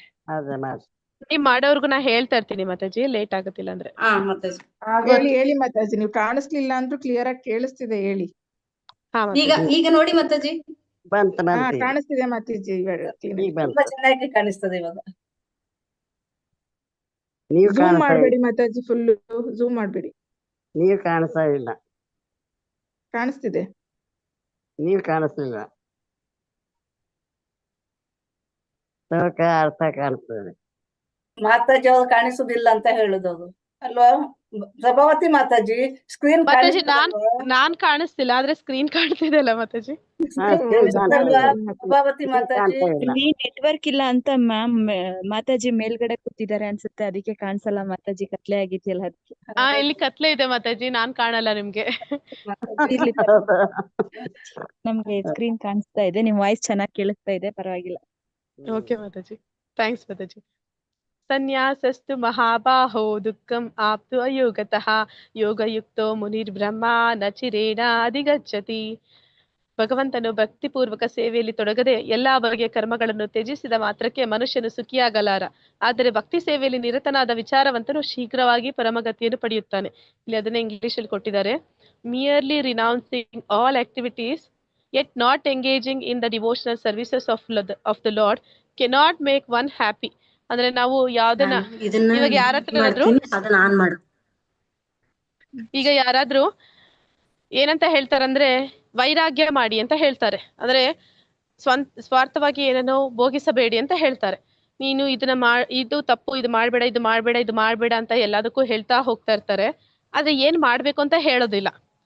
ಅವಾಗ ಅಂದ್ರೆ ನೀವು ಜೀವನ ಮಾಡ್ಬೇಡಿ ಅಂತ ಹೇಳ್ತಾರೆ. ಹೇಳ್ಬಿಟ್ಟು ಆಮೇಲೆ ಅದಕ್ಕೆ ಪ್ರತಿಯಾಗಿ ಇನ್ನೊಂದು ಹೇಳ್ಬೇಕಲ್ವಾ, ಇದನ್ ಮಾಡ್ಬೇಡ ಅಂದ್ರೆ ಇದನ್ ಮಾಡು ಅಂತ ಸರಿಯಾಗಿ ಹೇಳ್ಬೇಕಲ್ವಾ. ಅದನ್ನ ಅರ್ಧ ಹೇಳೋದು, ಬರೀ ಇದನ್ ಮಾಡ್ಬೇಡ ಅಂತ ಮಾತ್ರ ಹೇಳೋದು, ವೈರಾಗ್ಯ ಮಾತ್ರ ಹೊಂದುವಂಥದ್ದು. ಈ ಸನ್ಯಾಸಿಗಳು ಮಾಡೋದು ಆ ಕೆಲಸ. ಅವ್ರು ಎಲ್ಲವನ್ನು ಬಿಡ್ತಾರೆ, ಯಾವ್ದೆಲ್ಲ ಬಿಡ್ಬೇಕು ಅದೆಲ್ಲ ಬಿಟ್ಬಿಡ್ತಾರೆ. ಆಮೇಲೆ ಏನ್ ಮಾಡ್ಬೇಕು ಅದನ್ನೇ ಗೊತ್ತಿಲ್ಲ ಅಂತಂದ್ರೆ ಎಷ್ಟು ದಿನ ಆ ವೈರಾಗ್ಯದಲ್ಲಿ ಅವ್ರು ಇರ್ತಾರೆ ಅಂತ. ಅಂದ್ರೆ ಅವ್ರು ಏನ್ ಮಾಡ್ತಾರೆ, ಕೆಲವು ಸಮಯ ಮಾತ್ರ ಆ ವೈರಾಗ್ಯನ ಅವರು ಇಟ್ಕೊಳ್ಳಕ್ಕೆ ಸಾಧ್ಯ ಆಗುತ್ತೆ. ಅಂದ್ರೆ ಈಗ ಒಂದ್ ಮಗು ಕೈಯಲ್ಲಿ ನಿಮ್ ಮೊಬೈಲ್ ಇದೆ, ನೀವು ಆ ಮಗು ಕೈಯಿಂದ ಮೊಬೈಲ್ನ ತಗೋಬೇಕು. ನೀವ್ ಹೋಗಿ ಆ ಮೊಬೈಲ್ನ ಕಿತ್ಕೊಳಕ್ ಹೋದ್ರೆ ಆ ಮಗು ಏನ್ ಮಾಡುತ್ತೆ? ಅರಳುತ್ತೆ ಮಾತಾಜಿ. ಗಲಾಟೆ ಮಾಡುತ್ತೆ, ಅರ್ಚುತ್ತೆ. ಅದ್ರ ಬದ್ಲು ಆ ಮಗುಗೆ ಇನ್ನೊಂದು ಕೈಗೆ ಕೊಟ್ಟು ಅದನ್ನ ತಗೊಳಕ್ ಆಗುತ್ತಾ? ಮಾಡ್ಬೋದು. ಮಾಡ್ಬೋದು. ಹಾಗೇನೆ ಮನಸ್ಸು ಅನ್ನುವಂಥದ್ದು, ನಮ್ಮ ಬುದ್ಧಿ ಅನ್ನುವಂಥದ್ದು ಮಗು ಇದ್ದ ಹಾಗೆ. ಅದಕ್ಕೆ ನೀವು ಇನ್ನ ಒಂದು ಕೊಡ್ಬೇಕು, ಅದಕ್ಕೆ ಬೇರೆ ಕೆಲಸ ಕೊಡ್ಬೇಕು, ಸರಿಯಾದ ಕೆಲಸ ಕೊಡ್ಬೇಕು. ಅದು ಕೊಡ್ದಿರಾ ನೀ ಇದ್ ಮಾಡ್ಬೇಡ, ಇದ್ ನೋಡ್ಬೇಡ, ಇದ್ ಕೇಳ್ಬೇಡ ಅಂತ ಹೇಳಿದ್ರೆ ಅದು ಎಷ್ಟೊತ್ತು ಆತರ ಕೂತ್ಕೊಳಕ್ ಆಗುತ್ತೆ, ಅದ್ ಕೈಯಲ್ಲಿ ಸುಮ್ನೆ ಇರಕ್ಕಾಗತ್ತೆ? ಇರಲ್ಲ. ಅದೇನ್ ಮಾಡುತ್ತೆ, ಇರೋಷ್ಟು ಸಮಯ ಇರುತ್ತೆ, ಬಲವಂತವಾಗಿರುತ್ತೆ. ಆಮೇಲೆ ಒಂದು ಸಮಯ ತಾಳಿದಾಗ ಅದು ಮತ್ತೆ ಎದೊಳುತ್ತೆ, ನನ್ ಕೈಯಲ್ಲಿ ಆಗಲ್ಲಿನ ಅಂತ. ಹಾಗೆ ಸನ್ಯಾಸ ಅನ್ನುವಂಥದ್ದು ವೈರಾಗ್ಯನ ನಾವು ತುಂಬಾ ದಿನ ಮಾಡಕ್ಕಾಗಲ್ಲ. ವೈರಾಗ್ಯ ಅಂತಂದ್ರೆ ಯಾವ್ದೆಲ್ಲ ಬೇಡ, ಇದು ಸ್ವಾರ್ಥ, ಇದು ನನಗೋಸ್ಕರ ಮಾಡ್ಕೋತಾ ಇದೀನಿ, ಈ ರೀತಿ ಭೋಗ ಮಾಡುವಂಥದ್ದು ನನಗೆ ಬಂಧನಕ್ಕೆ ಸಿಕ್ಕಾಕೊಳ್ಸುತ್ತೆ, ಎಲ್ಲ ಗೊತ್ತಾದ್ಮೇಲೆ ಯಾವ್ದನ್ನ ಮಾಡಿದ್ರೆ ಮುಕ್ತಿ ಸಿಗುತ್ತೆ ಅಂದ್ರೆ, ಈಗ ನಮ್ಗೆ ಯಾವ್ದಾದ್ರು ಒಂದು ಉತ್ತಮವಾದ ಸಿಕ್ಕಿದ್ರೆ ಅದಕ್ಕಿಂತ ಕೆಳಮಟ್ಟದನ್ನ ಬಿಟ್ಟು ಬಿಡ್ತೀವಿ, ಅದು ತುಂಬಾ ಸುಲಭವಾಗಿ ಬಿಡ್ತೀವಿ. ಆದ್ರೆ ಉತ್ತಮವಾದ ಸಿಗದೀರಾ ಕೆಳಗ ಮಟ್ಟದ್ದು ಇದನ್ನ ಬಿಟ್ಟು ಬಿಡು ಅಂತಂದ್ರೆ ನಮ್ಮಿಂದ ಬಿಡಕ್ ಸಾಧ್ಯ ಇಲ್ಲ. ಹಾಗೆ ಉತ್ತಮವಾದ್ದು ಆನಂದ, ನಿಜವಾದ ಆನಂದ ಭಗವಂತನ ಹತ್ರ ಇದೆ, ಅವನ ಸಂಪರ್ಕ ಪಡೆದಾಗ ಸಿಗುತ್ತೆ ಅಂತ ತೋರಿಸಿದ್ರೆ, ಅದ್ರ ರುಚಿ ಸಿಕ್ಕಿದ್ರೆ ಈಸಿಯಾಗಿ ನಾವು ಈ ಭೌತಿಕ ಸುಖಗಳನ್ನ ಬಿಟ್ಟು ಬಿಡ್ತೀವಿ. ಆದ್ರೆ ಭಗವಂತನ ರುಚಿನೇ ಸಿಗದೀರಾ ಭೌತಿಕವಾದದನ್ನ ಮಾತ್ರ ಬಿಡು ಬಿಡು ಬಿಡು ಅಂದ್ರೆ ನಮ್ ಕೈಲಿ ಬಿಡಕ್ ಆಗಲ್ಲ. ಅದನ್ನೇ ಇಲ್ಲಿ ಹೇಳ್ತಾ ಇದ್ದಾರೆ. ಆಮೇಲೆ ಆದ್ರೆ ಬುದ್ಧಿವಂತ ಆದವನು ಏನ್ ಮಾಡ್ತಾನೆ, ಅವನು ನಿಜವಾದ ಆನಂದ ಎಲ್ಲಿದೆ ಅದ್ರ ಕಡೆಗೆ ಅವನು ಕಾರ್ಯರೂಪದಲ್ಲಿ ತೊಡಗ್ತಾನೆ. ಆದ ಕಾರಣ ಅವನು ಭಗವಂತನನ್ನ ತುಂಬಾ ಬೇಗ ಪಡ್ಕೋತಾನೆ, ಈಸಿಯಾಗಿ ಪಡ್ಕೊಳ್ತಾನೆ. ಅದನ್ನೇ ಇಲ್ಲಿ ಸನ್ಯಾಸಿಗೂ ಕರ್ಮಯೋಗಿಗೂ ಇರೋ ವ್ಯತ್ಯಾಸವನ್ನ ಹೇಳ್ತಾ ಇದ್ದಾರೆ. ಸನ್ಯಾಸಿ ಆದವನು ವರ್ಷಾನ್ಗಟ್ಲೆ ಅವನು ತಪಸ್ ಮಾಡ್ತಾನೆ, ವೈರಾಗ್ಯ ಮಾಡ್ತಾನೆ, ಆದ್ರೆ ಅವನಿಗೆ ಗೊತ್ತಿಲ್ಲ ಭಗವಂತ ಎಲ್ಲಿದ್ದಾನೆ, ಅವನು ಹೇಗೆ ಪಡ್ಕೋಬೇಕು ಅನ್ನೋ ಮಾರ್ಗದರ್ಶನ ಕೊಡೋರು ಯಾರಿಲ್ಲ. ಆದ್ರೆ ಭಕ್ತ ಏನ್ ಮಾಡ್ತಾನೆ, ಅವ್ನ್ ಸನ್ಯಾಸ ಮಾಡೋದಿಲ್ಲ, ಅವ್ನು ಎಲ್ಲೂ ಹೋಗೋದಿಲ್ಲ, ಇದ್ದಲ್ಲಿಯೇ ಗೃಹಸ್ಥನಾಗಿದ್ರು ಕೂಡ ಇದ್ದಲ್ಲಿಯೇ ಅವನು ಭಕ್ತಿ ಮಾಡ್ತಾನೆ. ಅವನಿಗೆ ಗುರು ಸಿಕ್ಕಿದ್ದಾನೆ, ಗುರುವಿನ ಆಶ್ರಯದಲ್ಲಿದ್ದಾನೆ, ಭಕ್ತರ ಸಂಘದಲ್ಲಿದ್ದಾನೆ, ಮತ್ತೆ ಅವನು ಸದಾ ಭಗವಂತನ ವಿಚಾರವನ್ನ ತಿಳಿತಾ ಇದ್ದಾನೆ. ಅವನೇನ್ ಮಾಡ್ತಾನೆ, ಸುಲಭವಾಗಿ ಇದ್ದಲ್ಲಿಯೇ ಆ ಪರಮಾತ್ಮನನ್ನ ಕಾಡು ಮೇಡು ಅಲಿದೀರಾ, ಕಷ್ಟಗಳನ್ನ ಅನುಭವಿಸ್ತೀರಾ, ಸುಲಭವಾಗಿ ಅವನು ಭಗವಂತನನ್ನ ಹೊಂದುತ್ತಾನೆ ಅಂತೇಳಿ ಹೇಳ್ತಾ ಇದ್ದಾರೆ. ಯೋಗಯುಕ್ತೋ ವಿಶುದ್ಧಾತ್ಮ ವಿಜಿತಾತ್ಮ ಜಿತೇಂದ್ರಿಯ ಭೂತಾತ್ಮ ಕುರ್ವನ್ ಅಪಿ ನ ಲಿಪ್ಯತೆ. ಯಾರು ಭಕ್ತಿಯಿಂದ ಕರ್ಮವನ್ನು ಮಾಡುವನೋ, ಶುದ್ಧ ಆತ್ಮನೋ ಮತ್ತು ಮನಸ್ಸನ್ನು ಇಂದ್ರಿಯಗಳನ್ನು ನಿಯಂತ್ರಿಸುವನೋ, ಅವನು ಎಲ್ಲರಿಗೂ ಪ್ರಿಯನಾದವನು ಮತ್ತು ಅವನಿಗೆ ಎಲ್ಲರೂ ಪ್ರಿಯರಾದವರು. ಅವನು ಕರ್ಮವನ್ನು ಮಾಡುತ್ತಿದ್ದರೂ ಅವುಗಳಲ್ಲಿ ಸಿಕ್ಕಿಕೊಳ್ಳುವುದಿಲ್ಲ. ಆದ್ರೆ ಯಾರು ಸ್ವಾರ್ಥಕ್ಕಾಗಿ ಮಾಡೋದಿಲ್ಲ, ಈಗ ನಾವೆಲ್ಲರೂ ಕೂಡ ಮಹಾಸ್ವಾರ್ಥಿಗಳು. ಸ್ವಾರ್ಥ ಇರೋದ್ರಿಂದಾನೇ ನಮ್ಮಲ್ಲಿ ಏನಾಗುತ್ತೆ, ಜಗಳಗಳಾಗುತ್ತೆ, ಗಲಾಟೆಗಳಾಗುತ್ತೆ, ಒಬ್ರಿಗೆ ಒಬ್ರು ಶತ್ರುತ್ವ ಬೆಳೆಯುತ್ತೆ. ಆದ್ರೆ ಯಾರಿಗೆ ಸ್ವಾರ್ಥ ಅನ್ನೋದೇ ಇಲ್ಲ, ಈಗ ಹಿಂದೆ ಇತ್ತು ಏನಂತಾರೆ ಅವಿಭಕ್ತ ಕುಟುಂಬ ಅಂತ, ಜಾಯಿಂಟ್ ಫ್ಯಾಮಿಲೀಸ್. ಆಗ ಏನ್ ಮಾಡ್ತಾ ಇದ್ರು, ಎಲ್ಲಾ ಮಕ್ಕಳು ಸಂಪಾದನೆ ಮಾಡಿದ್ದನ್ನ ತಂದೆ ಕೈಗೆ ತಂದು ಒಪ್ಪಿಸ್ತಿದ್ರು. ತಂದೆ ಮಕ್ಕಳನ್ನೆಲ್ಲ ನೋಡ್ಕೊತಾ ಇದ್ರು. ಆ ಕುಟುಂಬ ದೊಡ್ಡ ಕುಟುಂಬವನ್ನ ಅವರು ನಿರ್ವಹಣೆ ಮಾಡ್ತಾ ಇದ್ರು. ಆಗ ಅವ್ರಿಗೋಸ್ಕರ ಕಷ್ಟಪಟ್ಟು ಮಾಡ್ಬೇಕು, ಇನ್ನ ಸಂಪಾದನೆ ಮಾಡ್ಬೇಕು ಅಂತ ಒಂದು ಲೋಭ ಅವರಲ್ಲಿ ಇರ್ತಾ ಇರ್ಲಿಲ್ಲ. ಎಷ್ಟು ಸಂಪಾದನೆ ಮಾಡ್ತಾನೋ ಅದನ್ನ ಅವರ ಒಂದು ಮನೆಯ ಮುಖ್ಯಸ್ಥನಿಗೆ ಕೊಟ್ಬಿಡ್ತಾನೆ, ಅವನು ಇಡೀ ಮನೆಯ ನಿರ್ವಹಣೆ ನೋಡ್ಕೋತಾನೆ. ಆದ್ರೆ ಈ ಒಂದು ಅವಿಭಕ್ತ ಕುಟುಂಬ ಹೋಗಿ ವಿಭಕ್ತ ಕುಟುಂಬ ಬಂದಾಗ ಏನಾಗುತ್ತೆ, ಇರೋರು ಇಬ್ರು ಮೂವರೇ ಆದ್ರೂ ಕೂಡ ಅವರ ಹೊಟ್ಟೆಪಾಡಿಗೆ ಅವರೇ ಕಷ್ಟ ಪಡ್ಬೇಕು, ಅವ್ರನ್ನ ಯಾರು ಬಂದು ನೋಡ್ಕೊಳ್ಳೋದಿಲ್ಲ ಅವ್ರ ಕಷ್ಟ ಸುಖ ಅಂದ್ರೆ. ಮತ್ತೆ ಅವ್ರೇನ್ ಮಾಡ್ತಾರೆ, ಅವರ ಸ್ವಾರ್ಥ ಎಷ್ಟಿರುತ್ತೆ ಅಂದ್ರೆ, ನಾ ಇನ್ನ ಸೇರಿಸ್ಬೇಕು, ನನ್ಗೆ ನಾಳೆ ಯಾರು ಇರೋದಿಲ್ಲ, ನನ್ನನ್ನು ನಾನೇ ನೋಡ್ಕೋಬೇಕು, ನನ್ನ ರಕ್ಷಣೆಗೋಸ್ಕರ ನಾನು ಇನ್ನ ಹಣ ಗಳಿಸ್ಬೇಕು, ಇನ್ನಷ್ಟು ಲಾಭ ಮಾಡ್ಬೇಕು, ಅಥವಾ ನಾನು ಇನ್ನ ಎಲ್ಲರಿಗಿಂತ ಚೆನ್ನಾಗಾಗ್ಬೇಕು, ಬೇರೊಬ್ಬರಿಗಿಂತ ಹೆಚ್ಚಾಗ್ಬೇಕು. ಏನ್ ಮಾಡ್ತಾರೆ, ಕಷ್ಟಪಡ್ತಾನೆ ಇರ್ತಾರೆ. ಆ ಒಂದು ದುಡ್ಡಿನ ಹಿಂದೆ, ಆ ಕೆಲಸದ ಹಿಂದೆ ಸದಾ ಅವರು ಕಷ್ಟಪಟ್ಟು ಕೆಲಸ ಮಾಡ್ಕೊಂಡೇ ಇರ್ತಾರೆ. ಆದ್ರೆ ಯಾರು ಇದನ್ನ ನಾನು ಹೋಲಿಕೆ ಮಾಡಿ ಹೇಳ್ತಾ ಇರೋಂಥದ್ದು. ಅದೇ ರೀತಿ ಇಲ್ಲಿ ಭಕ್ತನಾದವನ್ ಏನ್ ಮಾಡ್ತಾನೆ, ಅವನೆಲ್ಲ ಮಾಡಿದ್ದನ್ನೆಲ್ಲ ಭಗವಂತನಿಗೆ ಒಪ್ಪಿಸ್ಬಿಡ್ತಾನೆ. ಪರಮಾತ್ಮ, ನೀನು ನನ್ನ ಮನೆಗೆ ದೊಡ್ಡವನು, ನಾನು ಏನ್ ಮಾಡ್ತಾ ಇದ್ದೀನಿ ಅದರಿಂದ ನನಗೆ ಏನ್ ಲಾಭ ಏನ್ ನಷ್ಟ ನನಗೆ ಗೊತ್ತಿಲ್ಲ, ಆದ್ರೆ ನೀನ್ ನನ್ನನ್ನು ನೋಡ್ಕೋತಾ ಇದೀಯ, ನಾನು ನಿನಗೆ ಶರಣಾಗಿದ್ದೀನಿ, ನೀನ್ ನನ್ನ ಹೇಗಿಟ್ರು ನಾನು ಅದರಲ್ಲಿ ಆನಂದವಾಗಿದ್ದೀನಿ. ನೀ ಕಷ್ಟ ಕೊಟ್ರು ಸರಿ, ಸುಖ ಕೊಟ್ರು ಸರಿ, ಪರಮಾತ್ಮ ನೀನ್ ಕೊಟ್ಟಿದ್ದು ನನಗೆ ಮಹಾಪ್ರಸಾದ. ನೀ ಕಷ್ಟ ಕೊಡ್ತಾ ಇದೀಯ ಅಂದ್ರೆ ನನ್ಗೆ ಏನೋ ಒಂದು ಒಳ್ಳೇದ್ ಕೊಡೋದಕ್ಕೆ ನೀನ್ ಹೇಳ್ತಾ ಇದೀಯ. ಅಂದ್ರೆ ಇವಾಗ ಮೆಡಿಸನ್ ಕೊಡ್ತಾರಲ್ಲ ವೈದ್ಯರು, ಇಂಜೆಕ್ಷನ್ ಕೊಡ್ತಾರೆ, ನೋವಾಗುತ್ತಾ ಇಲ್ವಾ? ಆಗುತ್ತೆ. ಆದ್ರೆ ಇಂಜೆಕ್ಷನ್ ತಗೊಂಡಿಲ್ಲ ಅಂತಂದ್ರೆ ನಮ್ಗೆ ಕಾಯಿಲೆ ಬಂದಿದ್ರೆ ಹೋಗುತ್ತಾ? ಇಲ್ಲ. ಹಾಗೆ ಭಗವಂತ ಕೊಡೋ ಕಷ್ಟಗಳು ಕೂಡ, ಅವನು ಕಷ್ಟ ಕೊಡ್ತಾ ಇದ್ದಾನೆ ಅಂದ್ರೆ ನಮ್ಗೆ ಏನೋ ಒಂದು ಸರಿ ಮಾಡ್ತಾ ಇದ್ದಾನೆ, ನಮ್ಮಲ್ಲಿ ಏನೋ ಒಂದು ನ್ಯೂನ್ಯತೆ ಇದೆ ಅದನ್ನ ಸರಿ ಮಾಡ್ತಾ ಇದ್ದಾನೆ, ಅದಕ್ಕೆ ಅವ್ನು ಕಷ್ಟ ಕೊಡ್ತಾನೆ. ಭಕ್ತನಾದವನು ಅದನ್ನ ತಿಳ್ಕೊಂಡು ಏನ್ ಮಾಡ್ತಾನೆ, ಸ್ವೀಕಾರ ಮಾಡ್ತಾನೆ. ಸಮಾನ ಮನಸ್ಸಿನಿಂದ ಅದನ್ನ ಸ್ವೀಕಾರ ಮಾಡ್ತಾನೆ. ಬಂದಿದ್ದೆಲ್ಲ ಬರ್ಲಿ ಭಗವಂತ, ಗೋವಿಂದ ನಿನ್ನ ದಯೆ ಅಂತಾನೆ. ಹಾಗೆ ಇಲ್ಲಿ ಹೇಳ್ತಾ ಇದ್ದಾರೆ, ಯಾರು ಭಕ್ತಿಯಿಂದ ಕರ್ಮ ಮಾಡ್ತಾನೆ ಅಂದ್ರೆ ಅವನು ಕೆಲಸ ಮಾಡೋದು ಭಕ್ತಿಯಿಂದ ಮಾಡ್ತಾನೆ, ಭಗವಂತನಿಗೆ ಅದನ್ನ ಅರ್ಪಿಸ್ತಾನೆ, ಶುದ್ಧ ಆತ್ಮನಾಗಿರ್ತಾನೆ, ಅಂತವನಿಂದ ಯಾರಿಗೇನು ನಷ್ಟ ಇಲ್ಲ. ಅಂದ್ರೆ ಅವನು ಲಾಭ ನಷ್ಟದ ಬಗ್ಗೆ ಯೋಚನೆ ಮಾಡಲ್ಲ. ಆದ್ರಿಂದ ಅವನಿಗೆ ಯಾರು ಕಾಂಪಿಟೇಟರ್ಸ್ ಇರೋದಿಲ್ಲ. ಅಂದ್ರೆ ಎಲ್ಲರೂ ಅವನಿಗೆ ಮಿತ್ರರೇ, ಯಾರು ಅವನಿಗೆ ಶತ್ರುಗಳನ್ನೋದೇ ಇರೋದಿಲ್ಲ. ಆಗ ಅವನು ಏನ್ ಮಾಡ್ತಾನೆ, ಅವನನ್ನ ಎಲ್ಲರೂ ಇಷ್ಟಪಡ್ತಾರೆ, ಅದೇ ರೀತಿ ಅವನು ಎಲ್ಲರನ್ನೂ ಇಷ್ಟಪಡ್ತಾನೆ, ಅವನಿಗೆ ಯಾರ ಮೇಲೂ ಅಸೂಯೆ ಅನ್ನೋದು ಇರೋದಿಲ್ಲ. ಅಂತವನು ಯಾವತ್ತೂ ಕೂಡ ಕರ್ಮ ಮಾಡ್ತಾ ಇದ್ರು ಕೂಡ ಅವನು ಆ ಕರ್ಮ ಬಂಧನದಲ್ಲಿ ಸಿಕ್ಕಾಕೊಳ್ಳೋದಿಲ್ಲ ಅನ್ನೋದನ್ನ ಇಲ್ಲಿ ತಿಳಿಸ್ತಾ ಇದ್ದಾನೆ. ಕರ್ಮ ಬಂಧನದಲ್ಲಿ ಸಿಕ್ಕಾಕೊಂಡಿದ್ರೆ ಕರ್ಮ ಮಾಡೋದು ಹೇಗೆ ಅನ್ನೋದನ್ನ ಇಲ್ಲಿ ಇನ್ನೊಂದು ಶ್ಲೋಕ ಹೇಳ್ತಾ ಇದ್ದಾನೆ. ಬ್ರಹ್ಮಣಿ ಆದಾಯ ಕರ್ಮಾಣಿ ಸಂಗಂ ತ್ಯಕ್ವಾ ಕರೋತಿ ಯಃ ಲಿಪ್ಯತೆ ನಾಸ ಪಾಪೇನ ಪದ್ಮಪತ್ರಂ ಇವಂಬಸ. ಫಲಗಳನ್ನು ಭಗವಂತನಿಗೆ ಅರ್ಪಿಸಿ ಯಾರು ನಿರ್ಲಿಪ್ತನಾಗಿ ಕರ್ತವ್ಯಗಳನ್ನು ಮಾಡುವನೋ ಅವನಿಗೆ ತಾವರೆ ಎಲೆಗೆ ಹೇಗೆ ನೀರಿನ ಲೇಪವಿಲ್ಲವೋ ಹಾಗೆಯೇ ಪಾಪದ ಲೇಪವಿಲ್ಲ. ಅಂದ್ರೆ ನಾವು ಪಾಪದ ಲೇಪ ನಮಗೆ ಆಗ್ಬಾರ್ದು ಅಂದ್ರೆ ಈ ತಾವರೆ ಎಲೆ ನೀರಿನಲ್ಲಿ, ಆದ್ರೆ ಈ ಸಮಾಜ ಅನ್ನುವಂಥದ್ದು ಕೇಸರಿದ್ದ ಹಾಗೆ ಅಂತ ಹೇಳ್ತಾರೆ. ಈ ಭೌತಿಕ ಜಗತ್ತು ಅನ್ನೋದನ್ನ ಪ್ರಭುಪಾದರು ಏನಕ್ಕೆ ಹೋಲಿಸ್ತಾರೆ ಅಂದ್ರೆ ಇದನ್ನ ಜೈಲಿಗೆ ಹೋಲಿಸ್ತಾರೆ. ಜೈಲಿಗೆ ಬಂದ್ಬಿಟ್ಟು ಜೈಲಿನಲ್ಲಿ ಯಾರಾದ್ರೂ ಒಳ್ಳೆ ಜನ ಇರ್ತಾರ, ಒಳ್ಳೆ ಜನ ಸಿಗ್ತಾರ? ಜೈಲಿನಲ್ಲಿ ಎಂತ ಜನ ಇರ್ತಾರೆ? ಕೆಲ್ಸ ಮಾಡಿರೋರು ಜನ ಇರ್ತಾರೆ, ಕಳ್ರು ಇರ್ತಾರೆ, ಕೊಲೆಗಡಕರು ಇರ್ತಾರೆ, ಮೋಸ ಮಾಡಿದವ್ರು ಇರ್ತಾರೆ, ಏನೆಲ್ಲ ಮಾಡಬಾರ್ದು ಮಾಡಿರ್ತಾರ ಅವ್ರೆಲ್ಲರೂ ಇರ್ತಾರೆ. ಆದ್ರೆ ಒಬ್ಬ ಜಾಸ್ತಿ ಮಾಡಿರ್ತಾನೆ, ಒಬ್ಬ ಕಡಿಮೆ ಮಾಡಿರ್ತಾನೆ, ಆದ್ರೆ ಎಲ್ಲರೂ ಕೂಡ ಅಲ್ಲಿ ಜೈಲಲ್ಲಿ ಇರ್ತಾರೆ. ಹಾಗೆ ನಾವೆಲ್ಲರೂ ಕೂಡ ಜೈಲಿನಲ್ಲಿದ್ದೀವಿ ಅಂತ ಹೇಳ್ತಾರೆ. ಅಂದ್ರೆ ನಾವೆಲ್ಲರೂ ಕೂಡ ಭಗವಂತನಿಗೆ ವಿಮುಖರಾಗಿದ್ದೀವಿ, ಆ ಶಿಕ್ಷೆನ ಅನುಭವಿಸಕ್ಕೆ ಈ ಭೌತಿಕ ಜಗತ್ತಿಗೆ ಬಂದಿದ್ದೀವಿ. ಇಲ್ಲಿ ಬಂದಾಗ ಜನ ಎಲ್ಲರೂ ಎಂತ ಜನ ಇದ್ದಾರೆ, ಸುತ್ತ ಇರೋರೆಲ್ಲ ಅಂತವ್ರೇನೆ. ಅಂದ್ರೆ ಅವ್ರಿಗೆ ಸ್ವಾರ್ಥ ಅನ್ನೋದು ಎಲ್ಲರಿಗೂ ಅತಿರೇಕದಲ್ಲಿ ಇರುತ್ತೆ. ಆಗ ಅವ್ರೇನ್ ಮಾಡ್ತಾರೆ, ಒಬ್ಬರಿಗೆ ಒಬ್ರು ಶತ್ರುತ್ವ ಭಾವ ಇರುತ್ತೆ, ಒಬ್ಬರಿಗೆ ಒಬ್ರು ನೋವು ಕೊಡ್ತಾರೆ, ಒಬ್ರಿಗೊಬ್ರು ಹಿಂಸೆ ಕೊಡ್ತಾರೆ, ಒಬ್ರಿಗೊಬ್ರು ಮೋಸ ಮಾಡ್ತಾರೆ. ಇಂಥ ಜನರ ಮಧ್ಯೆ ಇದ್ದಾಗ ನಾವು ತಾವರೆ ಎಲೆ ಅವರ ಮಧ್ಯನಲ್ಲೇ ಕೇಸರಿನಲ್ಲಿ ಎಲೆ ಇದ್ರೆ, ಆದ್ರೆ ಆ ಕೆಸರು ಎಲೆಗೆ ಮೆತ್ಕೊಳ್ಳುತ್ತಾ?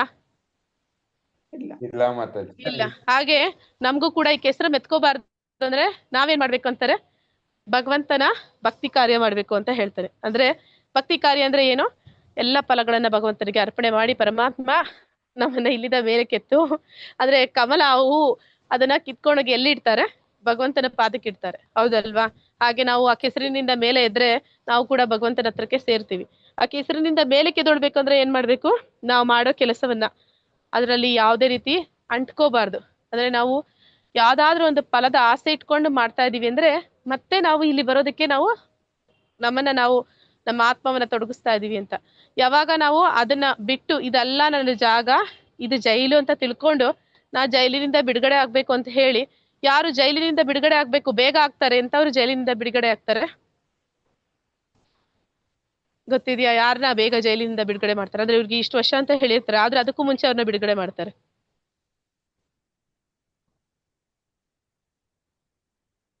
ಯಾರು ಅಲ್ಲಿ ಅಲ್ಲಿ ಇರೋರೆಲ್ಲ ನಟೋರಿಯಸ್ ಅಂತ ಹೇಳ್ತಾರೆ. ಆದ್ರೆ ಒಬ್ಬ ವ್ಯಕ್ತಿ ಮಾತ್ರ ಅಲ್ಲಿ ಅವ್ರ ಜೊತೆ ಸೇರೋದಿಲ್ಲ. ಅವನೇನ್ ಮಾಡ್ತಾನೆ, ಅವ್ನು ಕೊಟ್ಟಿದ್ದ ಕೆಲಸ ಕರೆಕ್ಟ್ ಆಗಿ ಮಾಡ್ತಾ ಇರ್ತಾನೆ, ಅವ್ನ್ ಪಾಡಿಗೆ ಅವ್ನು ಇರ್ತಾನೆ, ಯಾರ ಜೊತೆ ಗೊಂದಲಕ್ಕೆ ಹೋಗೋದಿಲ್ಲ. ಅವ್ನ್ ಪಾಡಿಗೆ ಅವ್ನು ಹೇಳಿದ ಕೆಲಸ ಎಲ್ಲ ಕರೆಕ್ಟ್ ಆಗಿ ಮಾಡ್ತಾನೆ. ಅವ್ನ್ ಪರಿವರ್ತನೆ ಆಗಿದೆ, ಜೈಲರ್ ನೋಡ್ತಾ ಇರ್ತಾನೆ, ಇವ್ನು ತುಂಬಾ ಒಳ್ಳೆ ವ್ಯಕ್ತಿ, ಅವ್ನ್ ಪರಿವರ್ತನೆ ಆಗಿದ್ದಾನೆ. ಪರಿವರ್ತನೆ ಆದ್ಮೇಲೆ ಅವ್ನ ಏನಕ್ಕೆ ಇಟ್ಕೊಂಡು ಏನ್ ಮಾಡ್ತೀರಾ? ಒಳಗಡೆ ಜೈಲಿರೋದೇ ಅವ್ರ ಪರಿವರ್ತನೆ ಮಾಡೋದಕ್ಕೆ, ಅವ್ರನ್ನ ಬದಲಾಯಿಸಿ ಸಮಾಜದ ಕರೆಗೆ ಮತ್ತೆ ಕಳ್ಸಕ್ಕೆ. ಇವ್ನು ಆಗ್ಲೇ ಸರಿ ಹೋಗಿದ್ದಾನೆ ಅಂತಂದಾಗ ಅವ್ರು ಏನ್ ಮಾಡ್ತಾರೆ, ಅವ್ನ್ ಬೇಗ ಕಳಿಸ್ಕೊಡ್ತಾರೆ. ಹಾಗೆ ನಾವು ಇಲ್ಲಿ ಬಂದಿರುವಂತದ್ದು ನಮ್ಮ ಸ್ವಾರ್ಥದಿಂದ. ಯಾವಾಗ ನಮ್ಮ ಸ್ವಾರ್ಥವನ್ನ ಬಿಟ್ಟು ಬಿಡ್ತೀವಿ ಆಗ ನಾವು ಪರಿವರ್ತನೆ ಆಗ್ತೀವಿ, ಮನ ಪರಿವರ್ತನೆ ಆದ್ಮೇಲೆ ಭಗವಂತ ಕರ್ಕೊಂತಾನೆ ಅವನ ಜಾಗಕ್ಕೆ. ಆಯ್ತು, ಇವನು ರೆಡಿ ಆಗಿದ್ದಾನೆ, ನನ್ನ ಹತ್ರ ಬರೋದಕ್ಕಿಂತ ಸರಿಗಿದ್ದಾನೆ ಅಂತ. ಹಾಗೆ ನಾವು ಆಗ್ಬೇಕು ಅಂತಂದ್ರೆ ಈ ಒಂದು ಭೌತಿಕ ಇಚ್ಛೆಗಳನ್ನ ಬಿಡಬೇಕು. ಇದನ್ನೇ ಸಾರಿ ಸಾರಿ ಸಾರಿ ಸಾರಿ ಅಧ್ಯಾಯದಲ್ಲಿ ಮತ್ತೆ ಮತ್ತೆ ಹೇಳ್ತಾ ಇದ್ದಾರೆ. ಭೌತಿಕ ಇಚ್ಛೆಗಳನ್ನ ಬಿಡಿ, ಭೌತಿಕ ಇಚ್ಛೆಗಳನ್ನ ಬಿಡಿ ಅಂತಂದ್ರೆ ಅದನ್ನ ಬಿಟ್ಟು ಬಿಟ್ಟು ವೈರಾಗ್ಯ ಬೇಗ ಬರೋದಿಲ್ಲ. ಅದರ ಬದಲು ಯಾವ ಇಚ್ಛೆಗಳನ್ನ ಬೆಳೆಸ್ಕೊಳ್ಳಿ? ಭಗವಂತನ ಸೇವೆ ಮಾಡುವಂತಹ ಗುಣವನ್ನ ಬೆಳೆಸ್ಕೊಳ್ಳಿ. ಭಗವಂತನ ಸೇವೆ ಮಾಡಿದ್ರೆ ನೀವು ಒಬ್ಬ ವ್ಯಕ್ತಿಗೆ ಮಾಡ್ಬೇಕು ಅಂತೇನಿಲ್ಲ, ಇಡೀ ಸಮಾಜಕ್ಕೆ ಒಳ್ಳೇದ್ ಮಾಡ್ತಾ ಇದ್ದೀರಾ ಅಂತ.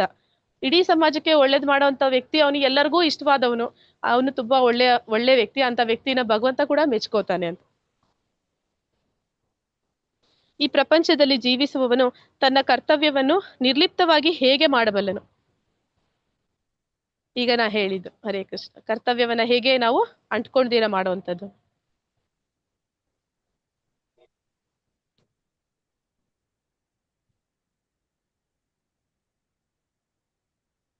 ನಿರ್ಲಿಪ್ತವಾಗಿ ಮಾಡ್ಬೇಕು ಅಂತಂದ್ರೆ ಭಕ್ತನು ಊಟ ಮಾಡ್ತಾನೆ, ಅಭಕ್ತನು ಊಟ ಮಾಡ್ತಾನೆ. ನಿರ್ಲಿಪ್ತ ಅಂದ್ರೆ ಭಕ್ತ ತನ್ನ ನಾಲಿಗೆ ಚಪಲಕ್ಕೆ ಮಾಡ್ತಾನೆ, ಅಭಕ್ತ ನಾಲಿಗೆ ಚಪಲಕ್ಕೆ ಮಾಡ್ತಾನೆ. ಭಕ್ತ ಭಗವಂತನಿಗೆ ಅರ್ಪಿಸಿ ಪ್ರಸಾದವನ್ನ ಮಾತ್ರ ಸ್ವೀಕಾರ ಮಾಡ್ತಾನೆ.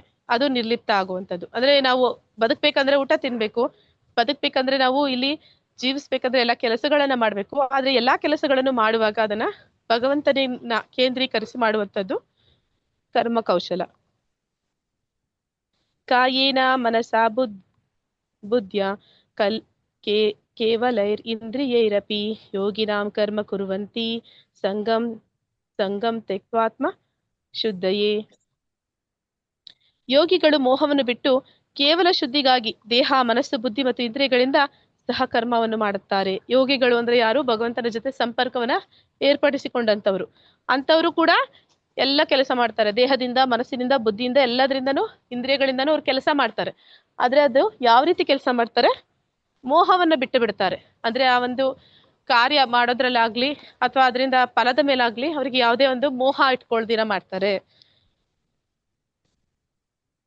ಅದಕ್ಕೆ ಉದಾಹರಣೆಯಲ್ಲಿ ಪ್ರಭುಪಾದರನ್ನ ಕೊಟ್ಟಿದ್ದಾರೆ. ಪ್ರಭುಪಾದರು ಅವ್ರು ಮಾಡಿದಷ್ಟು ಕೆಲಸ ನಾವು ಮಾಡಕ್ಕೆ ಸಾಧ್ಯನೇ ಇಲ್ಲ.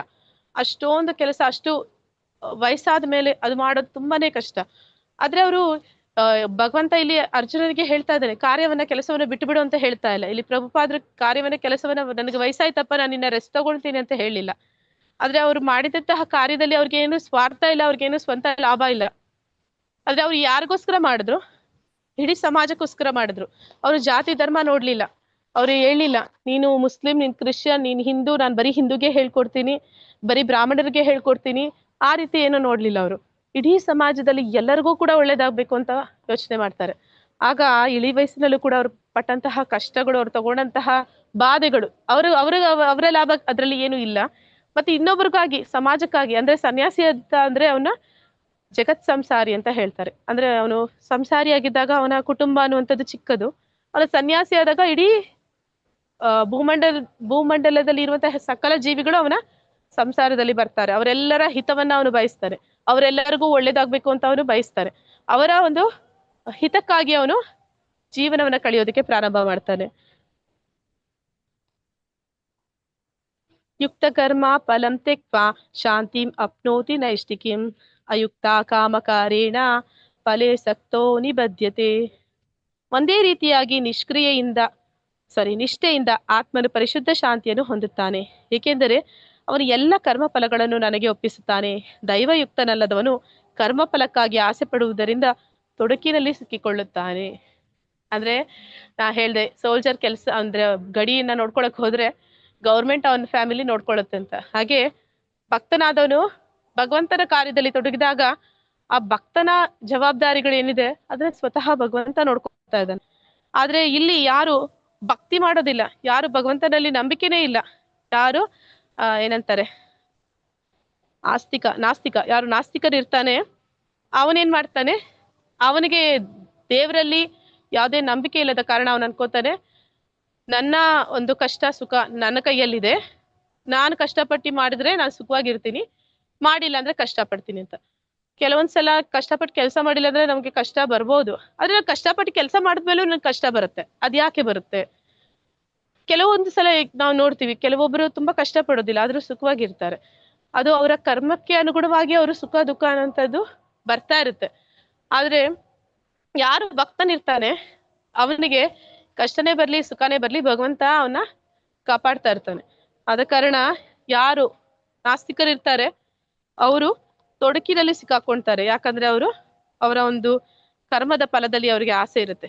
ನಾನು ಮಾಡಿದ್ದೆಲ್ಲ ಇದಕ್ಕೆ ಇದೇ ಫಲ ಸಿಗ್ಬೇಕು ಅನ್ನೋಂಥದ್ದು ಅವ್ರಿಗಿರುತ್ತೆ. ಆದ್ರೆ ಆ ಫಲ ಸಿಕ್ಕೋದಿಲ್ಲ ಅಂದಾಗ ಅವರು ತೊಡಕಿನಲ್ಲಿ ಸಿಕ್ಕಾಕೊಳ್ತಾರೆ. ಮತ್ತೆ ಮತ್ತೆ ಕಷ್ಟ ಆದ್ರೆ ಕಷ್ಟ, ತುಂಬಾ ಜೀವನ ಪರ್ಯಂತ ಕಷ್ಟನೇ ಪಟ್ಟಿರ್ತಾರೆ.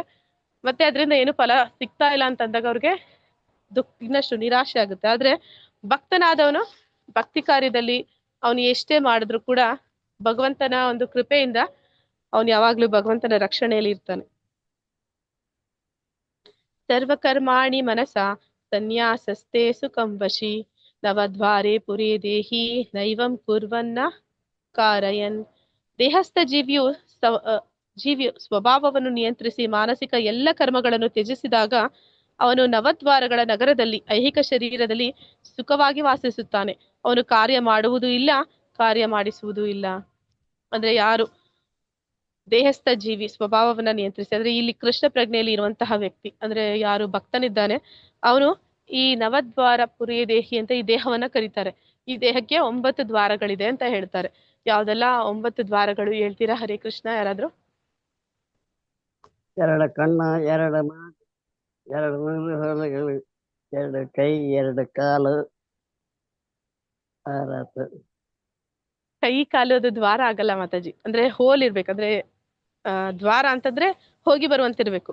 ಮೂಗಿನ ಮೂಲಕ ಗಾಳಿ ಹೋಗಿ ಬರುತ್ತೆ, ಬಾಯಿಯ ಮೂಲಕ ಕೂಡ 2 ಕಣ್ಣು, 2 ಕಿವಿ, ಬಾಯಿ, ಮೂಗಿನ ಹೊಳ್ಳೆ, ಬಾಯಿ, ಗುದ, ಉಪಸ್ಥ, ಇವೆಲ್ಲವೂ ಕೂಡ ದ್ವಾರಗಳು. ಈ ದ್ವಾರಗಳು ಈ ದೇಹಕ್ಕೆ ಇದೆ. ಆ ದೇಹದಲ್ಲಿ ಆ ವ್ಯಕ್ತಿ ಏನ್ ಮಾಡ್ತಾ ಇದ್ದಾನೆ, ಅಂತಹ ಒಂದು ದೇಹದಲ್ಲಿ ಇದ್ರೂ ಕೂಡ ಅವನು ಸುಖವಾಗಿ ಇರ್ತಾನೆ. ಯಾವಾಗ ಸುಖವಾಗಿ ಇರ್ತಾನೆ? ಅವನು ಎಲ್ಲ ಮಾನಸಿಕವಾಗಿ ಅವನಿಗೆ ಗೊತ್ತಿದೆ, ಕರ್ಮಗಳನ್ನ ಮಾನಸಿಕವಾಗಿ ತ್ಯಜಿಸ್ತಾ ಇದ್ದಾನೆ. ಅಂದ್ರೆ ಅವನು ಕೆಲಸ ಮಾಡ್ತಾ ಇದ್ದಾನೆ ಆದ್ರೆ ಮನಸ್ಸಿನಿಂದ ಅವನು ಅದಕ್ಕೆ ಅಂಟ್ಕೊಳ್ತಾ ಇಲ್ಲ. ಅಂತಹ ವ್ಯಕ್ತಿ ಕಾರ್ಯ ಮಾಡುವುದು, ಕಾರ್ಯ ಮಾಡಿಸುವುದಿಲ್ಲ. ಅಂದ್ರೆ ಅವನು ಕೆಲಸ ಮಾಡ್ತಾ ಇದ್ರು ಕೂಡ ಅವನು ಕೆಲಸ ಮಾಡ್ದಂಗಿಲ್ಲ ಅಂತ. ಅಂದ್ರೆ ಅವನು ಎಲ್ಲರ ಮಧ್ಯೆ ಇದ್ದಾನೆ, ಎಲ್ಲಾರ ಜೊತೆಯಲ್ಲಿ ಇರ್ತಾನೆ, ಆದ್ರೆ ಇದ್ದೂ ಇಲ್ಲದ ಹಾಗೆ. ಅಂದ್ರೆ ಅವನು ಅವರ ಜೊತೆಯಲ್ಲಿ ಇದ್ರೂ ಕೂಡ ಕಾಣ್ತಾ ಇದೆ ಅವನು ಅಲ್ಲಿ ಮಧ್ಯದಲ್ಲಿ ಇದ್ದಾನೆ, ಅವರ ಜೊತೆಯಲ್ಲಿ ಸಂಘದಲ್ಲಿ ಮಾಡ್ತಾ ಇದ್ದಾನೆ ಅಂತ. ಆದ್ರೆ ಅವನು ಮಾನಸಿಕವಾಗಿ ಅವ್ರ ಜೊತೆ ಯಾವುದೇ ಒಂದು ಆಸಕ್ತಿನ ಬೆಳೆಸ್ಕೊಳ್ಳೋದಿಲ್ಲ. ಬೆಳೆಸ್ಕೊಂಡಿದ್ರೆ ಅವನು ಏನ್ ಮಾಡ್ತಾನೆ, ತನ್ನ ಪಾಡಿಗೆ ತಾನು ತನ್ನ ಆಸಕ್ತಿ ಎಲ್ಲ ಭಗವಂತನ ಮೇಲೆ ಇಟ್ಟು ಕೆಲಸ ಮಾಡ್ತಾನೆ. ಇದು 9 ದ್ವಾರಗಳ ಮಾತಾಜಿ ಹೇಳಿದ್ದಾರೆ. ಜ್ಞಾನೇನಾತು ತದ್ ಅಜ್ಞಾನಂ ಯೇಷಾಂ ನಾಶಿತಂ ಆತ್ಮನಃ ತೇಷಾಂ ಆದಿತ್ಯವಜ್ಞಾನಂ ಪ್ರಕಾಶಯತಿ ತತ್ಪರಂ. ಅಜ್ಞಾನವನ್ನು ನಾಶ ಮಾಡುವ ಜ್ಞಾನದ ಬೆಳಕನ್ನು ಮನುಷ್ಯನು ಪಡೆದುಕೊಂಡಾಗ ಹಗಲು ಹೊತ್ತಿನಲ್ಲಿ ಸೂರ್ಯನು ಎಲ್ಲದರ ಮೇಲೂ ಬೆಳಕು ಹರಿಸುವಂತೆ ಅವನ ಜ್ಞಾನವು ಎಲ್ಲವನ್ನು ಪ್ರಕಾಶಗೊಳಿಸುತ್ತದೆ. ಈ ಶ್ಲೋಕ ನಾವು ಮೊದಲೇ ಹೇಳಿದ್ವಿ ಅಂತ ಅನ್ಕೋತೀನಿ. ಅಂದ್ರೆ ನಾನು ಅಜ್ಞಾನದಲ್ಲಿ ಇದ್ದಾಗ ನಮ್ಗೆ ಯಾವುದು ಸ್ಪಷ್ಟ ಆಗೋದಿಲ್ಲ, ಸಮಸ್ಯೆಗಳಿಗೆ ಪರಿಹಾರ ಸಿಗೋದಿಲ್ಲ. ಗುರು ಜ್ಞಾನವನ್ನು ಕೊಟ್ಟಾಗ ಎಲ್ಲವೂ ಕೂಡ ಸ್ಪಷ್ಟವಾಗಿ ಕಾಣೋದಕ್ಕೆ ಶುರು ಮಾಡುತ್ತೆ ಅಂತ. ತದ್ಬುದ್ಧಯೇ ತದ್ ಆತ್ಮಾನಸ್ ತನ್ ನಿಷ್ಠಾಸ್ತತ್ ಪರಾಯಣಃ ಗಚ್ಚಂತಿ ಅಪುನರ್ ಆವೃತ್ತಿಂ ಜ್ಞಾನಂ ನಿರ್ಧೂತ ಕಲ್ಮಷಃ. ಮನುಷ್ಯನ ಬುದ್ಧಿ, ಮನಸ್ಸು, ಶ್ರದ್ಧೆ ಮತ್ತು ಆಶ್ರಯ ಎಲ್ಲವೂ ಪರಮಪ್ರಭುವಿನಲ್ಲಿ ನೆಲೆ ನಿಂತಾಗ ಪೂರ್ಣ ಜ್ಞಾನವು ಅವನ ಸಂಶಯಗಳನ್ನೆಲ್ಲವನ್ನು ತೊಳೆದು ಅವನನ್ನು ಪರಿಶುದ್ಧನನ್ನಾಗಿ ಮಾಡುತ್ತದೆ. ಹೀಗೆ ಅವನು ಮುಕ್ತಿ ಮಾರ್ಗದಲ್ಲಿ ನೇರವಾಗಿ ಮುನ್ನಡೆಯುತ್ತಾನೆ. ಅಂದ್ರೆ ಅನೇಕ ವರ್ಷಗಳು ಮಾತ್ರ ಅಲ್ಲ, ಅನೇಕ ಜನ್ಮಗಳು ನಾವು ಜ್ಞಾನ ಇಲ್ದಿರ ಕಳೆದಿರ್ತೀವಿ. ಅಂದ್ರೆ ಎಲ್ಲರ ಹಾಗೆ ಆಹಾರ ನಿದ್ರ ಭಯ ಮೈಥುನದಲ್ಲಿ ನಾವು ಕಳೆದಿರ್ತೀವಿ. ಪ್ರಭುಪಾದ್ರು ಏನ್ ಹೇಳ್ತಾರೆ ಅಂದ್ರೆ, ಆಹಾರ ನಿದ್ರ ಭಯ ಮೈಥುನದಲ್ಲಿಯೇ ಜೀವನವನ್ನು ಸಾಗಿಸುವಂತ ಮನುಷ್ಯರು 4 ಕಾಲಿನ ಪ್ರಾಣಿಗಳವು, ಆದ್ರೆ ಇವರು ಕೂಡ 2 ಕಾಲಿನ ಪ್ರಾಣಿಗಳಿಗೂ ಅವ್ರಿಗೂ ಏನು ವ್ಯತ್ಯಾಸ ಇಲ್ಲ ಅಂತ. ಹಾಗೆ ನಾವು ವ್ಯರ್ಥ ಜೀವನವನ್ನ ಮಾಡ್ತಾ ಇದ್ವಿ. ಆದ್ರೆ ಪ್ರಾಣಿಗಳಿಗೂ ನಮಗೂ ವ್ಯತ್ಯಾಸ ಇದೆಯಾ? ಹರೇ ಕೃಷ್ಣ.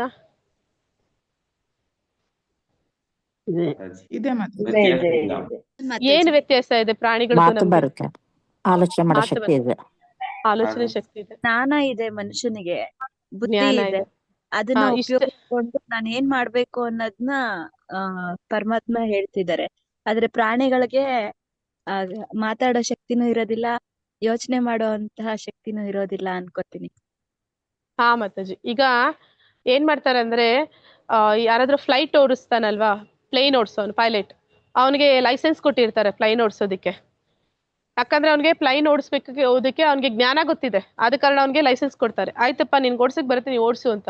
ಅವನೇನ್ ಮಾಡ್ತಾನೆ, ನನಗೆ ಗಾಳಿನಲ್ಲಿ ಹಾರಕ್ ಇಷ್ಟ ಇಲ್ಲ, ನಾನು ಅಲ್ಲಿ ಇದಿರುತ್ತಲ್ವಾ, ಏನಂತಾರೆ ಅದನ್ನ ಅದು ಹಾರಕ್ ಮುಂಚೆನೆ ಒಂದು ಹೋಗುತ್ತಲ್ಲ, ಸಡನ್ ಆಗಿ ಹೆಸರು ಬರ್ತಾ ಇಲ್ಲ, ಏನಂತಾರೆ, ರನ್ವೇನಲ್ಲೇ ಓಡ್ತೀನಿ ನಾನು, ನನ್ಗೆ ಮೇಲೆ ಹಾರಕ್ ಬೇಡ, ನಾನು ಇಲ್ಲೇ ರನ್ವೇನಲ್ಲೇ ಹಾರ್ತಾ ಇರ್ತೀನಿ ಅಂದ್ರೆ ಹೇಳ್ತಾರೆ, ಕೊಡಿಲಿ ನಿನ್ ಲೈಸೆನ್ಸ್, ನಿನ್ಗೆ ಬಂದ್ರು ಕೂಡ ನೀನು ಹಾರಿಸ್ತಾ ಇಲ್ಲ ಅಂದ್ರೆ ರನ್ವೇನಲ್ಲಿ ಹೋಗೋದಕ್ಕೆ ನಿನ್ಗೇನಕ್ಕೆ ಈ ಲೈಸೆನ್ಸ್, ನೀನ್ ಕಾರು ಬಸ್ಸು ಅಂತದೇನಾದ್ರೂ ಓಡ್ಸಕ್ ಹೋಗು, ನಿನ್ಗೆ ಈ ಲೈಸೆನ್ಸ್ ಕ್ಯಾನ್ಸಲ್ ಮಾಡ್ತೀನಿ ಅಂತ ಹೇಳ್ತಾರೆ. ಹಾಗೆ ಭಗವಂತ ನಮ್ಗೆ ಎಲ್ಲಾ ಜ್ಞಾನ ಕೊಟ್ಟು ಬುದ್ಧಿ ಕೊಟ್ಟು, ನೀನು ಮನುಷ್ಯನ ಹಾಗೆ ಜ್ಞಾನ ಬೆಳೆಸ್ಕೊಂಡು ಎಲ್ಲ ತಿಳುವಳಿಕೆ ತಿಳ್ಕೊಂಡು ಬಾ ನನ್ನ ಹತ್ರ ಅಂತ ನಿನ್ಗೆಲ್ಲ ಕೊಟ್ಟು ನಿನ್ಗೆ ಮನುಷ್ಯ ಜನ್ಮ ಕೊಟ್ರೆ, ನೀನ್ ಪ್ರಾಣಿ ತರನೇ ಕೆಲಸ ಮಾಡ್ತಾ ಇರ್ತೀನಿ ಅಂತಂದ್ರೆ, ಸರಿಪಾ ನಿನ್ಗೆ ನೆಕ್ಸ್ಟ್ ಪ್ರಾಣಿ ಜನ್ಮನೆ ಕೊಡ್ತೀನಿ, ನೀನ್ ಅಷ್ಟನ್ನೇ ಮಾಡಕ್ ಇಷ್ಟಪಡ್ತಾ ಇದ್ದೀನಿ, ಅದನ್ನೇ ಮಾಡೋಗು ಅಂತಾನೆ. ಹಾಗೆ ಭಗವಂತ ನಮ್ಗೆ ಮನುಷ್ಯ ಜನ್ಮ ಕೊಟ್ಟಾಗ ನಾವೇನ್ ಮಾಡ್ಬೇಕು ಅಂತ ಹೇಳಿ ಹೇಳ್ತಾ ಇದ್ದಾನೆ.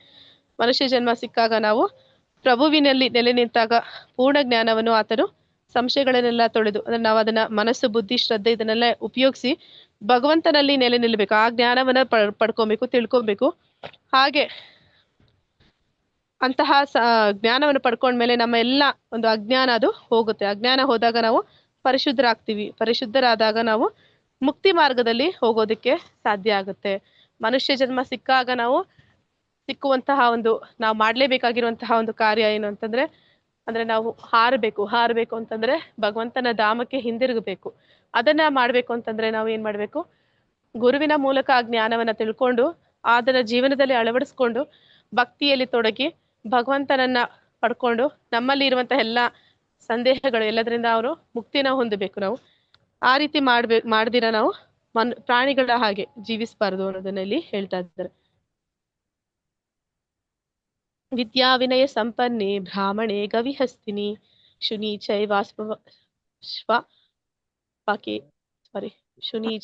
ಶ್ವಪಾಕೆ ಚ ಪಂಡಿತ ಸಮದರ್ಶಿನಃ. ನಮ್ರರಾದ ಜ್ಞಾನಿಗಳು ನಿಜವಾದ ಜ್ಞಾನವನ್ನು ಪಡೆದವರಾದುದರಿಂದ ವಿದ್ಯಾ ವಿನಯ ಸಂಪನ್ನನಾದ ಬ್ರಾಹ್ಮಣನನ್ನು, ಹಸುವನ್ನು, ಆನೆಯನ್ನು, ನಾಯಿಯನ್ನು, ನಾಯಿಯ ಮಾಂಸವನ್ನು ತಿನ್ನುವವನನ್ನು, ಅಂತ್ಯಜನನ್ನು ಒಂದೇ ರೀತಿ ಕಾಣುತ್ತಾರೆ. ಅಂದ್ರೆ ಯಾರು ಪಂಡಿತರಿದ್ದಾರೆ, ಜ್ಞಾನಿಗಳಿದ್ದಾರೆ, ವಿದ್ವಾಂಸರಿದ್ದಾರೆ, ಅವರಿಗೆ ಎಲ್ಲವನ್ನೂ ತಿಳಿದಿದ್ದಾರೆ. ಜ್ಞಾನವನ್ನು ಪಡ್ಕೊಂಡಾಗ ಆ ಬೆಳಕು ನಮ್ಗೆ ಪ್ರತಿಯೊಂದನ್ನು ಸ್ಪಷ್ಟವಾಗಿ ಕಾಣುವಂತೆ ಮಾಡುತ್ತೆ. ಅಂದ್ರೆ ನಾವು 2ನೇ ಅಧ್ಯಾಯದಲ್ಲಿ ತಿಳ್ಕೊಂಡ್ವಿ, ನಾವು ಆತ್ಮನ ದೇಹನ, ಹರೇ ಕೃಷ್ಣ, ಆತ್ಮ ಅಂತ ನಾವು ಬಾಯಿ ಮಾತಲ್ಲಿ ಹೇಳ್ತೀವಿ, ಆದ್ರೆ ನಾವು ಯಾರನ್ನಾದ್ರೂ ನೋಡಿದಾಗ ಅದೇ ರೂಪದಲ್ಲಿ ಕಾಣ್ತೀವ? ಇಲ್ಲ, ನಮ್ಮನೆ ನಾವ್ ಅನ್ಕೋತೀವ. ನಾವು ಸುಮ್ನೆ ನಾನು ಕೇಳಿದಾಗ ನೀವ್ ಹೇಳ್ತೀರಿ, ನೀವ್ ಯಾರು ಅಂದ್ರೆ ನಾನು ಕೇಳಿದ್ರೆ ನೀವ್ ಹೇಳ್ತೀರಿ ಆತ್ಮ ಅಂತ. ಇಲ್ಲಾಂದ್ರೆ ಬೇರೆ ಸಮಯದಲ್ಲಿ ಏನಂತ ಹೇಳ್ತೀರ? ನಾನಿವರ ಹೆಂಡತಿ, ನಾನಿವರ ಹೆಂಡತಿ, ನಾನು ಈ ದೇಶಕ್ಕೆ ಸೇರಿದವಳು, ನಾನು ಕುಟುಂಬಕ್ಕೆ ಸೇರಿದವಳು, ನನ್ನ ಹೆಸರು ಇಂಥದ್ದು, ಅದನ್ನೇ ತಾನೇ ಹೇಳ್ತೀವಿ ನಾವು. ಆದ್ರೆ ಪಂಡಿತನಾದವನ್ ಏನ್ ಮಾಡ್ತಾನೆ, ಅವ್ನು ಯಾರನ್ನೇ ಕಾಣ್ಲಿ ಸದಾ ಆ ಮನಸ್ಥಿತಿಯಲ್ಲಿ ಇರ್ತಾನೆ. ಅವ್ನು ಯಾರನ್ನೇ ನೋಡಿದ್ರೆ ಅವನಿಗೆ ಅವರ ಒಂದು ರೂಪ, ಅವರ ಒಂದು ದೇಶ, ಅವರ ಒಂದು ವೇಷ, ಅವರ ಭಾವನೆ, ಅದನ್ನೆಲ್ಲ ಅವನು ಲೆಕ್ಕಕ್ಕೆ ತಗೊಳ್ಳೋದಿಲ್ಲ. ಎಲ್ಲ ಪ್ರಾಣಿ ಇರ್ಬೋದು, ಪಕ್ಷಿ ಇರ್ಬೋದು, ಯಾವುದೇ ಒಂದು ಜೀವಿ ಇರ್ಬೋದು, ಅದನ್ನ ನೋಡಿದಾಗ ಅವನು ಆತ್ಮ ಅಂತ ಬಾಯಿ ಮಾತಿಗೆ ಹೇಳೋದಿಲ್ಲ, ಆತ್ಮವನ್ನ ಕಣ್ಣಾರೆ ಕಾಣ್ತಾನೆ. ಅಂದ್ರೆ ಅವನು ಆತ್ಮವನ್ನ ನೋಡ್ತಾನೆ ಅಂತ ಹೇಳ್ತಾ ಇಲ್ಲ, ಆ ಆತ್ಮದ ಜ್ಞಾನದಲ್ಲಿ ನೋಡ್ತಾನೆ. ಅದು ಆತ್ಮ ನನ್ನ ಹಾಗೆ ಒಂದು ಜೀವ, ನನ್ನ ಒಂದು ಗುರುವಿನ ಒಂದು ಶಾಸ್ತ್ರದ ಮೂಲಕ ನಾನು ತಿಳಿದಿದ್ದೀನಿ, ಎಲ್ಲರೂ 84 ಲಕ್ಷ ಯೋನಿಗಳನ್ನ ದಾಟಿ ಮನುಷ್ಯ ಜನ್ಮಕ್ಕೆ ಬರ್ತಾರೆ ಅಂತ. ಈಗ ಇನ್ನು ಅವರು ಆ ಜೀವಗಳಲ್ಲಿ, ಆ ಒಂದು ಯೋನಿಗಳಲ್ಲಿ ಇದ್ದಾರೆ. ನಾಳೆ ಅವರು ನನ್ನ ಹಾಗೆ ಮನುಷ್ಯರಾಗ್ತಾರೆ. ಮತ್ತೆ ಈ ಒಂದು ಪ್ರತಿಯೊಂದು ಆತ್ಮದ ಜೊತೆ ಪರಮಾತ್ಮನೂ ಇದ್ದಾನೆ, ಪ್ರತಿಯೊಂದು ದೇಹದಲ್ಲೂ ಪರಮಾತ್ಮ ಇದ್ದಾನೆ. ಈ ಒಂದು ಭಾವದಿಂದ ಅವನು ಕಾಣ್ತಾನೆ. ಅಂತಹ ಒಂದು ಯಾರು ಜ್ಞಾನಿದ್ದಾನೆ ಅವನು ನಮ್ರನಾಗಿರ್ತಾನೆ, ಮತ್ತೆ ಅವನಿಗೆ ಎಲ್ಲ ನಿಜವಾದ ಜ್ಞಾನ ಸಿಕ್ಕಿದೆ. ಮತ್ತೆ ಅವನು ವಿದ್ಯಾ ವಿನಯ ಸಂಪನ್ನ ಅಂತ ಹೇಳ್ತಾರೆ. ವಿದ್ಯೆ ಬಂದಾಗ ವಿನಯ ಬರ್ಬೇಕು ಅಂತ ಹೇಳ್ತಾರೆ. ವಿದ್ಯೆ ಬಂದಾಗ ವಿನಯ ಬಂದಿಲ್ಲ ಅಂದ್ರೆ ಅದು ವ್ಯರ್ಥ ಅಂತ ಹೇಳ್ತಾರೆ. ಈ ಮಾವಿನ ಮರದಲ್ಲಿ ಹಣ್ಣಾದಾಗ ಅದು ಕಾಯಿ ಇದ್ದಾಗ ಅದು ಮೇಲೆ ಇರುತ್ತೆ, ಹಣ್ಣಾದಾಗ ಅದು ಬಾಗಿ ಕೆಳಗಡೆ ಬರುತ್ತೆ, ಹೌದಾ? ಕೆಳಗ್ ಬರುತ್ತೆ, ಭಾರ ಆಗಿ ಕೆಳಗ್ ಬರುತ್ತೆ. ಆ ಕೆಳಗ್ ಬಂದಾಗ ಅದನ್ನ ಕಿತ್ಕೊಂಡು ಯಾರಾದ್ರೂ ಅದನ್ನ ಭಗವಂತನಿಗೆ ಅರ್ಪಣೆ ಮಾಡಿ ಸ್ವೀಕಾರ ಮಾಡ್ತಾರೆ. ಆದ್ರೆ ಅದು ಮೇಲ್ಗಡೆ ತುದಿನಲ್ಲಿ ಹಣ್ಣು ಬಿಟ್ರೆ ಎಲ್ಲರಿಗೂ ಸಿಗುತ್ತಾ? ಇಲ್ಲ ಅದನ್ನ ಮಾತಾಜಿ ಅಲ್ಲ. ಪಡ್ಕೊಬೇಕಾದ್ರೆ ಏನ್ ಮಾಡ್ತಾರೆ, ಕಲ್ಲು ಬಿಸ್ತಾರೆ, ಹೌದಲ್ವಾ? ಅದಕ್ಕೆ ಏಟು ಬೀಳುತ್ತೆ. ಹಾಗೆ ಯಾರು ಜ್ಞಾನವನ್ನು ಪಡಿತಾರೆ ಅಂತವ್ರು ಬಾಗುತ್ತಾರೆ, ಅಂದ್ರೆ ಸಮಾಜಕ್ಕೆ ಅವರು ನಮ್ರತೆಯಿಂದ ಎಲ್ಲವನ್ನು ಅರ್ಪಣೆ ಮಾಡ್ತಾರೆ. ಆದ್ರೆ ಆ ರೀತಿ ಅವರ ಒಂದು ಜ್ಞಾನ ಬಂದಾಗ ಅವರಲ್ಲಿ ಆ ನಮ್ರತೆ ಬರ್ದಿರ ಅಹಂಕಾರ ಬಂದ್ರೆ ಏನಾಗುತ್ತೆ ಅನ್ನೋದನ್ನ ಇಲ್ಲಿ ನಾವು ನೋಡ್ತೀವಿ. ಅಹಂಕಾರ ಬಂದಾಗ ಏನಾಗುತ್ತೆ, ಮೇಲೆ ಇರೋ ಹಣ್ಣಿನ ಹಾಗೆ ಅದನ್ನ ಪಡ್ಕೊಳ್ಳೋದಕ್ಕೆ ನಾವು ಕಲ್ಲು ಬೀಸ್ತೀವಿ. ಅಹಂಕಾರ ಬಂದವ್ರಿಗೆ ಕಲ್ಲಿನ ಏಟು ಬೀಳುತ್ತೆ. ಆದ್ರೆ ನಾವು ವಿದ್ಯೆಯನ್ನ ನಿಜವಾಗ್ಲೂ ಕಲ್ತಿದ್ದೀವಿ ಅಂತಂದ್ರೆ ನಮ್ಮಲ್ಲಿ ವಿನಯ ಬರಬೇಕು. ಅದನ್ನ ಇಲ್ಲಿ ಹೇಳ್ತಾ ಇದ್ದಾರೆ, ವಿದ್ಯಾ ವಿನಯ ಸಂಪನ್ನರು, ಅವರು ಎಲ್ಲರನ್ನೂ ಕೂಡ ಸಮಾನವಾಗಿ ಕಾಣ್ತಾರೆ. ಜಾತಿಯ ಮೇಲೆ ನೋಡೋದಿಲ್ಲ, ಅಥವಾ ಅವರ ಒಂದು ಯೋನಿಗಳು ಪ್ರಾಣಿ ಪಕ್ಷಿ ಅಂತ ನೋಡೋದಿಲ್ಲ, ಎಲ್ಲರನ್ನು ಕೂಡ ಆತ್ಮರೂಪದಲ್ಲಿ ಕಾಣ್ತಾರೆ. ಒಬ್ಬ ವ್ಯಕ್ತಿಯು ಎಲ್ಲಾ ಜೀವಿಗಳ ಕಡೆಗೆ ಸಮಾನ ದೃಷ್ಟಿಯನ್ನು ಹೇಗೆ ನೋಡಬಹುದು? ಇದೆಲ್ಲ ಪ್ರಶ್ನೆ ಹೇಗಿದೆ ಅಂದ್ರೆ, ನೀವು ಸರಿಯಾಗಿ ಕೇಳಿಸ್ಕೊಂಡಿದ್ರೆ ಈಗ ಹೇಳಿ ಅನ್ನೋ ತರ ಇದೆ. ಈಗ ನಾನು ಜಸ್ಟ್ ಏನ್ ಹೇಳಿದ್ನೋ ಅದೇ, ಎಲ್ಲಾ ಜೀವಿಗಳನ್ನ ಸಮಾನವಾಗಿ ಹೇಗೆ ಕಾಣೋದು.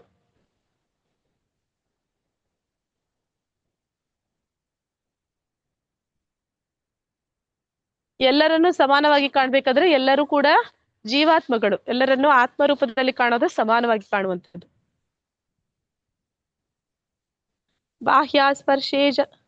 ಬಾಹ್ಯಾಸ್ಪರ್ಶೇಶ್ವ ಹರೇ ಕೃಷ್ಣ ಮಾತಾಜಿ, ಯಾರಾದ್ರೂ ಓದಿ, ನನಗೆ ಇಲ್ಲಿ ಸ್ಪಷ್ಟ ಕಾಣಿಸ್ತಿಲ್ಲ. ಬಾಹ್ಯ ಸ್ಪರ್ಶೇಶ್ವ ಸಕ್ತಾತ್ಮ ವಿಂದತಿ ಆತ್ಮನಿ ಯತ್ ಸುಖಂ ಸಾ ಬ್ರಹ್ಮ ಯೋಗ ಯುಕ್ತಾತ್ಮ ಸುಖಂ ಅಕ್ಷಯಂ ಅಶ್ನುತೆ. ಅನುವಾದ: ಹೀಗೆ ಮುಕ್ತನಾದ ಮನುಷ್ಯನಿಗೆ ಕೇಳಿಸ್ತಿದೆ ಮಾತಾಜಿ? ಹೀಗೆ ಮುಕ್ತನಾದ ಮನುಷ್ಯನಿಗೆ ಐಹಿಕ ಇಂದ್ರಿಯ ಸುಖದ ಆಕರ್ಷಣೆ ಇಲ್ಲ. ಅವನು ಯಾವಾಗಲೂ ಆಂತರ್ಯದಲ್ಲಿ ಸುಖವನ್ನು ಅನುಭವಿಸುತ್ತಾ ಸಮಾಧಿ ಸ್ಥಿತಿಯಲ್ಲಿರುತ್ತಾನೆ. ಈ ರೀತಿಯಲ್ಲಿ ಆತ್ಮ ಸಾಕ್ಷಾತ್ಕಾರ ಪಡೆದ ಮನುಷ್ಯನು ಪರಮ ಸತ್ಯದಲ್ಲಿ ಮಗ್ನನಾಗಿರುವುದರಿಂದ ಅಮಿತಾನಂದವನ್ನು ಸವಿಯುತ್ತಾನೆ.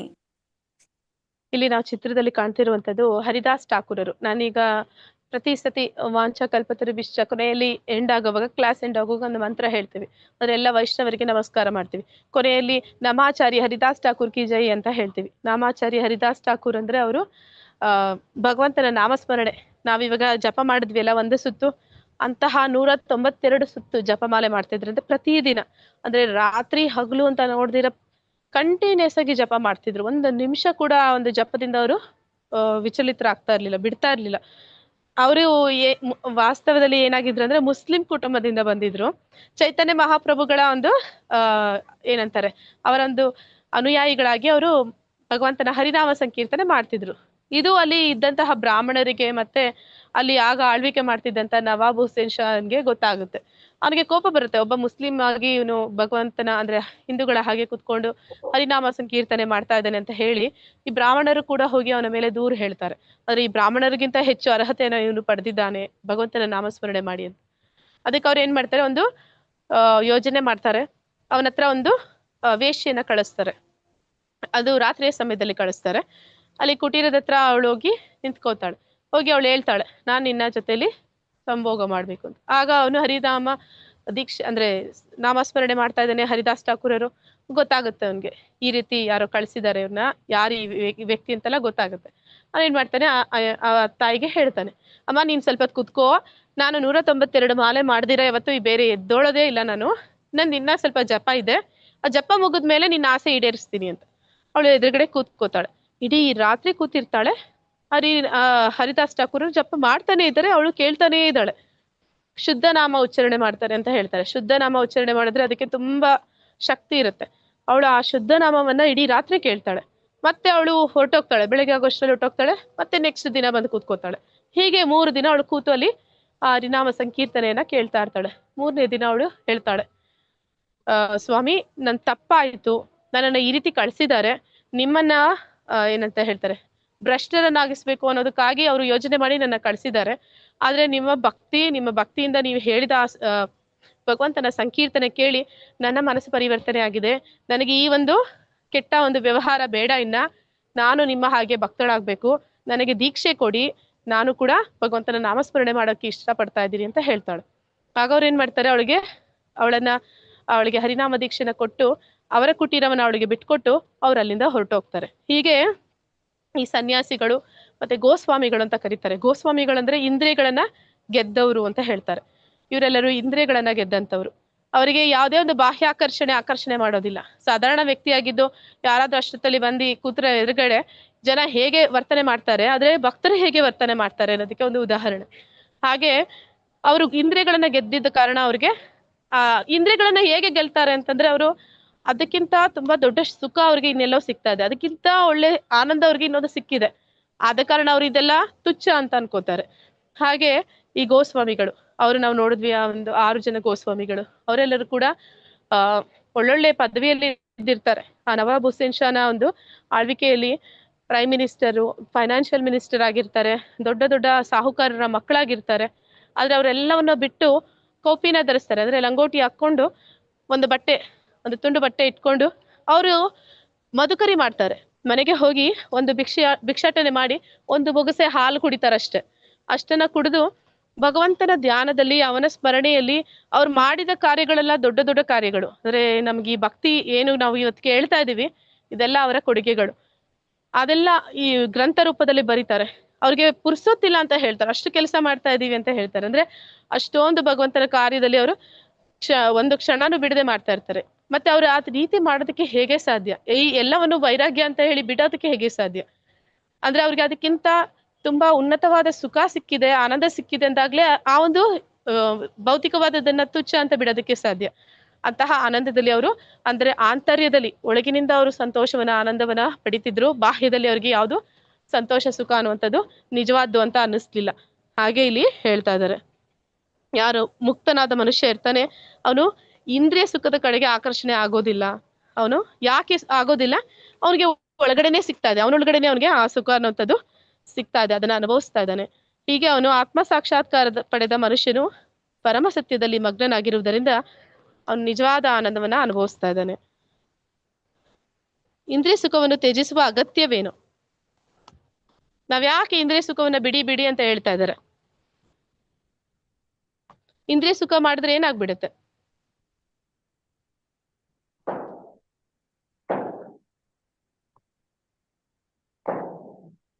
ಇಂದ್ರಿಯ ಸುಖ ಮಾಡೋದ್ರಿಂದ ನಾವು ಅದಕ್ಕೆ ಅಂಟ್ಕೋತೀವಿ. ಅಂಟ್ಕೊಂಡಾಗ ಏನಾಗುತ್ತೆ?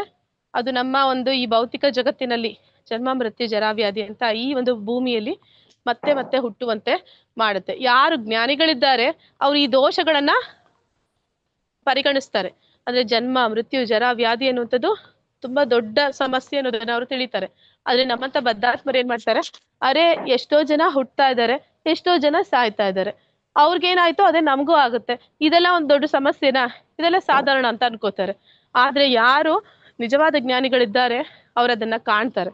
ಈಗ ನಾವು ಇಂದ್ರಿಯ ಸುಖ ಮಾಡೋದ್ರಿಂದ ಈ ಜನ್ಮ ಮೃತ್ಯು ಜರ ವ್ಯಾಧಿ ಚಕ್ರದಲ್ಲಿ ಮತ್ತೆ ಮತ್ತೆ ಬರ್ತಾ ಇರ್ತೀವಿ. ಜೀವಂತ ಅಸ್ತಿತ್ವದ ಸೆರೆ ಹಿಡಿಯುವ ವಿವಿಧ ರೀತಿಯ ಇಂದ್ರಿಯ ಆನಂದಗಳು ಯಾವುವು? ಈಗ ನೋಡೋಣ ಯಾವ್ದೆಲ್ಲ ಆನಂದಗಳು ಅಂತ. ಈ ಸಂಸ್ಪರ್ಶ ಜಾಭೋಗ ದುಃಖ ಯೋನಯ ಏವತೆ ಆದಿ ಅಂತವಂತ ಕೌಂತೇಯ ನತೇಶು ರಮತೆ ಬುಧ. ವಿಷಯೇಂದ್ರಿಯಗಳ ಸಂಪರ್ಕವು ದುಃಖವನ್ನು ಉಂಟು ಮಾಡುವುದರಿಂದ ವಿವೇಕಿಯಾದವನು ಅದರಲ್ಲಿ ತೊಡಗುವುದಿಲ್ಲ. ಕುಂತಿಯ ಪುತ್ರನಾದ ಅರ್ಜುನನೇ ಇಂತಹ ಸುಖಗಳಿಗೆ ಆದಿಯೂ ಅಂತ್ಯವೂ ಉಂಟು. ಆದುದರಿಂದ ವಿವೇಕಿಯಾದವನು ಅವುಗಳಲ್ಲಿ ಸಂತೋಷ ಪಡುವುದಿಲ್ಲ. ಅಂದ್ರೆ ಇಲ್ಲಿ ಕೆಲವೊಂದು ಸ್ಲೈಡ್ಸ್ ಕೊಟ್ಟಿದ್ದಾರೆ. ಏನಂತ ಹೇಳ್ತಾರಂದ್ರೆ, ಪ್ರತಿಯೊಂದು ಇಂದ್ರಿಯ ಅನ್ನುವಂಥದ್ದು ಅದರ ಸುಖದಲ್ಲಿ ನಾವು ತೊಡಗಿದಾಗ ಅದು ನಮಗೆ ದುಃಖದಲ್ಲಿಯೇ ಅಂತ್ಯ ಆಗುತ್ತೆ ಅಂತ. ಅದಕ್ಕೆ ಕೆಲವೊಂದು ಉದಾಹರಣೆಯಾಗಿ ಈ ಒಂದು ಮಳೆಗಾಲದಲ್ಲಿ ಕೆಲವೊಂದು ಹುಳುಗಳಿಗೆ ಅದು ಒಂದು ರೆಕ್ಕೆ ಪುಕ್ಕ ಬರುತ್ತೆ. ಆಗ ಅವು ಏನ್ ಮಾಡುತ್ತೆ? ಆಕರ್ಷಣೆ ಆಗುತ್ತೆ ಅದಕ್ಕೆ ಬೆಳಕಿನ ಕಡೆಗೆ. ಆಗ ಏನ್ ಮಾಡುತ್ತೆ? ಆ ಬೆಳಕಿನ ಕಡೆಗೆ ಹೋಗಿ ಆ ಬೆಂಕಿಯ ಒಂದು ಶಾಖಕ್ಕೆ ಅದೇನ್ ಮಾಡುತ್ತೆ? ಸುಟ್ಟು ಸಾವನ್ನಪ್ಪುತ್ತೆ. ಆದ್ರೆ ಅದಕ್ಕೆ ಆಕರ್ಷಣೆ ಆಯ್ತು, ಆ ಬೆಳಕಿನ ಕಡೆಗೆ ಹೋಗ್ಬೇಕು ಅನ್ನೋಂಥದ್ದು ಅದು ಕಣ್ಣಿನ ಒಂದು ಆಕರ್ಷಣೆ. ಆ ಒಂದು ಆಕರ್ಷಣೆಯಿಂದ ಅದು ತನ್ನ ಜೀವವನ್ನು ಕಳ್ಕೊಳ್ಳುತ್ತೆ. ಅದೇ ರೀತಿ ಜಿಂಕೆ ಕೂಡ, ಅದಕ್ಕೆ ಕಿವಿಯಲ್ಲಿ ಅದು ಶಬ್ದ ಅದು ಪ್ರಬಲ ಇರುತ್ತೆ. ಈ ಯಾರು ಬೇಟೆ ಆಡ್ತಾರೆ ಅಥವಾ ಯಾರು ಜಿಂಕೆನ ಹಿಡಿತಾರೆ ಅವ್ರು ಏನ್ ಮಾಡ್ತಾರೆ? ಒಂದು ಕಡೆ ಒಂದು ಸುಮಧುರವಾದ ಒಂದು ಹಾಡನ್ನ ಅಂದ್ರೆ ಮ್ಯೂಸಿಕ್ ಅನ್ನ ಹಾಕ್ತಾರೆ. ಅದೇನ್ ಮಾಡುತ್ತೆ? ಅದಕ್ಕೆ ಆಕರ್ಷಣೆ ಹೊಂದಿ ಅದ್ರ ಹತ್ರ ಹೋಗುತ್ತೆ. ಹಾಗೇನ್ ಮಾಡ್ತಾರೆ? ಅವರು ಜಿಂಕೆನ ಹಿಡಿತಾರೆ. ಅದೇ ರೀತಿ ಒಂದು ಮಕರಂದವನ್ನ ಹೀರುವಂಥದ್ದು ದುಂಬಿಗೆ ಆಕರ್ಷಣೆ. ಅದೇನ್ ಮಾಡುತ್ತೆ? ಹೋಗುತ್ತೆ ಆ ಒಂದು ಗಂಧವನ್ನ ಪಡೆಯೋದಕ್ಕೆ ಆ ಒಂದು ಕಮಲದ ಪುಷ್ಪದ ಹತ್ರ ಹೋಗುತ್ತೆ. ಈ ಕಮಲದ ಪುಷ್ಪ ಸಂಜೆಯ ಸಮಯದಲ್ಲಿ ಏನಾಗುತ್ತೆ? ಕಮಲ ಅಂತ ಗೊತ್ತಿದೆಯಾ ನಿಮ್ಗೆ? ಹರೇ ಕೃಷ್ಣ. ರಾತ್ರಿ ಆಗ್ತಾ ಇದ್ದಂಗೆ ಕಮಲ Okay. ಏನಾಗುತ್ತೆ, ಅದು ಬಾಲಾಗುತ್ತೆ ಮಾತಾಜಿ. ಅದು ಹೀಗೆ ಮುಚ್ಕೋಬಿಡುತ್ತೆ. ಅದೇನ್ ಮಾಡುತ್ತೆ, ಈ ದುಂಬಿ ಅದ್ರ ಹತ್ರ ಹೋದಾಗ ಸಂಜೆ ಸಮಯದಲ್ಲಿ ಇದು ಮುಚ್ಕೊಂಡ್ರೆ ಅದು ಅದ್ರೊಳಗಡೆ ಸಿಕ್ಕಾಕೊಂಡು ಸತ್ತೋಗುತ್ತೆ. ಅದೇ ರೀತಿ ಈ ಒಂದು ಮೀನನ್ನ ಹಿಡಿಬೇಕು ಅಂದ್ರೆ ಗಾಳಕ್ಕೆ ಆ ಒಂದು ಹುಳವನ್ನ ಹಾಕ್ತಾರೆ. ಅದೇನ್ ಮಾಡುತ್ತೆ, ನಾಲಿಗೆ ಚಪಲಕ್ಕೆ ಹೋಗಿ ಅದನ್ನ ತಿನ್ನಕ್ಕೆ ಅಂತ ಹೋಗಿ ತಾನು ಸಾಯುತ್ತೆ. ಹೀಗೆ ಆನೆಯನ್ನ ಹಿಡಿಬೇಕಂದ್ರೆ ಏನ್ ಮಾಡ್ತಾರೆ, ಇನ್ನೊಂದು ಹೆಣ್ಣಾನೆಯನ್ನ ಅದ್ರ ಎದುರುಗಡೆ ಇಟ್ಟು ಒಂದು ಹಳ್ಳವನ್ನ ಗುಂಡಿಯನ್ನ ತೋಡಿ ಅದರ ಮೇಲೆ ಎಲೆಗಳನ್ನ ಹಾಕಿ ಆ ಆನೆ ಅದಕ್ಕೆ ಆಕರ್ಷಣೆ ಹೊಂದಿ ಅದ್ರ ಹತ್ರ ಹೋದಾಗ ಏನಾಗುತ್ತೆ, ಅದು ಗುಂಡಿಯಲ್ಲಿ ಬೀಳುತ್ತೆ, ಮತ್ತೆ ಆ ಆನೆಯನ್ನ ಹಿಡಿತಾರೆ. ಹೀಗೆ ಪ್ರತಿಯೊಂದು ಇಂದ್ರಿಯಗಳು ಕೂಡ ನಮ್ಮನ್ನ ಕಷ್ಟಕ್ಕೆ ಸಿಲುಕಿಸುವಂಥದ್ದು. ಇದು ಒಂದೊಂದು ಪ್ರಾಣಿಗೆ ಒಂದೊಂದು ಇಂದ್ರಿಯಗಳು ಪ್ರಬಲ ಅಂತ ನಾವು ನೋಡಿದ್ವಿ. ಆದ್ರೆ ನಾವು ಮನುಷ್ಯರು, ನಮಗೆ ಎಲ್ಲಾ ಇಂದ್ರಿಯಗಳು ಪ್ರಬಲ. ಆದ್ರೆ ನಮ್ಗೆ ಗೊತ್ತಿಲ್ಲ ನಾವು ಹೇಗೆ ಸಿಕ್ಕಾಕೊಂತಾ ಇದೀವಿ, ನಾವು ಹೇಗೆ ಈ ಒಂದು ಮಾಯೆಯ ಬಲೆಯಲ್ಲಿ ಸಿಕ್ಕಾಕೋತಾ ಇದೀವಿ. ಅದರ ಒಂದು ಅರಿವು ಅಜ್ಞಾನ ನಮ್ಗಿಲ್ಲ. ಯಾಕಂದ್ರೆ ನಾವು ಬಲೆಯಲ್ಲಿ ಬಿದ್ದಿದ್ದೀವಿ ಅನ್ನೋದು ಕೂಡ ನಮ್ಗೆ ಗೊತ್ತಿಲ್ಲ. ಅಂತಹ ದೊಡ್ಡ ಅಜ್ಞಾನದಲ್ಲಿ ನಾವು ಇದ್ದೀವಿ. ಇದೆಲ್ಲವೂ ಕೂಡ ನಮ್ಮನ್ನ ಏನ್ ಮಾಡ್ತಾ ಇದೆ, ನಮ್ಮನ್ನ ವಿವೇಕಿ ಯಾರು ಬುದ್ಧಿವಂತ ಇದ್ದಾನೆ ಅವನು ಇಂತಹ ಒಂದು ಆಕರ್ಷಣೆಗಳಲ್ಲಿ ಅವನು ಸಿಕ್ಕಾಕೊಳ್ಳೋದಿಲ್ಲ ಅನ್ನೋದರಲ್ಲಿ ಹೇಳ್ತಾ ಇದ್ದಾರೆ. ಇಂಥದ್ರಲ್ಲಿ ಅವನಿಗೆ ಸಂತೋಷ ಅವನು ಪಡೆಯೋದಿಲ್ಲ ಅಂತ. ಇದು ಮನುಷ್ಯನ ಒಂದು ಆಸೆಗಳು. ಅವನು ಹೊನ್ನು ಮಣ್ಣು ಹೆಣ್ಣು ಅಂತ ಹೇಳಿ ಈ ಒಂದು ಆಕರ್ಷಣೆಯಲ್ಲಿ ಅವನು ಬಲಿಯಾಗ್ತಾನೆ. ಶಕ್ನೋತಿ ಹೈವ ಯಾಸೋಡುಂ ಪ್ರಾಕ್ಷರೀರಾ ವಿಮೋಕ್ಷಣಾತ್ ಕಾಮ ಕ್ರೋಧೋದ್ಭವ ವೇಗಂ ಸಂಯುಕ್ತಾ ಸಾ ಸುಖೀನರ. ಈ ದೇಹವನ್ನು ಬಿಡುವುದಕ್ಕೆ ಮೊದಲೇ ಐಹಿಕ ಇಂದ್ರಿಯಗಳ ಬಯಕೆಗಳನ್ನು ಸಹಿಸಿಕೊಂಡು ಕಾಮ ಕ್ರೋಧಗಳ ಆವೇಗವನ್ನು ತಡೆಯಲು ಶಕ್ತನಾದ ಮನುಷ್ಯನು ಈ ಲೋಕದಲ್ಲಿ ಒಳ್ಳೆಯ ಸ್ಥಿತಿಯಲ್ಲಿ ಇರುತ್ತಾನೆ, ಸುಖಿಯಾಗಿರುತ್ತಾನೆ. ಅಂದ್ರೆ ಯಾರು ಭಕ್ತಿಯನ್ನ ಮಾಡ್ತಾನೆ ಅವನೇನ್ ಮಾಡ್ತಾನೆ, ಈ ದೇಹ ಬಿಡೋದಕ್ಕೆ ಮುಂಚೆನೆ, ಅಂದ್ರೆ ನಾವು ಯಾಕೆ ಭಕ್ತಿ ಸೇವೆ ಮಾಡ್ಬೇಕು ಅಂತ ಹೇಳ್ತಾರೆ. ಹರೇ ಕೃಷ್ಣ, ನಾವ್ಯಾಕೆ ಭಗವಂತನ ಸೇವೆ ಮಾಡ್ಬೇಕು? ಜನ್ಮ ಮರಣದಿಂದ ಬಿಡುಗಡೆಯಾಗಲ್ಲ. ಅಂದ್ರೆ ನಾವು ಧಾಮಕ್ಕೆ ಹೋಗ್ಬೇಕು ಅಂತ ಹೇಳ್ತಾರಲ್ಲ, ಧಾಮಕ್ಕೆ ಹೋಗಿ ನಾವ್ ಅಲ್ಲಿ ಏನ್ ಮಾಡ್ತೀವಿ? ಭಗವಂತನ ಸೇವೆಯನ್ನು ಮಾಡೋದು. ಹಾ, ಈಗ ನಿಮ್ಮನೆಗೆ ಒಬ್ಬ ಕೆಲಸದವನ್ ಬರ್ತಾನೆ, ಅವನ್ಗೆ ಏನು ಕೆಲ್ಸ ಕಲ್ತಿಲ್ಲ. ಅವ್ನಿಗೆ ಗುಡ್ಸಕ್ ಬರಲ್ಲ, ವರ್ಸಕ್ ಬರಲ್ಲ, ಅವ್ನಿಗೆ ತೊಳೆಯಕ್ ಬರಲ್ಲ, ಏನು ಮಾಡಕ್ ಬರಲ್ಲ. ಆದ್ರೆ ಅವ್ನ್ ಕೆಲ್ಸ ಮಾಡ್ಬೇಕು ಅಂತ ನಿಮ್ ಮನೆಗ್ ಬರ್ತಾನೆ. ನೀವು ಅವನನ್ನ ಸೇರಿಸ್ಕೋತೀರಾ, ಇಲ್ಲ ಎಲ್ಲ ತಿಳ್ಕೊಂಡ್ ನಿಮ್ ಮನೆಗ್ ಬರ್ತಾನೆ ಅವನ್ನ ಸೇರಿಸ್ಕೋತೀರಾ? ಕೆಲ್ಸ ಮಾಡಕ್ ಬರೋನ್ನ ಸೇರಿಸ್ಕೋತೀರಾ, ಮಾಡಕ್ ಬರ್ದೇ ಇರೋನ್ನ ಸೇರಿಸ್ಕೋತೀರಾ? ತಿಳಿದವ್ರನ್ನ ಮಾತ್ರನೇ ಮಾಡೇ ಬರೋಣ. ಹೌದು. ಈಗ ನಾವು ಧಾಮಕ್ಕೆ ಹೋಗ್ಬೇಕಂದ್ರೆ ಧಾಮದಲ್ಲಿ ಏನ್ ಮಾಡ್ಬೇಕು, ಅದನ್ನ ಇಲ್ಲಿ ಪ್ರಾಕ್ಟೀಸ್ ಮಾಡ್ಬೇಕು, ಹೌದಲ್ವಾ? ಹೌದು. ಇಲ್ಲಿ ಪ್ರಾಕ್ಟೀಸ್ ಮಾಡಿದಿರಾ ನಾವ್ ಅಲ್ಲೋಗ್ಬಿಟ್ಟು ಬಂದಿದ್ಯಪ್ಪ ಬಾಪ ಮಾಡು ಅಂತಂದ್ರೆ ನನ್ಗೆ ಹೇಗ್ ಮಾಡ್ಬೇಕು ಏನು ಗೊತ್ತಿಲ್ಲ ಅಂತಂದ್ರೆ ಸೇರಿಸ್ಕೋತಾರಾ? ಇಲ್ಲ. ಅದಕ್ಕೆ ನಾವು ಇಲ್ಲಿಂದಾನೇ ಪ್ರಾಕ್ಟೀಸ್ ಮಾಡ್ಬೇಕು. ನಾವು ಅದಕ್ಕೆ ಇಲ್ಲಿಂದಾನೇ ಪ್ರಾಕ್ಟೀಸ್ ಮಾಡ್ಬೇಕು ಅಂತ ಹೇಳ್ತಾರೆ. ಪ್ರಾಕ್ಟೀಸ್ ಮಾಡ್ಬೇಕಂದ್ರೆ ಅಲ್ಲಿ ದಾಸನಾದವನು ಹೇಗಿರ್ತಾನೆ ಹಾಗೆ ಇಲ್ಲಿ ಇರ್ಬೇಕು ನಾವು. ಅದಕ್ಕೆ ಏನ್ ಹೇಳ್ತಾ ಇದಾರೆ ಇಲ್ಲಿ, ನಮ್ಮ ಇಂದ್ರಿಯ ಬಯಕೆಗಳನ್ನ ಸಹಿಸ್ಕೋಬೇಕಂದ್ರೆ ನಾವು ನೋಡಿದ ಕೂಡ್ಲೆ ಇದು ನಂದು, ಇದು ನನಗ್ ಬೇಕು ಅಂತ ಹಾರುವಂತಹ ಒಂದು ಮನೋಭಾವದಲ್ಲಿ ಇರಬಾರ್ದು. ಮತ್ತೆ ಕಾಮ ಕ್ರೋಧಗಳು ಇರಬಾರ್ದು ನಮ್ಮಲ್ಲಿ.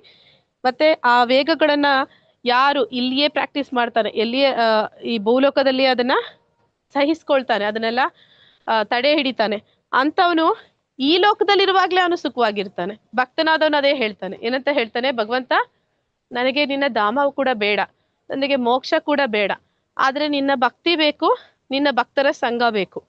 ಅದನ್ನ ನೀನ್ ನರಕದಲ್ಲಿ ಕೊಟ್ರು ಪರವಾಗಿಲ್ಲ, ನೀನ್ ನನ್ನ ನರಕಕ್ಕೆ ಹಾಕಿದ್ರು ಪರವಾಗಿಲ್ಲ, ಆದ್ರೆ ನಾನ್ ನಿನ್ನ ಯಾವತ್ತು ಮರಿಬಾರ್ದು ಅಂತ ಹೇಳ್ತಾನೆ. ಯಾಕೆ ಅಂದ್ರೆ ಅವ್ನು ಎಲ್ಲಿದ್ದಾನೋ ಅಲ್ಲಿ ಇದನ್ನ ಪ್ರಾಕ್ಟೀಸ್ ಮಾಡ್ತಾ ಇರ್ತಾನೆ. ಎಲ್ಲಿದ್ರು ಅವ್ನು ಇದನ್ನ ಮಾಡ್ತಾನೆ ಅಂತಂದ್ರೆ ಅವನಿದ್ದ ಜಾಗನೇ ಭಗವಂತನ ಧಾಮ. ಅದಕ್ಕೆ ಹೇಳ್ತಾರೆ, ಏನಂತ ಹೇಳ್ತಾರೆ ಅಂದ್ರೆ ಒಂದು ಪದ ಬರುತ್ತೆ, ಅಂದ್ರೆ ಎಲ್ಲಿ ಭಕ್ತರಿರ್ತಾರೋ ಅದೇ ಧಾಮ ಅಂತ ಹೇಳ್ತಾರೆ. ತೀರ್ಥಂ ಕುರುವಂತಿ ತೀರ್ಥಾನಿ ಅಂತ. ತೀರ್ಥ ಅನ್ನೋದು ಯಾವಾಗ ಆಗುತ್ತೆ ಅಂದ್ರೆ ಅಲ್ಲಿ ಯಾರು ಓಡಾಡುವಂತ ತೀರ್ಥ, ಅವನು ತೀರ್ಥಯಾತ್ರೆ ಮಾಡುವಂತವನು, ಅವನು ಓಡಾಡ್ತಿರುವಂತ ತೀರ್ಥ ಅಂತ. ಅವನು ಹೋಗಿದ್ ಕಡೆ ಎಲ್ಲ ತೀರ್ಥ ಅಂದ್ರೆ ಆ ಒಂದು ಜಾಗವನ್ನ ಅವನು ಧಾಮವನ್ನಾಗಿ ಮಾಡ್ತಾನೆ ಅಂತ. ಭಕ್ತನಾದವನು ಅದನ್ನ ಮಾಡ್ತಾನೆ, ಅವನು ಎಲ್ಲಿದ್ದಾನೋ ಅಲ್ಲಿ ಅವನು ಸಂತೋಷವಾಗಿ ಇರ್ತಾನೆ. ಯೋ ಅನಂತ ಸುಖೋ ಅನಂತರ್ ಆರಾಮಸ್ ತತಾಂತರ್ ಜ್ಯೋತಿರ್ ಏವ ಯಹ ಸ ಯೋಗಿ ಬ್ರಹ್ಮ ನಿರ್ವಾಣಂ ಬ್ರಹ್ಮಭೂತೋ ಅಧಿಗಚ್ಚತಿ. ಯಾರು ಆಂತರ್ಯದಲ್ಲಿಯೇ ಸುಖ ಪಡುವನೋ, ಯಾರು ಆಂತರ್ಯದಲ್ಲಿಯೇ ಕ್ರಿಯಾಶೀಲನಾಗಿದ್ದು ಸಂತೋಷಿಸುವನೋ, ಮತ್ತು ಯಾರ ಗುರಿಯು ಅಂತರ್ಮುಖಿಯಾಗಿದೆಯೋ ಅಂಥವನು ವಾಸ್ತವವಾಗಿ ಪರಿಪೂರ್ಣವಾಗಿ ಯೋಗಿ. ಅವನು ಬ್ರಹ್ಮನಲ್ಲಿ ಮುಕ್ತನು ಮತ್ತು ಕಟ್ಟಕಡೆಗೆ ಪರಮಪ್ರಭುವನ್ನು ಹೊಂದುತ್ತಾನೆ. ಅಂದ್ರೆ ಆಂತರ್ಯದಲ್ಲಿ ಹರಿದಾಸ್ ಠಾಕೂರರನ್ನ ನಾವು ನೋಡಿದ್ವಿ. ಅವರು ಆಂತರ್ಯದಲ್ಲಿ ಸಂತೋಷವನ್ನ, ಆನಂದವನ್ನ ಪಡಿತಾ ಇದ್ದಾರೆ. ಭಗವಂತನ ನಾಮಸ್ಮರಣೆಯಲ್ಲಿ ಅವ್ರಿಗೆ ಖುಷಿ ಸಿಗ್ತಾ ಇದೆ. ಹೃದಯದಲ್ಲಿ ಇರುವ ಪರಮಾತ್ಮನನ್ನ ಅವರು ಕಾಣ್ತಾ ಇದ್ದಾರೆ. ಬಾಹ್ಯದಲ್ಲಿ ಎಂತ ಸುಂದರಿ ನಿಂತಿದ್ರು ಕೂಡ ಅವ್ರಿಗೆ ಏನು ವ್ಯತ್ಯಾಸ ಆಗೋದಿಲ್ಲ. ಅಂತಹ ಒಂದು ಯಾರು ಅವರ ಅಂತರ್ಮುಖ ಆಗಿದೆ, ಅವರ ಒಂದು ಅಂತರ್ಮುಖ ಆಗೋದಂದ್ರೆ ಅವರು ಭಗವಂತನ ಕಡೆ ಆಕರ್ಷಿತರಾಗಿದ್ದಾರೆ. ಅಂತವರಿಗೆ ಅವರನ್ನ ಪರಿಪೂರ್ಣ ಯೋಗಿ ಅಂತ ಕರೀತಾ ಇದ್ದಾರೆ. ಅಂತವರು ಬ್ರಹ್ಮನಲ್ಲಿ ಮುಕ್ತನು ಅಂತ ಹೇಳ್ತಾರೆ. ಅಂದ್ರೆ ಅವನು ಎಲ್ಲ ಒಂದು ಜ್ಞಾನವನ್ನ ಭಗವಂತ ಅವನಿಗೆ ನೀಡಿರ್ತಾನೆ, ಆದ ಕಾರಣ ಅವನು ಭಗವಂತನನ್ನ ಹೊಂದುತ್ತಾನೆ. ಆತ್ಮಾರಾಮ ಅಂತ ಕರೀತಾರೆ ಅಂತವ್ರನ್ನ. ಶಾಂತಿ ಸೂತ್ರ ಯಾವುದು? ಈಗ ನಾವು ಯಾಕೆ ಭಗವಂತನಿಗೆ ಶರಣಾಗತಿ ಹೊಂದಬೇಕು, ಯಾಕೆ ಭಗವಂತನ ಧಾಮಕ್ಕೆ ಹೋಗ್ಬೇಕು, ನಾವೇಕೆ ಇದನ್ನೆಲ್ಲ ಬಿಟ್ಟು ಭಗವಂತನ ಸೇವೆ ಮಾಡ್ಬೇಕು? ಹರೇ ಕೃಷ್ಣ. ಯಾರಾದ್ರೂ ಹೇಳ್ತೀರಾ? ಮನಸ್ಸಿಗೆ ಶಾಂತಿ ಸಿಗುತ್ತದೆ. ಶಾಂತಿ ಸಿಗುತ್ತದೆ. ಶಾಂತಿ ನಮ್ಗೆ ಈಗ್ಲೂ ಸಿಗುತ್ತೆ. ಯಾವಾಗ ಸಿಗುತ್ತೆ ಅಂತಂದ್ರೆ ಈ ಜ್ಞಾನ ಪಡೆದಾಗ ಸಿಗುತ್ತೆ ಅಂತ ಹೇಳ್ತಾರೆ. ಯಾವುದು ನಿಜವಾದ ಜ್ಞಾನ ಅಂತಂದ್ರೆ ಈಗ ಹೇಳುವಂತಹ ಶಾಂತಿ ಮಂತ್ರ ಅಂತ ಹೇಳ್ತಾರೆ ಭಗವದ್ಗೀತೆಯಲ್ಲಿ. ನಿಜವಾದ ಶಾಂತಿ ಮಂತ್ರ ಅಂತ. ಭೋಕ್ತಾರಂ ಯಜ್ಞ ತಪಸಾ ಸರ್ವಲೋಕ ಮಹೇಶ್ವರಂ ಸುಹೃದಂ ಸರ್ವಭೂತಾನಾಂ ಜ್ಞಾತ್ವಾ ಮಾಂ ಶಾಂತಿ ಗೃಚ್ಛತಿ. ನನ್ನ ವಿಷಯವಾಗಿ ಸಂಪೂರ್ಣ ಪ್ರಜ್ಞೆಯನ್ನಿಟ್ಟುಕೊಂಡವನು ಎಲ್ಲಾ ಯಜ್ಞಗಳ ಮತ್ತು ತಪಸ್ಸುಗಳ ಕಟ್ಟಕಡೆಯ ಭೋಕ್ತೃ ನಾನೇ, ಎಲ್ಲಾ ಲೋಕಗಳ ದೇವತೆಗಳ ಪರಮಪ್ರಭು ನಾನೇ, ಮತ್ತು ಎಲ್ಲಾ ಜೀವಿಗಳ ಉಪಕಾರಿಯೂ ಹಿತೈಷಿಯೂ ನಾನೇ ಎಂದು ಅರಿತ ಮನುಷ್ಯನು ಐಹಿಕ ದುಃಖಗಳ ಯಾತನೆಯಿಂದ ಮುಕ್ತನಾಗಿ ಶಾಂತಿಯನ್ನು ಪಡೆಯುತ್ತಾನೆ. ಅಂದ್ರೆ ಇದು ಶಾಂತಿ ಸೂತ್ರ ಅಂತ ಹೇಳ್ತಾರೆ. ಯಾವುದು ಶಾಂತಿ ಸೂತ್ರ ಅಂದ್ರೆ, ನಾವು ಏನನ್ನೇ ಮಾಡ್ತಾ ಇರ್ಲಿ, ಯಾವುದೇ ದೇವತೆಯನ್ನ ಕುರಿತು ಯಜ್ಞ ಮಾಡ್ಲಿ, ತಪಸ್ಸು ಮಾಡ್ಲಿ, ದಾನ ಮಾಡ್ಲಿ, ಧರ್ಮ ಮಾಡ್ಲಿ, ಅದನ್ನ ಕಟ್ಟ ಕಡೆಗೆ ಅದು ಹೋಗಿ ಸೇರುವಂಥದ್ದು ದೇವೋತ್ತಮ ಪರಮಪುರುಷನಿಗೆ. ದೇವೋತ್ತಮ ಪರಮಪುರುಷ ಅವನು ಎಲ್ಲದರ ಒಡೆಯ. ಅಂದ್ರೆ ಈ ಎಲ್ಲ ಸೃಷ್ಟಿ ಅವನಿಂದ ಬಂದಿರುವಂಥದ್ದು, ಮತ್ತೆ ಎಲ್ಲವನ್ನ ನಿಯಂತ್ರಣ ಮಾಡುವ ಶಕ್ತಿ ಅವನೊಬ್ಬನಿಗೆ ಇರುವಂಥದ್ದು.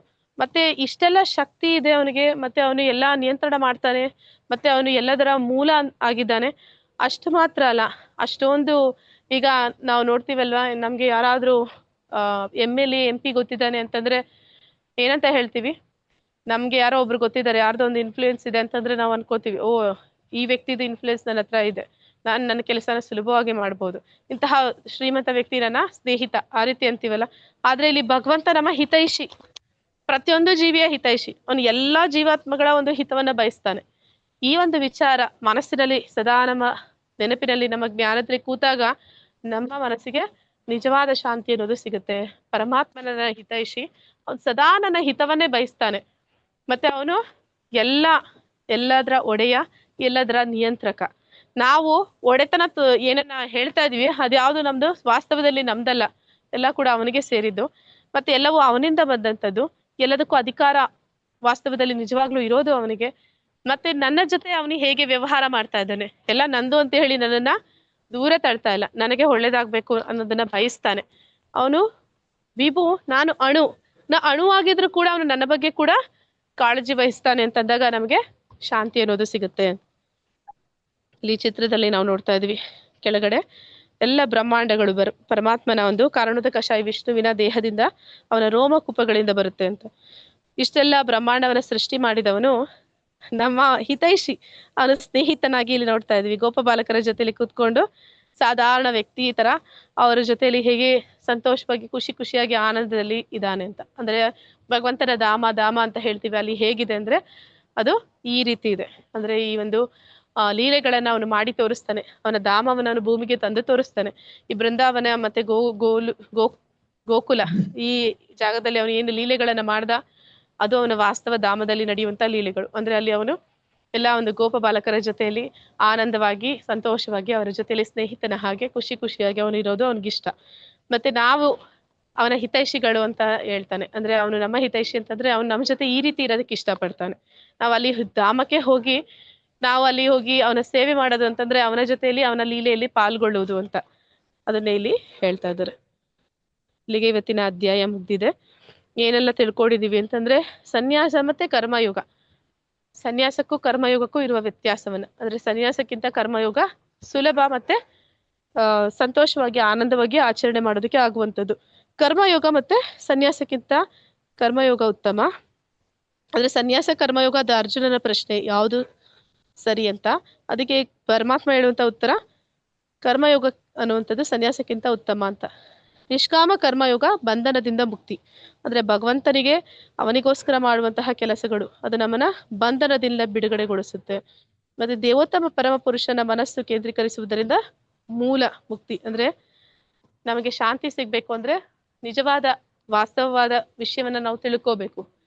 ಯಾವುದು ವಾಸ್ತವವಾದ ವಿಷಯ ಅಂದ್ರೆ ಎಲ್ಲವೂ ಭಗವಂತನಿಗೆ ಸೇರಿದ್ದು, ಭಗವಂತ ಎಲ್ಲದರ ನಿಯಂತ್ರಕ, ಎಲ್ಲದಕ್ಕೂ ಅವನೇ ಒಡೆಯ. ಆದ್ರೆ ಅವನು ಅದೇ ಸಮಯದಲ್ಲಿ ನನ್ನ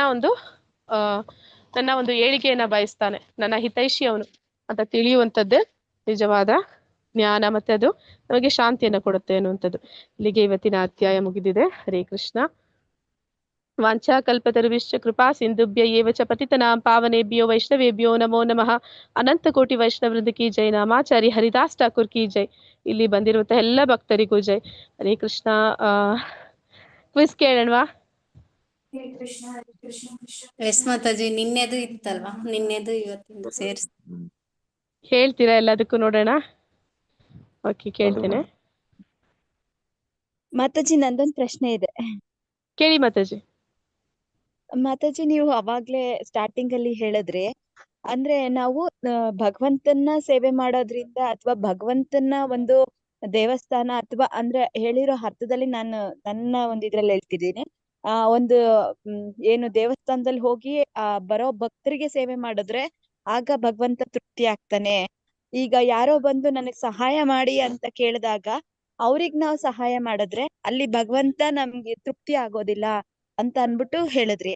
ಹಾಗಾದ್ರೆ ಈಗ ಯಾವ್ದನ್ನು ಸಹ ತಿಳ್ಕೊಳ್ದೆ ಇರೋರು, ಅಂದ್ರೆ ಇವಾಗ ಮನುಷ್ಯ ಜನ್ಮ ಅಂತ ನಾವು ಪಡೆದಿರ್ತೀವಲ್ಲ, ಆ ಮನುಷ್ಯ ಜನ್ಮದಲ್ಲಿ ಏನೂ ಸಹ ತಿಳ್ಕೊಂಡಿರೋದಿಲ್ಲ. ಅಂದ್ರೆ ನಾನು ಹೋಗಿ ದೇವಸ್ಥಾನಕ್ ಹೋಗ್ಬೇಕಾ ಅಥವಾ ನಾನು ಈ ದೇಹವನ್ನ ನೀಟಾಗಿ ಶುಚಿಯಾಗಿ ಇಟ್ಕೋಬೇಕಾ, ಈ ತರದ್ ಏನು ಗೊತ್ತಿರೋದಿಲ್ಲ. ಆದ್ರೂ ಮನುಷ್ಯರಾಗಿ ಹುಟ್ಟಿರ್ತಾರೆ.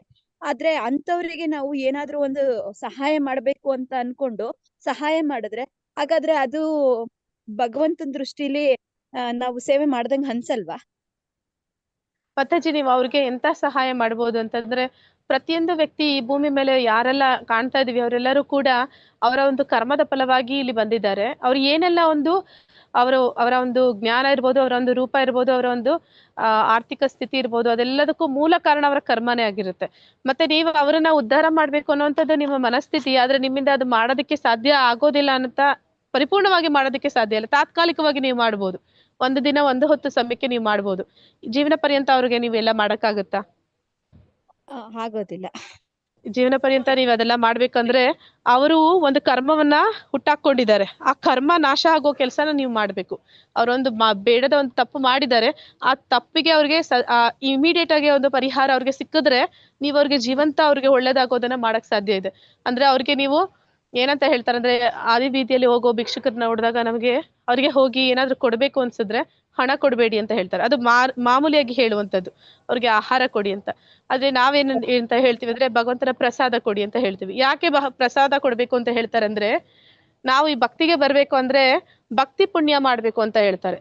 ಭಕ್ತಿ ಪುಣ್ಯ ಅಂದ್ರೆ ಏನು ಅಂದ್ರೆ, ಭಕ್ತರಿಂದ ನಾವ್ ಏನಾದ್ರೂ ಪಡೆದಿರ್ಬೇಕು, ಇಲ್ಲ ಭಕ್ತರಿಗೆ ನಾವೇನಾದ್ರೂ ಸಹಾಯ ಮಾಡಿರ್ಬೇಕು ಅಂತ.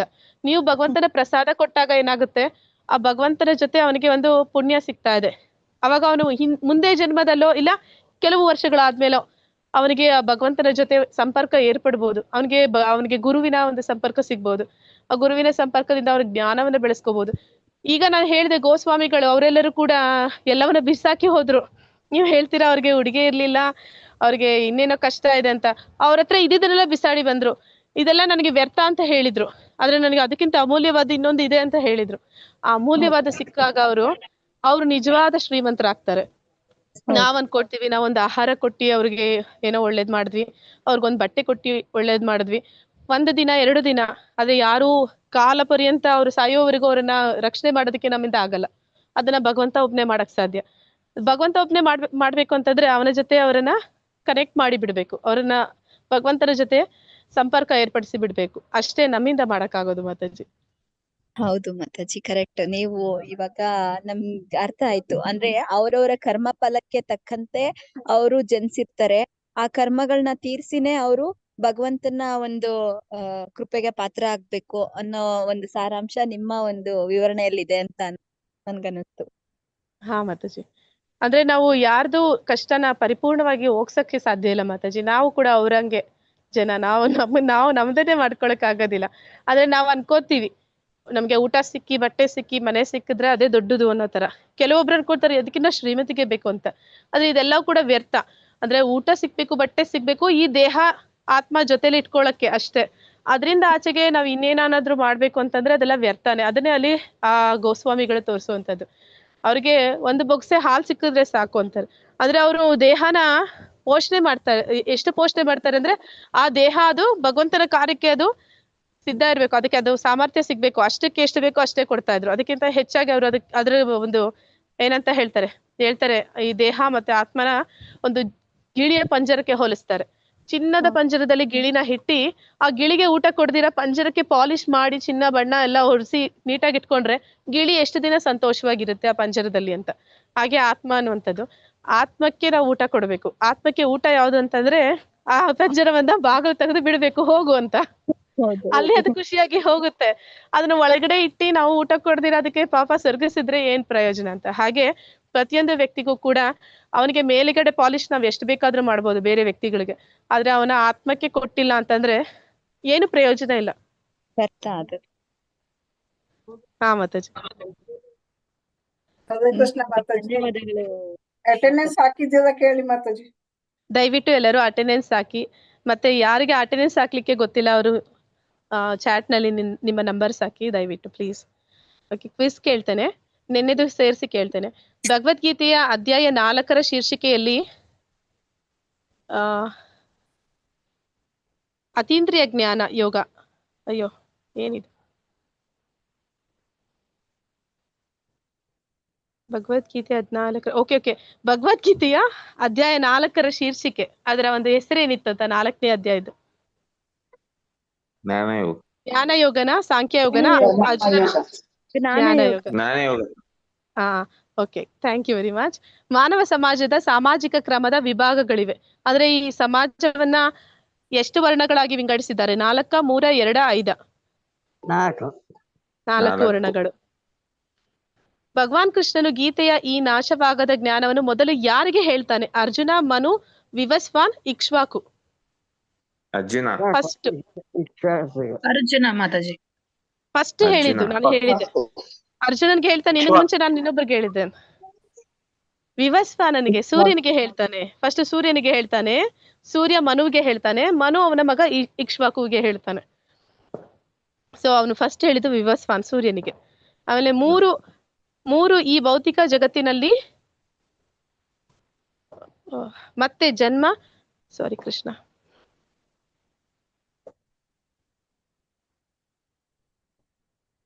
ಇಲ್ಲಿ ಹೋಯ್ತು. ಯಾರು ಈ ಭೌತಿಕ ಜಗತ್ತಿನಲ್ಲಿ ಜನ್ಮ ಪಡೆಯುವುದಿಲ್ಲ, ಆದರೆ ಈ ದೇಹವನ್ನು ತೊರೆದ ನಂತರ ಭಗವಂತನ ಶಾಶ್ವತ ನಿವಾಸವನ್ನು ಪಡೆಯುತ್ತಾರೆ. ಇಲ್ಲಿ ಆಪ್ಷನ್ಸ್ ಕೊಟ್ಟಿದ್ದಾರೆ. ಧ್ಯಾನ ಮತ್ತು ಯೋಗವನ್ನು ಅಭ್ಯಾಸ ಮಾಡುವವರು, ಸಮಾಜಕ್ಕೆ ಸೇವೆ ಸಲ್ಲಿಸಿ ಮತ್ತೆ ದಾನ ಮಾಡುವವರು, ಭಗವಾನ್ ಕೃಷ್ಣ ರೂಪವನ್ನು ಮತ್ತು ಅವನ ಅತೀಂದ್ರಿಯ ಚಟುವಟಿಕೆಗಳನ್ನು, ಅತೀಂದ್ರಿಯ ಸ್ವರೂಪವನ್ನು ತಿಳಿದವರು, ಪವಿತ್ರ ಸ್ಥಳಗಳಿಗೆ ಭೇಟಿ ನೀಡುವ ಮತ್ತು ಪವಿತ್ರ ನದಿಯಲ್ಲಿ ಸ್ನಾನ ಮಾಡುವವರು. ನಾವು ನಿನ್ನೆ ಕೇಳಿದ್ದ ಒಂದು ಅಧ್ಯಾಯದಲ್ಲಿ ಹೇಳ್ಬೇಕು, ಯಾರು ಭಗವಂತನನ್ನ ನಿವಾಸವನ್ನ ಪಡಿತಾರೆ ಅಂತ ಭಗವಂತ ಹೇಳ್ತಾನೆ. ಧ್ಯಾನ ಮಾಡುವವರು, ಯೋಗ ಮಾಡುವವರು, ಸಮಾಜ ಸೇವೆ ಮಾಡುವವರು, ದಾನ ಮಾಡುವವರು, ಪವಿತ್ರ ಸ್ಥಳಗಳಿಗೆ ಹೋಗಿ ಅಲ್ಲಿ ಸ್ನಾನ ಮಾಡುವವರು, ಅಥವಾ ಭಗವಂತನ ನಾಮ ರೂಪ ಗುಣ ಲೀಲೆಗಳನ್ನ ತಿಳಿಯುವಂತವ್ರು. ಯೋಗ ಮಾಡುವವರು ಮೇಡಮ್. ನಾವು ನಿನ್ನೆ ಅಧ್ಯಾಯದಲ್ಲಿ ನೋಡಿದ್ವಲ್ಲ, ಜನ್ಮ ಕರ್ಮ ಚ ಮೇ ದಿವ್ಯಂ ಯೋ ಮೇ ಆದ್ರೆ ನನ್ನ ಒಂದು ಜನ್ಮ ಕರ್ಮ ಮತ್ತೆ ನನ್ನ ಒಂದು ಗುಣ ರೂಪ ಲೀಲೆಗಳನ್ನ ಯಥಾರ್ಥವಾಗಿ ತಿಳಿದವನು ನನ್ನ ಧಾಮಕ್ಕೆ ಬರ್ತಾನೆ ಅಂತ ಆಶ್ವಾಸನೆ ಕೊಡ್ತಾನೆ ಪರಮಾತ್ಮ. ಸೊ ಭಗವಂತನ ನಾಮ ರೂಪ ಗುಣ ಲೀಲೆಗಳನ್ನ ಯಾರು ತಿಳಿತಾನೆ ಅವನು ಅವನ ನಿವಾಸವನ್ನ ಸೇರ್ತಾನೆ. ಭೌತಿಕ ಬಂಧನದಿಂದ ವಿಮೋಚನೆ ಬಗ್ಗೆ ಗಂಭೀರವಾಗಿರುವವರು ಡ್ಯಾಶ್ ನಡುವೆ ವ್ಯತ್ಯಾಸವನ್ನು ಅರ್ಥ ಮಾಡಿಕೊಳ್ಳಬೇಕು. ಅಂದ್ರೆ ಭೌತಿಕ ಬಂಧನದಿಂದ ನಾವು ಬಿಡುಗಡೆ ಆಗ್ಬೇಕಂದ್ರೆ ನಮ್ಗೆ ಈ ವಿಷಯ ತಿಳಿದೇ ಇರಬೇಕು ಅಂತ ಹೇಳ್ತಾ ಇದ್ದಾರೆ. ಕರ್ಮ, ಅಕರ್ಮ, ವಿಕರ್ಮ, ಕಾಮ, ದುರಾಸೆ, ಕೋಪ, ಸಂತೋಷ ದುಃಖ, ವ್ಯಕ್ತಿವಾದಿಗಳು ಮತ್ತು ನಿರಾಕಾರವಾದಿಗಳು. ಯಾವ ಜ್ಞಾನ ತಿಳಿದಿದ್ರೆ ನಾವು ಬಂಧನದಿಂದ ವಿಮೋಚನೆಯನ್ನ ಪಡಿಬಹುದು? ಆಪ್ಷನ್ ಮೊದಲನೇದು ಮಾತಾಜಿ. ಕ್ರಿಯೆ, ನಿಷ್ಕ್ರಿಯೆ ಮತ್ತು ನಿಷೇಧಿತ ಕ್ರಿಯೆ ಅಂತ ಕೊಟ್ಟಿದ್ದಾರೆ ಇಲ್ಲಿ. ಹಂಗಂದ್ರೆ ಕರ್ಮ ನಿಷ್ಕ್ರಿಯೆ ಅಂತಂದ್ರೆ ವಿಕರ್ಮ, ನಿಷೇಧಿತ ಕ್ರಿಯೆ ಅಂದ್ರೆ ಅಕರ್ಮ. ಕರ್ಮ, ವಿಕರ್ಮ, ಅಕರ್ಮ, ಈ ಒಂದು ವ್ಯತ್ಯಾಸ ನಮಗೆ ಗೊತ್ತಿರಬೇಕು. ಜನ್ಮದಲ್ಲಿ ಕೃಷ್ಣನಿಗಿಂತ ಹಿರಿಯನಾದ ವಿವಸ್ವಾನನಿಗೆ ಕೃಷ್ಣನು ಭಗವದ್ಗೀತೆಯ ಜ್ಞಾನವನ್ನು ಉಪದೇಶಿಸಿದನು ಎಂಬ ಸತ್ಯದ ಬಗ್ಗೆ ಅರ್ಜುನ ಕೇಳಿದಾಗ ಕೃಷ್ಣನು ಏನು ಉತ್ತರಿಸುತ್ತಾನೆ? ಅಂದ್ರೆ ಏನಂತ ಹೇಳ್ತಾನೆ ಅಂತ? ಆಪ್ಷನ್ಸ್: ಕೃಷ್ಣ ಹುಟ್ಟಿಲ್ಲ, ಕೃಷ್ಣನ ದೇಹವು ಎಂದಿಗೂ ಕೆಡುವುದಿಲ್ಲ, ಕೃಷ್ಣನು ತನ್ನ ಮೂಲ ಅತೀಂದ್ರಿಯ ರೂಪದಲ್ಲಿ ಪ್ರತಿ ಯುಗದಲ್ಲಿ ಕಾಣಿಸಿಕೊಳ್ಳುತ್ತಾನೆ. 4ನೇ ಆಪ್ಷನ್ ಮೇಲಿನ ಎಲ್ಲವೂ. 2ನೇ ಆಪ್ಷನ್ ಮಾತಾಜಿ. ಅಂದ್ರೆ ಮಾತಾಜಿ, ಅವನು ವಿವಸ್ವಾನನಿಗೆ ಹೇಗೆ ಹೇಳಕ್ ಸಾಧ್ಯ ಆಯ್ತು ಅಂತ ಅರ್ಜುನ ಪ್ರಶ್ನೆ ಮಾಡ್ತಾನೆ. ನಿನ್ಗೂ ನನಗೂ ಒಂದೇ ಏಜು, ಆದ್ರೆ ನೀನ್ ಹೇಗೆ ಅಷ್ಟು ಹಳೇ ನಮ್ಮೆಲ್ಲರಿಗೂ ಮೊದ್ಲೇ ಬಂದಿದ್ದಂತ ಸೂರ್ಯನಿಗೆ ಹೇಳ್ದೆ ಅಂತ ಕೇಳಿದಕ್ಕೆ ಕೃಷ್ಣ ಕೊಡೋ ಉತ್ತರ ಅಂದ್ರೆ ನನಗೆ ಹುಟ್ಟು ಸಾವು ಇಲ್ಲ ಅಂತ ಹೇಳ್ತಾನೆ. ಮತ್ತೆ ನನ್ನ ದೇಹ ಕ್ಷೀಣಿಸುವುದಿಲ್ಲ, ಅಂದ್ರೆ ಅದು ಎಂದಿಗೂ ಕೆಡುವುದಿಲ್ಲ, ನಾಶ ಹೊಂದೋದಿಲ್ಲ. ಮತ್ತೆ ಕೃಷ್ಣ ಯಾವಾಗೆಲ್ಲ ಭೂಮಿ ಮೇಲೆ ಅವತರಿಸ್ತಾನೆ ಆಗ ಅವನು ತನ್ನ ಮೂಲ ಅತೀಂದ್ರಿಯ ರೂಪದಲ್ಲಿ ಬರ್ತಾನೆ ಅಂತ. ಮೇಲಿನ ಮೂರು ಭಗವಂತ ಅವನಿಗೆ ಹುಟ್ಟು ಸಾವು ಅನ್ನೋದಿಲ್ಲ. ಆದ ಕಾರಣ ಅವನಿಗೆ ಒಂದು ಸತಿ ಸತ್ತು ಇನ್ನೊಂದ್ ಸತಿ ಜನ್ಮ ಆದ್ರೆ ನಮ್ಗೆ ಹಿಂದಿನ ಜನ್ಮದ ಮರಿತೀವಿ. ಅವನಿಗೆ ಹುಟ್ಟಿಲ್ಲ ಮತ್ತೆ ಸಾವಿಲ್ಲ ಅಂದ್ಮೇಲೆ ಅವ್ನು ಯಾವ್ದನ್ನು ಮರ್ತಿಲ್ಲ ಅಂತ. ಮತ್ತೆ ಅವನು ಯಾವ ರೀತಿ ಬರ್ತಾನೆ ಅಂದ್ರೆ ಅವನು ಹೇಗಿದ್ದಾನೆ ಹಾಗೆ ಇಳಿದು ಬರ್ತಾನೆ ಹೊರತು ಅವನು ನಮ್ಮ ಹಾಗೆ ತಾಯಿಯ ಗರ್ಭದಿಂದ ಹುಟ್ಟಿ ಬರೋದಿಲ್ಲ. ಈ ಮೂರೂ ಕೂಡ ನಿಜ. ಭಗವಾನ್ ಶ್ರೀಕೃಷ್ಣನು ಯಾವಾಗ ಮತ್ತು ಏಕೆ ಜಗತ್ತಿನಲ್ಲಿ ಕಾಣಿಸಿಕೊಳ್ಳುತ್ತಾನೆ? ಅವನು ಯಾಕೆ ಭೂಮಿ ಮೇಲೆ ಬರ್ತಾನೆ ಅಂತ? ಯಾವಾಗ ಮತ್ತು ಎಲ್ಲೆಲ್ಲಿ ಧಾರ್ಮಿಕ ಆಚರಣೆ ಮತ್ತು ಅಧರ್ಮದ ಪ್ರಾಬಲ್ಯದಲ್ಲಿ ಕುಸಿತ ಕಂಡು ಬರುತ್ತದೆ, ಮತ್ತೆ ಧರ್ಮನಿಷ್ಠರನ್ನು ಬಿಡುಗಡೆ ಮಾಡಲು ಮತ್ತು ದುಷ್ಕರ್ಮಿಗಳನ್ನು ನಾಶ ಮಾಡಲು, ಧರ್ಮದ ತತ್ವಗಳನ್ನು ಮರುಸ್ಥಾಪಿಸಲು. ಕೊನೆಯ ಆಪ್ಷನ್ ಮೇಲಿನ ಎಲ್ಲವೂ. ಮೇಲಿನ ಎಲ್ಲವೂ ಮಾತಾಜಿ. ಪರಿತ್ರಾಣಾಯ ಸಾಧೂನಾಂ ವಿನಾಶಾಯ ಚ ದುಷ್ಕೃತಾಂ ಧರ್ಮ ಸಂಸ್ಥಾಪನಾರ್ಥಾಯ ಸಂಭವಾಮಿ ಯುಗೆ ಯುಗೆ ಅಂತ ಹೇಳ್ತಾನೆ. ಯದಾ ಯದಾ ಹಿ ಧರ್ಮಸ್ಯ ಗ್ಲಾನಿರ್ಭವತಿ ಭಾರತ ಅಭ್ಯುತ್ಥಾನಮ ಧರ್ಮಸ್ಯ ತದಾತ್ಮಾನಂ ಸೃಜಾಮ್ಯಹಂ. ಈ ಮೂರು ವಿಷಯಗಳಿಂದ ಮುಕ್ತರಾಗಿ ಹಿಂದೆ ಅನೇಕ ವ್ಯಕ್ತಿಗಳು ಭಗವಾನ್ ಶ್ರೀಕೃಷ್ಣನ ಅತೀಂದ್ರಿಯ ಜ್ಞಾನದಿಂದ ಪರಿಶುದ್ಧರಾದರು ಮತ್ತು ಎಲ್ಲರೂ ಆತನ ಮೇಲೆ ಅತೀಂದ್ರಿಯ ಪ್ರೀತಿಯನ್ನು ಪಡೆದರು. ಯಾರೆಲ್ಲ ಭಗವಂತನ ಈ ವಿಷಯಗಳನ್ನ ತಿಳಿದು ಮುಕ್ತರಾದ್ರು ಅಂತ, ಈ ಮೂರು ವಿಷಯಗಳಲ್ಲಿ ಮುಕ್ತರಾದವರು ಭಗವಂತನನ್ನ ತಿಳಿಯೋದಕ್ಕೆ ಸಾಧ್ಯ ಆಯ್ತು ಅಂತ. ಆಸೆಗಳು, ದುರಾಶೆ ಮತ್ತು ಅಹಂಕಾರ, ಬಾಂಧವ್ಯ, ಭಯ ಮತ್ತು ಕೋಪ, ಖ್ಯಾತಿ, ಅಧಿಕಾರ ಮತ್ತು ಹಣ, ಶಕ್ತಿ, ಅಹಂ ಮತ್ತು ದುರಾಶೆ.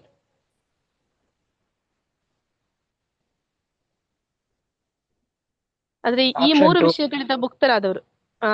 ಅದನ್ನ ಹೇಳಿದೆ, ಅದು ಶ್ಲೋಕದಲ್ಲಿ ಬಂದಿತ್ತು. ಬಾಂಧವ್ಯ ಅಂದ್ರೆ ಅಟ್ಯಾಚ್ಮೆಂಟ್, ಅಂದ್ರೆ ನಮ್ಮ ಹತ್ರ ಇವಾಗ ಏನಿದೆ ಅದನ್ನ ಬಿಟ್ಕೊಡೋದಕ್ಕೆ ಇಷ್ಟ ಇಲ್ಲ ಅಂತ ಹೇಳುವಂತಹ ಮನಸ್ಥಿತಿ ಅವರಲ್ಲಿ ಇರೋದಿಲ್ಲ. ಮತ್ತೆ ಭಯ, ಮುಂದೆ ಏನಾಗ್ಬೋದಪ್ಪ ಅಂತ ಹೆದರಿಕೆ. ಮತ್ತೆ ಕೋಪ, ಹಿಂದೆ ಏನೋ ಆಗಿದೆ ಅದನ್ನ ನೆನೆಸ್ಕೊಂಡು ಈಗ್ಲೂ ಕೋಪ ಪಟ್ಕೊಳ್ಳುವಂಥದ್ದು. ಈ ಮೂರನ್ನ ಬಿಟ್ಟವರು ಭಗವಂತನ ಒಂದು ಪ್ರೀತಿಯನ್ನ ಪಡಿತಾರೆ ಅಂತ. ಪರಮಾತ್ಮನೊಂದಿಗಿನ ಸಂಬಂಧ. ಪ್ರಾಪಂಚಿಕ ವಿಜ್ಞಾನವನ್ನು ನೀಡಲು ಶ್ರೀಕೃಷ್ಣನು ಅರ್ಜುನನನ್ನು ಏಕೆ ಆರಿಸಿಕೊಂಡನು? ಅಂದ್ರೆ ಈಗ ಈ ಒಂದು ಜ್ಞಾನವನ್ನ ಕೊಡೋದಕ್ಕೆ ಭಗವದ್ಗೀತೆಯ ಮೂಲಕ ಕೃಷ್ಣ ಯಾಕೆ ಅರ್ಜುನನನ್ನೇ ಆರಿಸ್ಕೊಂಡ? ಪಾಂಡವರಲ್ಲಿ ಇನ್ನ ಬೇರೆ ಬೇರೆ ಇದ್ರು, ಇನ್ನು ಬೇರೆ ಜನ ಯಾರನ್ನಾದ್ರೂ ಅವ್ನು ಆರಿಸ್ಕೋಬಹುದಾಗಿತ್ತು, ಯಾಕೆ ಅರ್ಜುನನನ್ನೇ ಆರಿಸ್ಕೊಂಡ ಅಂತ? ಏಕೆಂದ್ರೆ ಅರ್ಜುನನು ಶ್ರೀಕೃಷ್ಣನ ಸ್ನೇಹಿತನಾಗಿದ್ದ, ಏಕೆಂದರೆ ಅರ್ಜುನನು ಶ್ರೀಕೃಷ್ಣನ ಭಕ್ತನಾಗಿದ್ದ. ಅವರು ಈ ವಿಜ್ಞಾನದ ಅತೀಂದ್ರಿಯ ರಹಸ್ಯವನ್ನು ಅರ್ಥ ಮಾಡಿಕೊಳ್ಳಬಹುದು ಅಂತ. ಅಂದ್ರೆ ಅರ್ಜುನ ಇದನ್ನ ಅರ್ಥ ಮಾಡ್ಕೊಳ್ತಾನೆ, ಅವನು ಸ್ನೇಹಿತ ಮತ್ತೆ ಅವನು ಭಕ್ತ ಅಂತ. ಕೊನೆಯಲ್ಲಿ ಎಲ್ಲಾ ಮೇಲಿನ ಎಲ್ಲವೂ. ಯಾಕೆ ಅರ್ಜುನನ ಸ್ನೇಹಿತ ಮತ್ತೆ ಭಕ್ತ ಮತ್ತು ಸ್ನೇಹಿತ, ಮತ್ತೆ ಅವನಿಗೆ ಆ ಜ್ಞಾನವನ್ನ ಅರ್ಥ ಮಾಡ್ಕೊಳ್ಳುವ ಸಾಮರ್ಥ್ಯ ಕೂಡ ಅವನಿಗಿದೆ ಅಂತ ತಿಳಿದು ಭಗವಂತ ಅವನನ್ನ ಅಂದ್ರೆ ಚೂಸ್ ಮಾಡ್ಕೊಂಡ. ಅದಕ್ಕೆ ಮೇಲಿನ ಎಲ್ಲವೂ ಅಂತ ಉತ್ತರ. ಒಬ್ಬ ಆಧ್ಯಾತ್ಮಿಕ ಗುರುವನು ಶಿಷ್ಯ ಅನುಕ್ರಮವಾಗಿ ಸಂಪರ್ಕಿಸುವ ಮೂಲಕ ಸತ್ಯವನ್ನು ಕಲಿಯಲು ಹೇಗೆ ಪ್ರಯತ್ನಿಸಬೇಕು ಮತ್ತು ಅವರಿಂದ ವಿಚಾರಿಸಬೇಕು. ಅಂದ್ರೆ ನಾವು ಗುರುವಿನ ಬಳಿ ಹೋಗಿ ಜ್ಞಾನವನ್ನ ಪಡೆಯುವಾಗ ನಾವು ಯಾವ ರೀತಿ ಹೋಗ್ಬೇಕು ಅಂತ. ಆತನಿಗೆ ವಿಧೇಯನಾಗಿ ಮತ್ತು ಸೇವೆ ಸಲ್ಲಿಸುವ ಮೂಲಕ, ಒಬ್ಬರ ಪ್ರಶ್ನೆಗಳಿಗೆ ಹೆದರದೇ ಇರುವ ಮೂಲಕ, ಮೌನವಾಗಿ ಇರುವುದು, ತನಿಖಾ ಪ್ರಶ್ನೆಗಳನ್ನು ಕೇಳುವ ಮೂಲಕ. ತದ್ವಿಧಿ ಪ್ರಣಿಪಾತೇನ ಪರಿಪ್ರಶ್ನೇನ ಸೇವೆಯ ಉಪದೇಶಂತೆ ಜ್ಞಾನಂ ಜ್ಞಾನಿನ ತತ್ವದರ್ಶಿನಃ ಆ ಶ್ಲೋಕ. ಹೇಗೆ ನಾವು ಗುರುವನ್ನ ಮುಂದೆ ನಾವು ಯಾವ ರೀತಿ ಅವನಿಂದ ಜ್ಞಾನವನ್ನ ತಿಳ್ಕೋಬೇಕು ಅಂತ.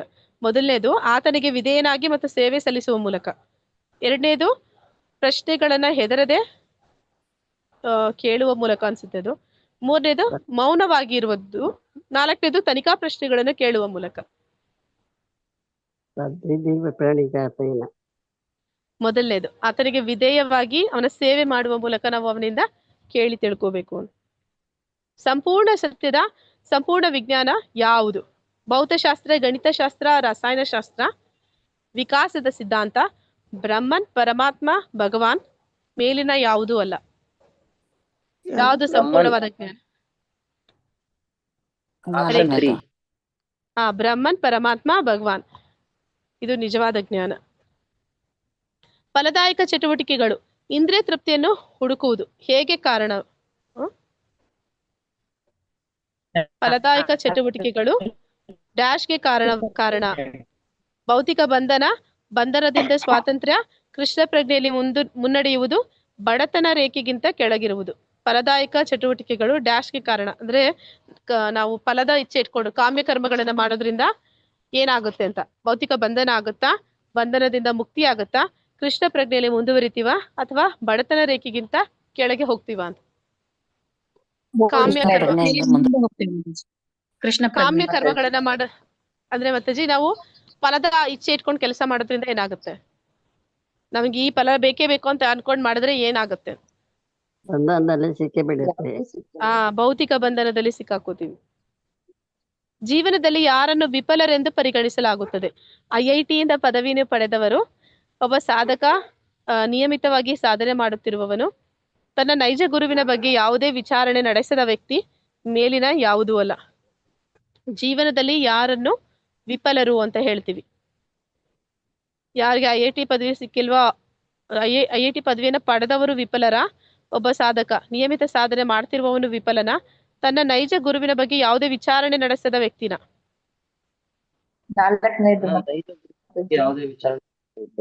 ಗುರುವಿನ ಬಗ್ಗೆ ತಿಳಿದಿರ್ಬೇಕು ಅಲ್ವಾ? ಗುರು ಆರಿಸ್ಕೊಳಕ್ ಮುಂಚೆ ಅವನು ಗೊತ್ತಿರ್ಬೇಕು ಎಂತಹ ಗುರುವನ್ನ ಆರಿಸ್ತಾ ಇದ್ದಾನೆ ಅಂತ. ಆ ಗುರು ಸರಿಯಾದ ಗುರುನ ಅಂತ ಅವನಿಗೆ ಗೊತ್ತಿರ್ಬೇಕು, ಅವನು ಸರಿಯಾದ ಪರಂಪರೆಯಲ್ಲಿ ಬಂದಿದ್ದಾನಂತ ತಿಳಿಬೇಕು, ಮತ್ತೆ ಅವನು ಏನ್ ಹೇಳ್ತಾ ಇದ್ದಾನೆ ಅದನ್ನ ಅವನು ಆಚರಣೆ ಮಾಡ್ತಾ ಇದ್ದಾನೆ ಅಂತ ಗೊತ್ತಿರ್ಬೇಕು, ಅಥವಾ ಅವನು ಹೇಳ್ತಾ ಇರುವಂತಹ ವಿಚಾರ ಅದು ಪರಂಪರೆಯಿಂದಾನೇ ಬಂದಿದ್ಯಾ ಅನ್ನೋದು ಕೂಡ ನಾವು ವಿಚಾರಣೆ ಮಾಡ್ಬೇಕು. ಡ್ಯಾಶ್ ರವರು ತಮ್ಮ ನೈಜ ಜ್ಞಾನವನ್ನು ಆವರಿಸಿರುವ ಅಜ್ಞಾನದಿಂದ ದಿಗ್ಭ್ರಮೆಗೊಂಡಿದ್ದಾರೆ. ಯಾರು ನೈಜ ಜ್ಞಾನವನ್ನ ಆವರಿಸಿದ ಅಜ್ಞಾನದಿಂದ ದಿಗ್ಭ್ರಮೆಗೊಂಡಿದ್ದಾರೆ. ಆದ್ರೆ ಅವರಲ್ಲಿ ಜ್ಞಾನ ಎಲ್ಲರಲ್ಲೂ ಕೂಡ ಕೃಷ್ಣ ಪ್ರಜ್ಞೆ ಸುಪ್ತಾವಸ್ಥೆಯಲ್ಲಿ ಇರುತ್ತೆ. ಆದ್ರೆ ಅದು ಏನಾಗುತ್ತೆ, ನಮ್ಮ ಒಂದು ಕಾಮ ಅನ್ನುವಂಥದ್ದು, ನಾನು ಹೇಳಿದೆ ಕಾಮ ಯಾವ ಯಾವ ರೂಪದಲ್ಲಿ ಅದು ಆವರಿಸ್ಕೊಳ್ಳುತ್ತೆ ಪ್ರಜ್ಞೆಯನ್ನ ಅಂತ. ಅಂದ್ರೆ ಈ ಒಂದು ಮನುಷ್ಯರಲ್ಲಿ ಬೆಂಕಿ ಹೊಗೆಯಿಂದ ಆವೃತ ಆದ ಹಾಗೆ, ಪ್ರಾಣಿಗಳಲ್ಲಿ ಕನ್ನಡಿಯ ಮೇಲೆ ಧೂಳಿನ ಹಾಗೆ, ಮರಗಿಡಗಳಲ್ಲಿ ಆ ಭ್ರೂಣದಲ್ಲಿ ಅಂದ್ರೆ ಗರ್ಭಕೋಶದಲ್ಲಿರುವಂತಹ ಭ್ರೂಣದ ಹಾಗೆ. ಈಗ ಅದನ್ನೇ ಹೇಳ್ತಾ ಇದ್ದಾರೆ ಇಲ್ಲಿ. ಡ್ಯಾಶ್ ನಮ್ಮ ನೈಜ ಜ್ಞಾನವನ್ನು ಆವರಿಸಿಕೊಂಡ ಅಜ್ಞಾನದಿಂದ ದಿಗ್ಭ್ರಮೆ ಮಾಡ್ತಾ ಇದೆ. ಯಾರನ್ನ ಅದು ದಿಗ್ಭ್ರಮೆ ಮಾಡ್ತಾ ಇದೆ? ಕೃಷ್ಣ ಪ್ರಜ್ಞೆಯಲ್ಲಿ ಇರುವವರನ್ನ ದಿಗ್ಭ್ರಮೆ ಮಾಡ್ತಾ ಇದೆಯಾ? ಸಾಕಾರ ಜೀವಿಗಳನ್ನ ದಿಗ್ಭ್ರಮೆ ಮಾಡ್ತಾ ಇದೆಯಾ? ಮೇಲಿನ ಯಾವುದೂ ಅಲ್ಲ ಅಥವಾ ಮೇಲಿನ ಎರಡು? ಯಾರನ್ನ ದಿಗ್ಭ್ರಮೆಗೊಳಿಸುತ್ತೆ? ಮೇಲಿನ ಎರಡು ಮಾತಾಜಿ. ಕೃಷ್ಣ ಪ್ರಜ್ಞೆಯಲ್ಲಿ ಇರೋರು ಯಾರು ದಿಗ್ಭ್ರಮೆ ಆಗೋದಿಲ್ಲ ಮಾತಾಜಿ. ಯಾರು ಕೃಷ್ಣ ಪ್ರಜ್ಞೆ ಅಂದ್ರೆ ಕಾನ್ಶಿಯಸ್ ಅಲ್ಲಿ ಇದ್ದಾರೆ, ಅವರಿಗೆ ಪ್ರಜ್ಞೆ ಇದೆ ಅಂತಂದ್ರೆ ಮತ್ತೆ ಅವ್ರಿಗೆ ಅಜ್ಞಾನ ಆವರಿಸೋದಕ್ಕೆ ಸಾಧ್ಯ ಇಲ್ಲ. ಆದ್ರೆ ಇತರ ಜೀವಿಗಳು, ಬದ್ಧಾತ್ಮರು ಯಾರಿದ್ದಾರೆ, ಸಾಕಾರ ಜೀವಿಗಳು, ಅವರನ್ನ ಕಾಮ ಅನ್ನುವಂಥದ್ದು, ಯಾಕಂದ್ರೆ ಅವರಲ್ಲಿ ಅಜ್ಞಾನ ಅನ್ನುವಂಥದ್ದು ಇರುತ್ತೆ. ಯಾರೋ ಆಲ್ರೆಡಿ ಭಗವಂತನ ಪ್ರಜ್ಞೆನ ಹೊಂದಿದ್ದಾರೆ, ಅವರಲ್ಲಿ ಅಜ್ಞಾನ ಇರೋದಿಲ್ಲ. ಸೊ ಸಾಕಾರ ಜೀವಿಗಳನ್ನ ಅದು ದಿಗ್ಭ್ರಮೆಗೊಳಿಸುತ್ತೆ. ಭೌತಿಕ ಇಂದ್ರಿಯ ಸುಖಗಳು ಭೌತಿಕ ಇಂದ್ರಿಯಗಳ ಸಂಪರ್ಕದಿಂದಾಗಿ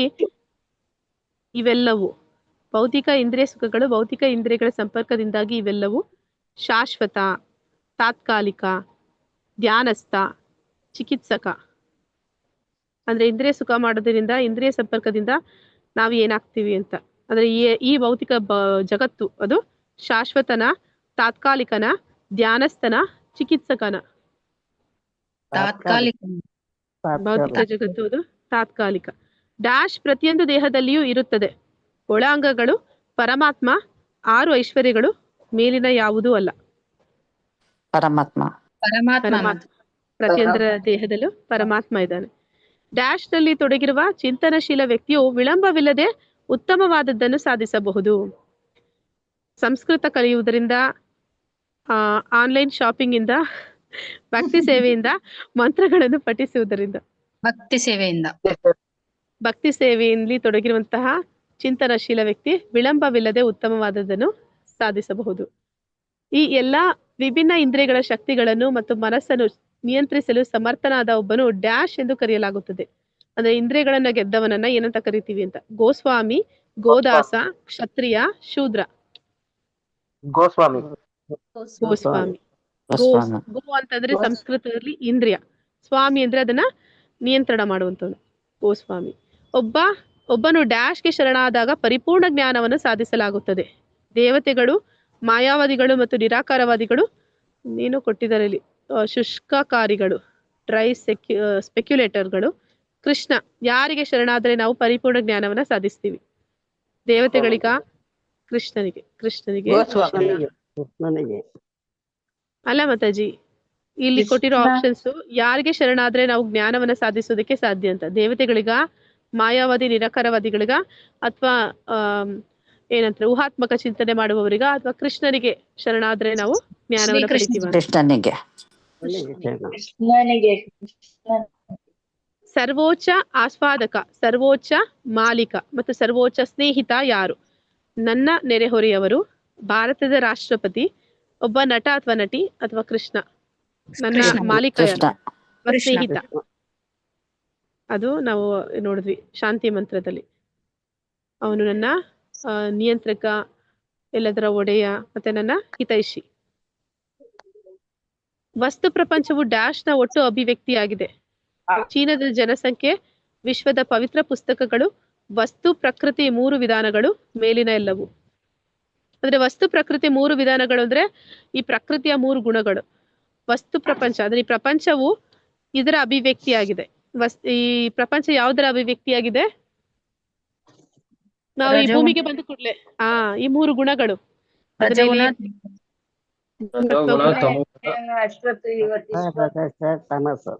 ಹಾಗಾದ್ರೆ ಈ ವಸ್ತು ಪ್ರಪಂಚ ಅನ್ನುವಂಥದ್ದು ವಸ್ತು ಪ್ರಕೃತಿಯ ಈ 3 ವಿಧಾನಗಳು ಅಂದ್ರೆ ಗುಣಗಳಿಂದ ಅಭಿವ್ಯಕ್ತಿ ಅಂತ ಹೇಳ್ತಾ ಇದ್ದಾರೆ. ಇಲ್ಲಿಗೆ ಇವತ್ತಿನ ಎಲ್ಲಾ ಪ್ರಶ್ನೆಗಳು ಮುಗಿದಿದೆ. ಬೇರೆ ಯಾರಿಗಾದ್ರೂ ಏನಾದ್ರೂ ಪ್ರಶ್ನೆಗಳಿದ್ರೆ ಕೇಳ್ಬೋದು. ಯಾರು ನಮ್ಗೆ ಇವತ್ತು ಡಿಸ್ಟರ್ಬ್ ಮಾಡೋದಿಲ್ಲ. ಧನ್ಯವಾದಗಳು, ಎಲ್ಲರೂ ಇಲ್ಲಿವರೆಗೂ ಇದ್ದಿದ್ದೀರಾ, ತಾಳ್ಮೆಯಿಂದ ಕೇಳಿದ್ರ. ಎಲ್ಲರಿಗೂ ತುಂಬಾ ತುಂಬಾ ತುಂಬ ಹೃದಯದ ಧನ್ಯವಾದಗಳು. ಜ್ಯೋತಿ ಮಾತಾಜಿ, ಪ್ರವೀಣಾ ಮಾತಾಜಿ, ತುಂಬಾ ತುಂಬಾ ಥ್ಯಾಂಕ್ಸ್ ಮಾತಾಜಿ. ಹರೇ ಕೃಷ್ಣ. ಮಾತಾಜಿ ನಿಮಗೆ ಧನ್ಯವಾದಗಳು ಹೇಳ್ಬೇಕು ನಾವು. ಧನ್ಯವಾದಗಳು ಮಾತಾಜಿ, ತುಂಬಾ ಧನ್ಯವಾದಗಳು. ಮಾತಾಜಿ, ನೀವ್ ಹೆಲ್ಪ್ ಮಾಡಿಲ್ಲ ಅಂದ್ರೆ ಇಲ್ಲಿ ನಮ್ಗೆ ವೈಫೈನೂ ಇಲ್ಲ, ಕರೆಂಟು ಇಲ್ಲ, ಕ್ಲಾಸೇ ಆಗ್ತಾ ಇರ್ಲಿಲ್ಲ. ಏನಾನ ಒಂದು ವಿಘ್ನ ಬರ್ತಾನೆ ಇದೆ ದಿನ.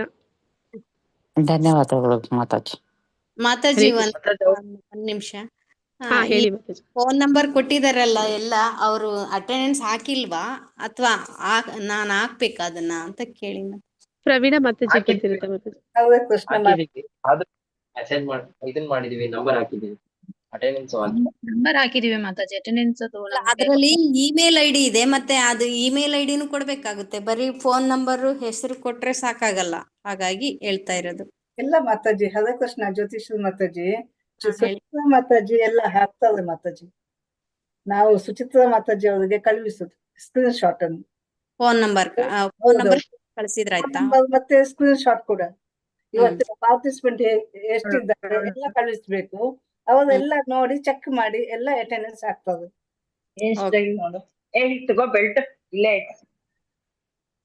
ಹರೇ ಕೃಷ್ಣ. ಧನ್ಯವಾದಗಳು ಮಾತಾಜಿ. ಧನ್ಯವಾದಗಳು ಮಾತಾಜಿ. ಹರೇ ಕೃಷ್ಣ ಮಾತಾಜಿ. ಹರೇ ಕೃಷ್ಣ. ಹರೇ ಕೃಷ್ಣ ಮಾತಾಜಿ. ಹರೇ ಕೃಷ್ಣ ಮಾತಾಜಿ. ತುಂಬಾ ಚೆನ್ನಾಗಿ ಆಯ್ತು ಮಾತಾಜಿ. ಥ್ಯಾಂಕ್ ಯು ಸೋ ಮಚ್ ಮಾತಾಜಿ. ಅದು ಎಲ್ಲ ನಿಮ್ಮ ಕೋಆಪರೇಷನ್ ಮಾತಾಜಿ. ಎಲ್ಲರ ಕೋಆಪರೇಷನ್ ಇಲ್ಲಾಂದ್ರೆ ಅದು ಮಾಡಕ್ಕಾಗಲ್ಲ. ಧನ್ಯವಾದಗಳು ಮಾತಾಜಿ. ಹಾ ಮಾತಾಜಿ.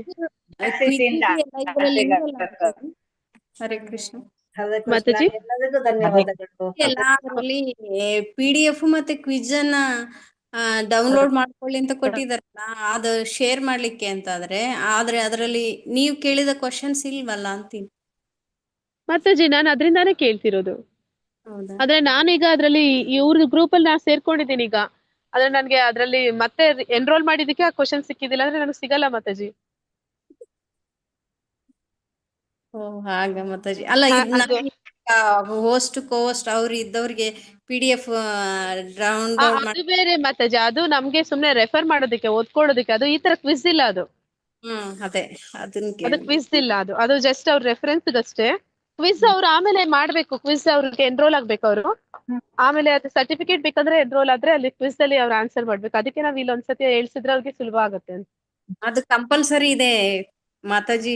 ಪ್ರಭುಜಿ ಪ್ಲೀಸ್ ನೋಡ್ಕೊಳ್ಳಿ. ಕ್ವಿಜ್ ನಿಮಗೆ ಸರ್ಟಿಫಿಕೇಟ್ ಸಿಗುತ್ತೆ L1. ಲೆವೆಲ್ 1 ಮುಗಿಸಿದ್ರೆ ಸರ್ಟಿಫಿಕೇಟ್ ಸಿಗುತ್ತೆ. ನಾನೇನ್ ಮ್ಯಾಚ್ ನೋಡ್ತೀನಿ. ಯಾವತ್ತು ಹಾಕ್ಸ್ಕೊಂಡ್ ನೋಡಿದ್ದೀನಿ ನಿಮ್ ಮ್ಯಾಚ್. ನಿರ್ಮಲಾ ಮಾತಾಜಿ ಹರೇ ಕೃಷ್ಣ. ಓಕೆ ಮಾತಾಜಿ, ಹೆಣ್ ಮಾಡೋಣವಾ? Okay Mataji, Hare Krishna. Thank you so much Mataji. Hare Krishna. ಎಲ್ಲರಿಗೂ ತುಂಬಾ ಧನ್ಯವಾದಗಳು.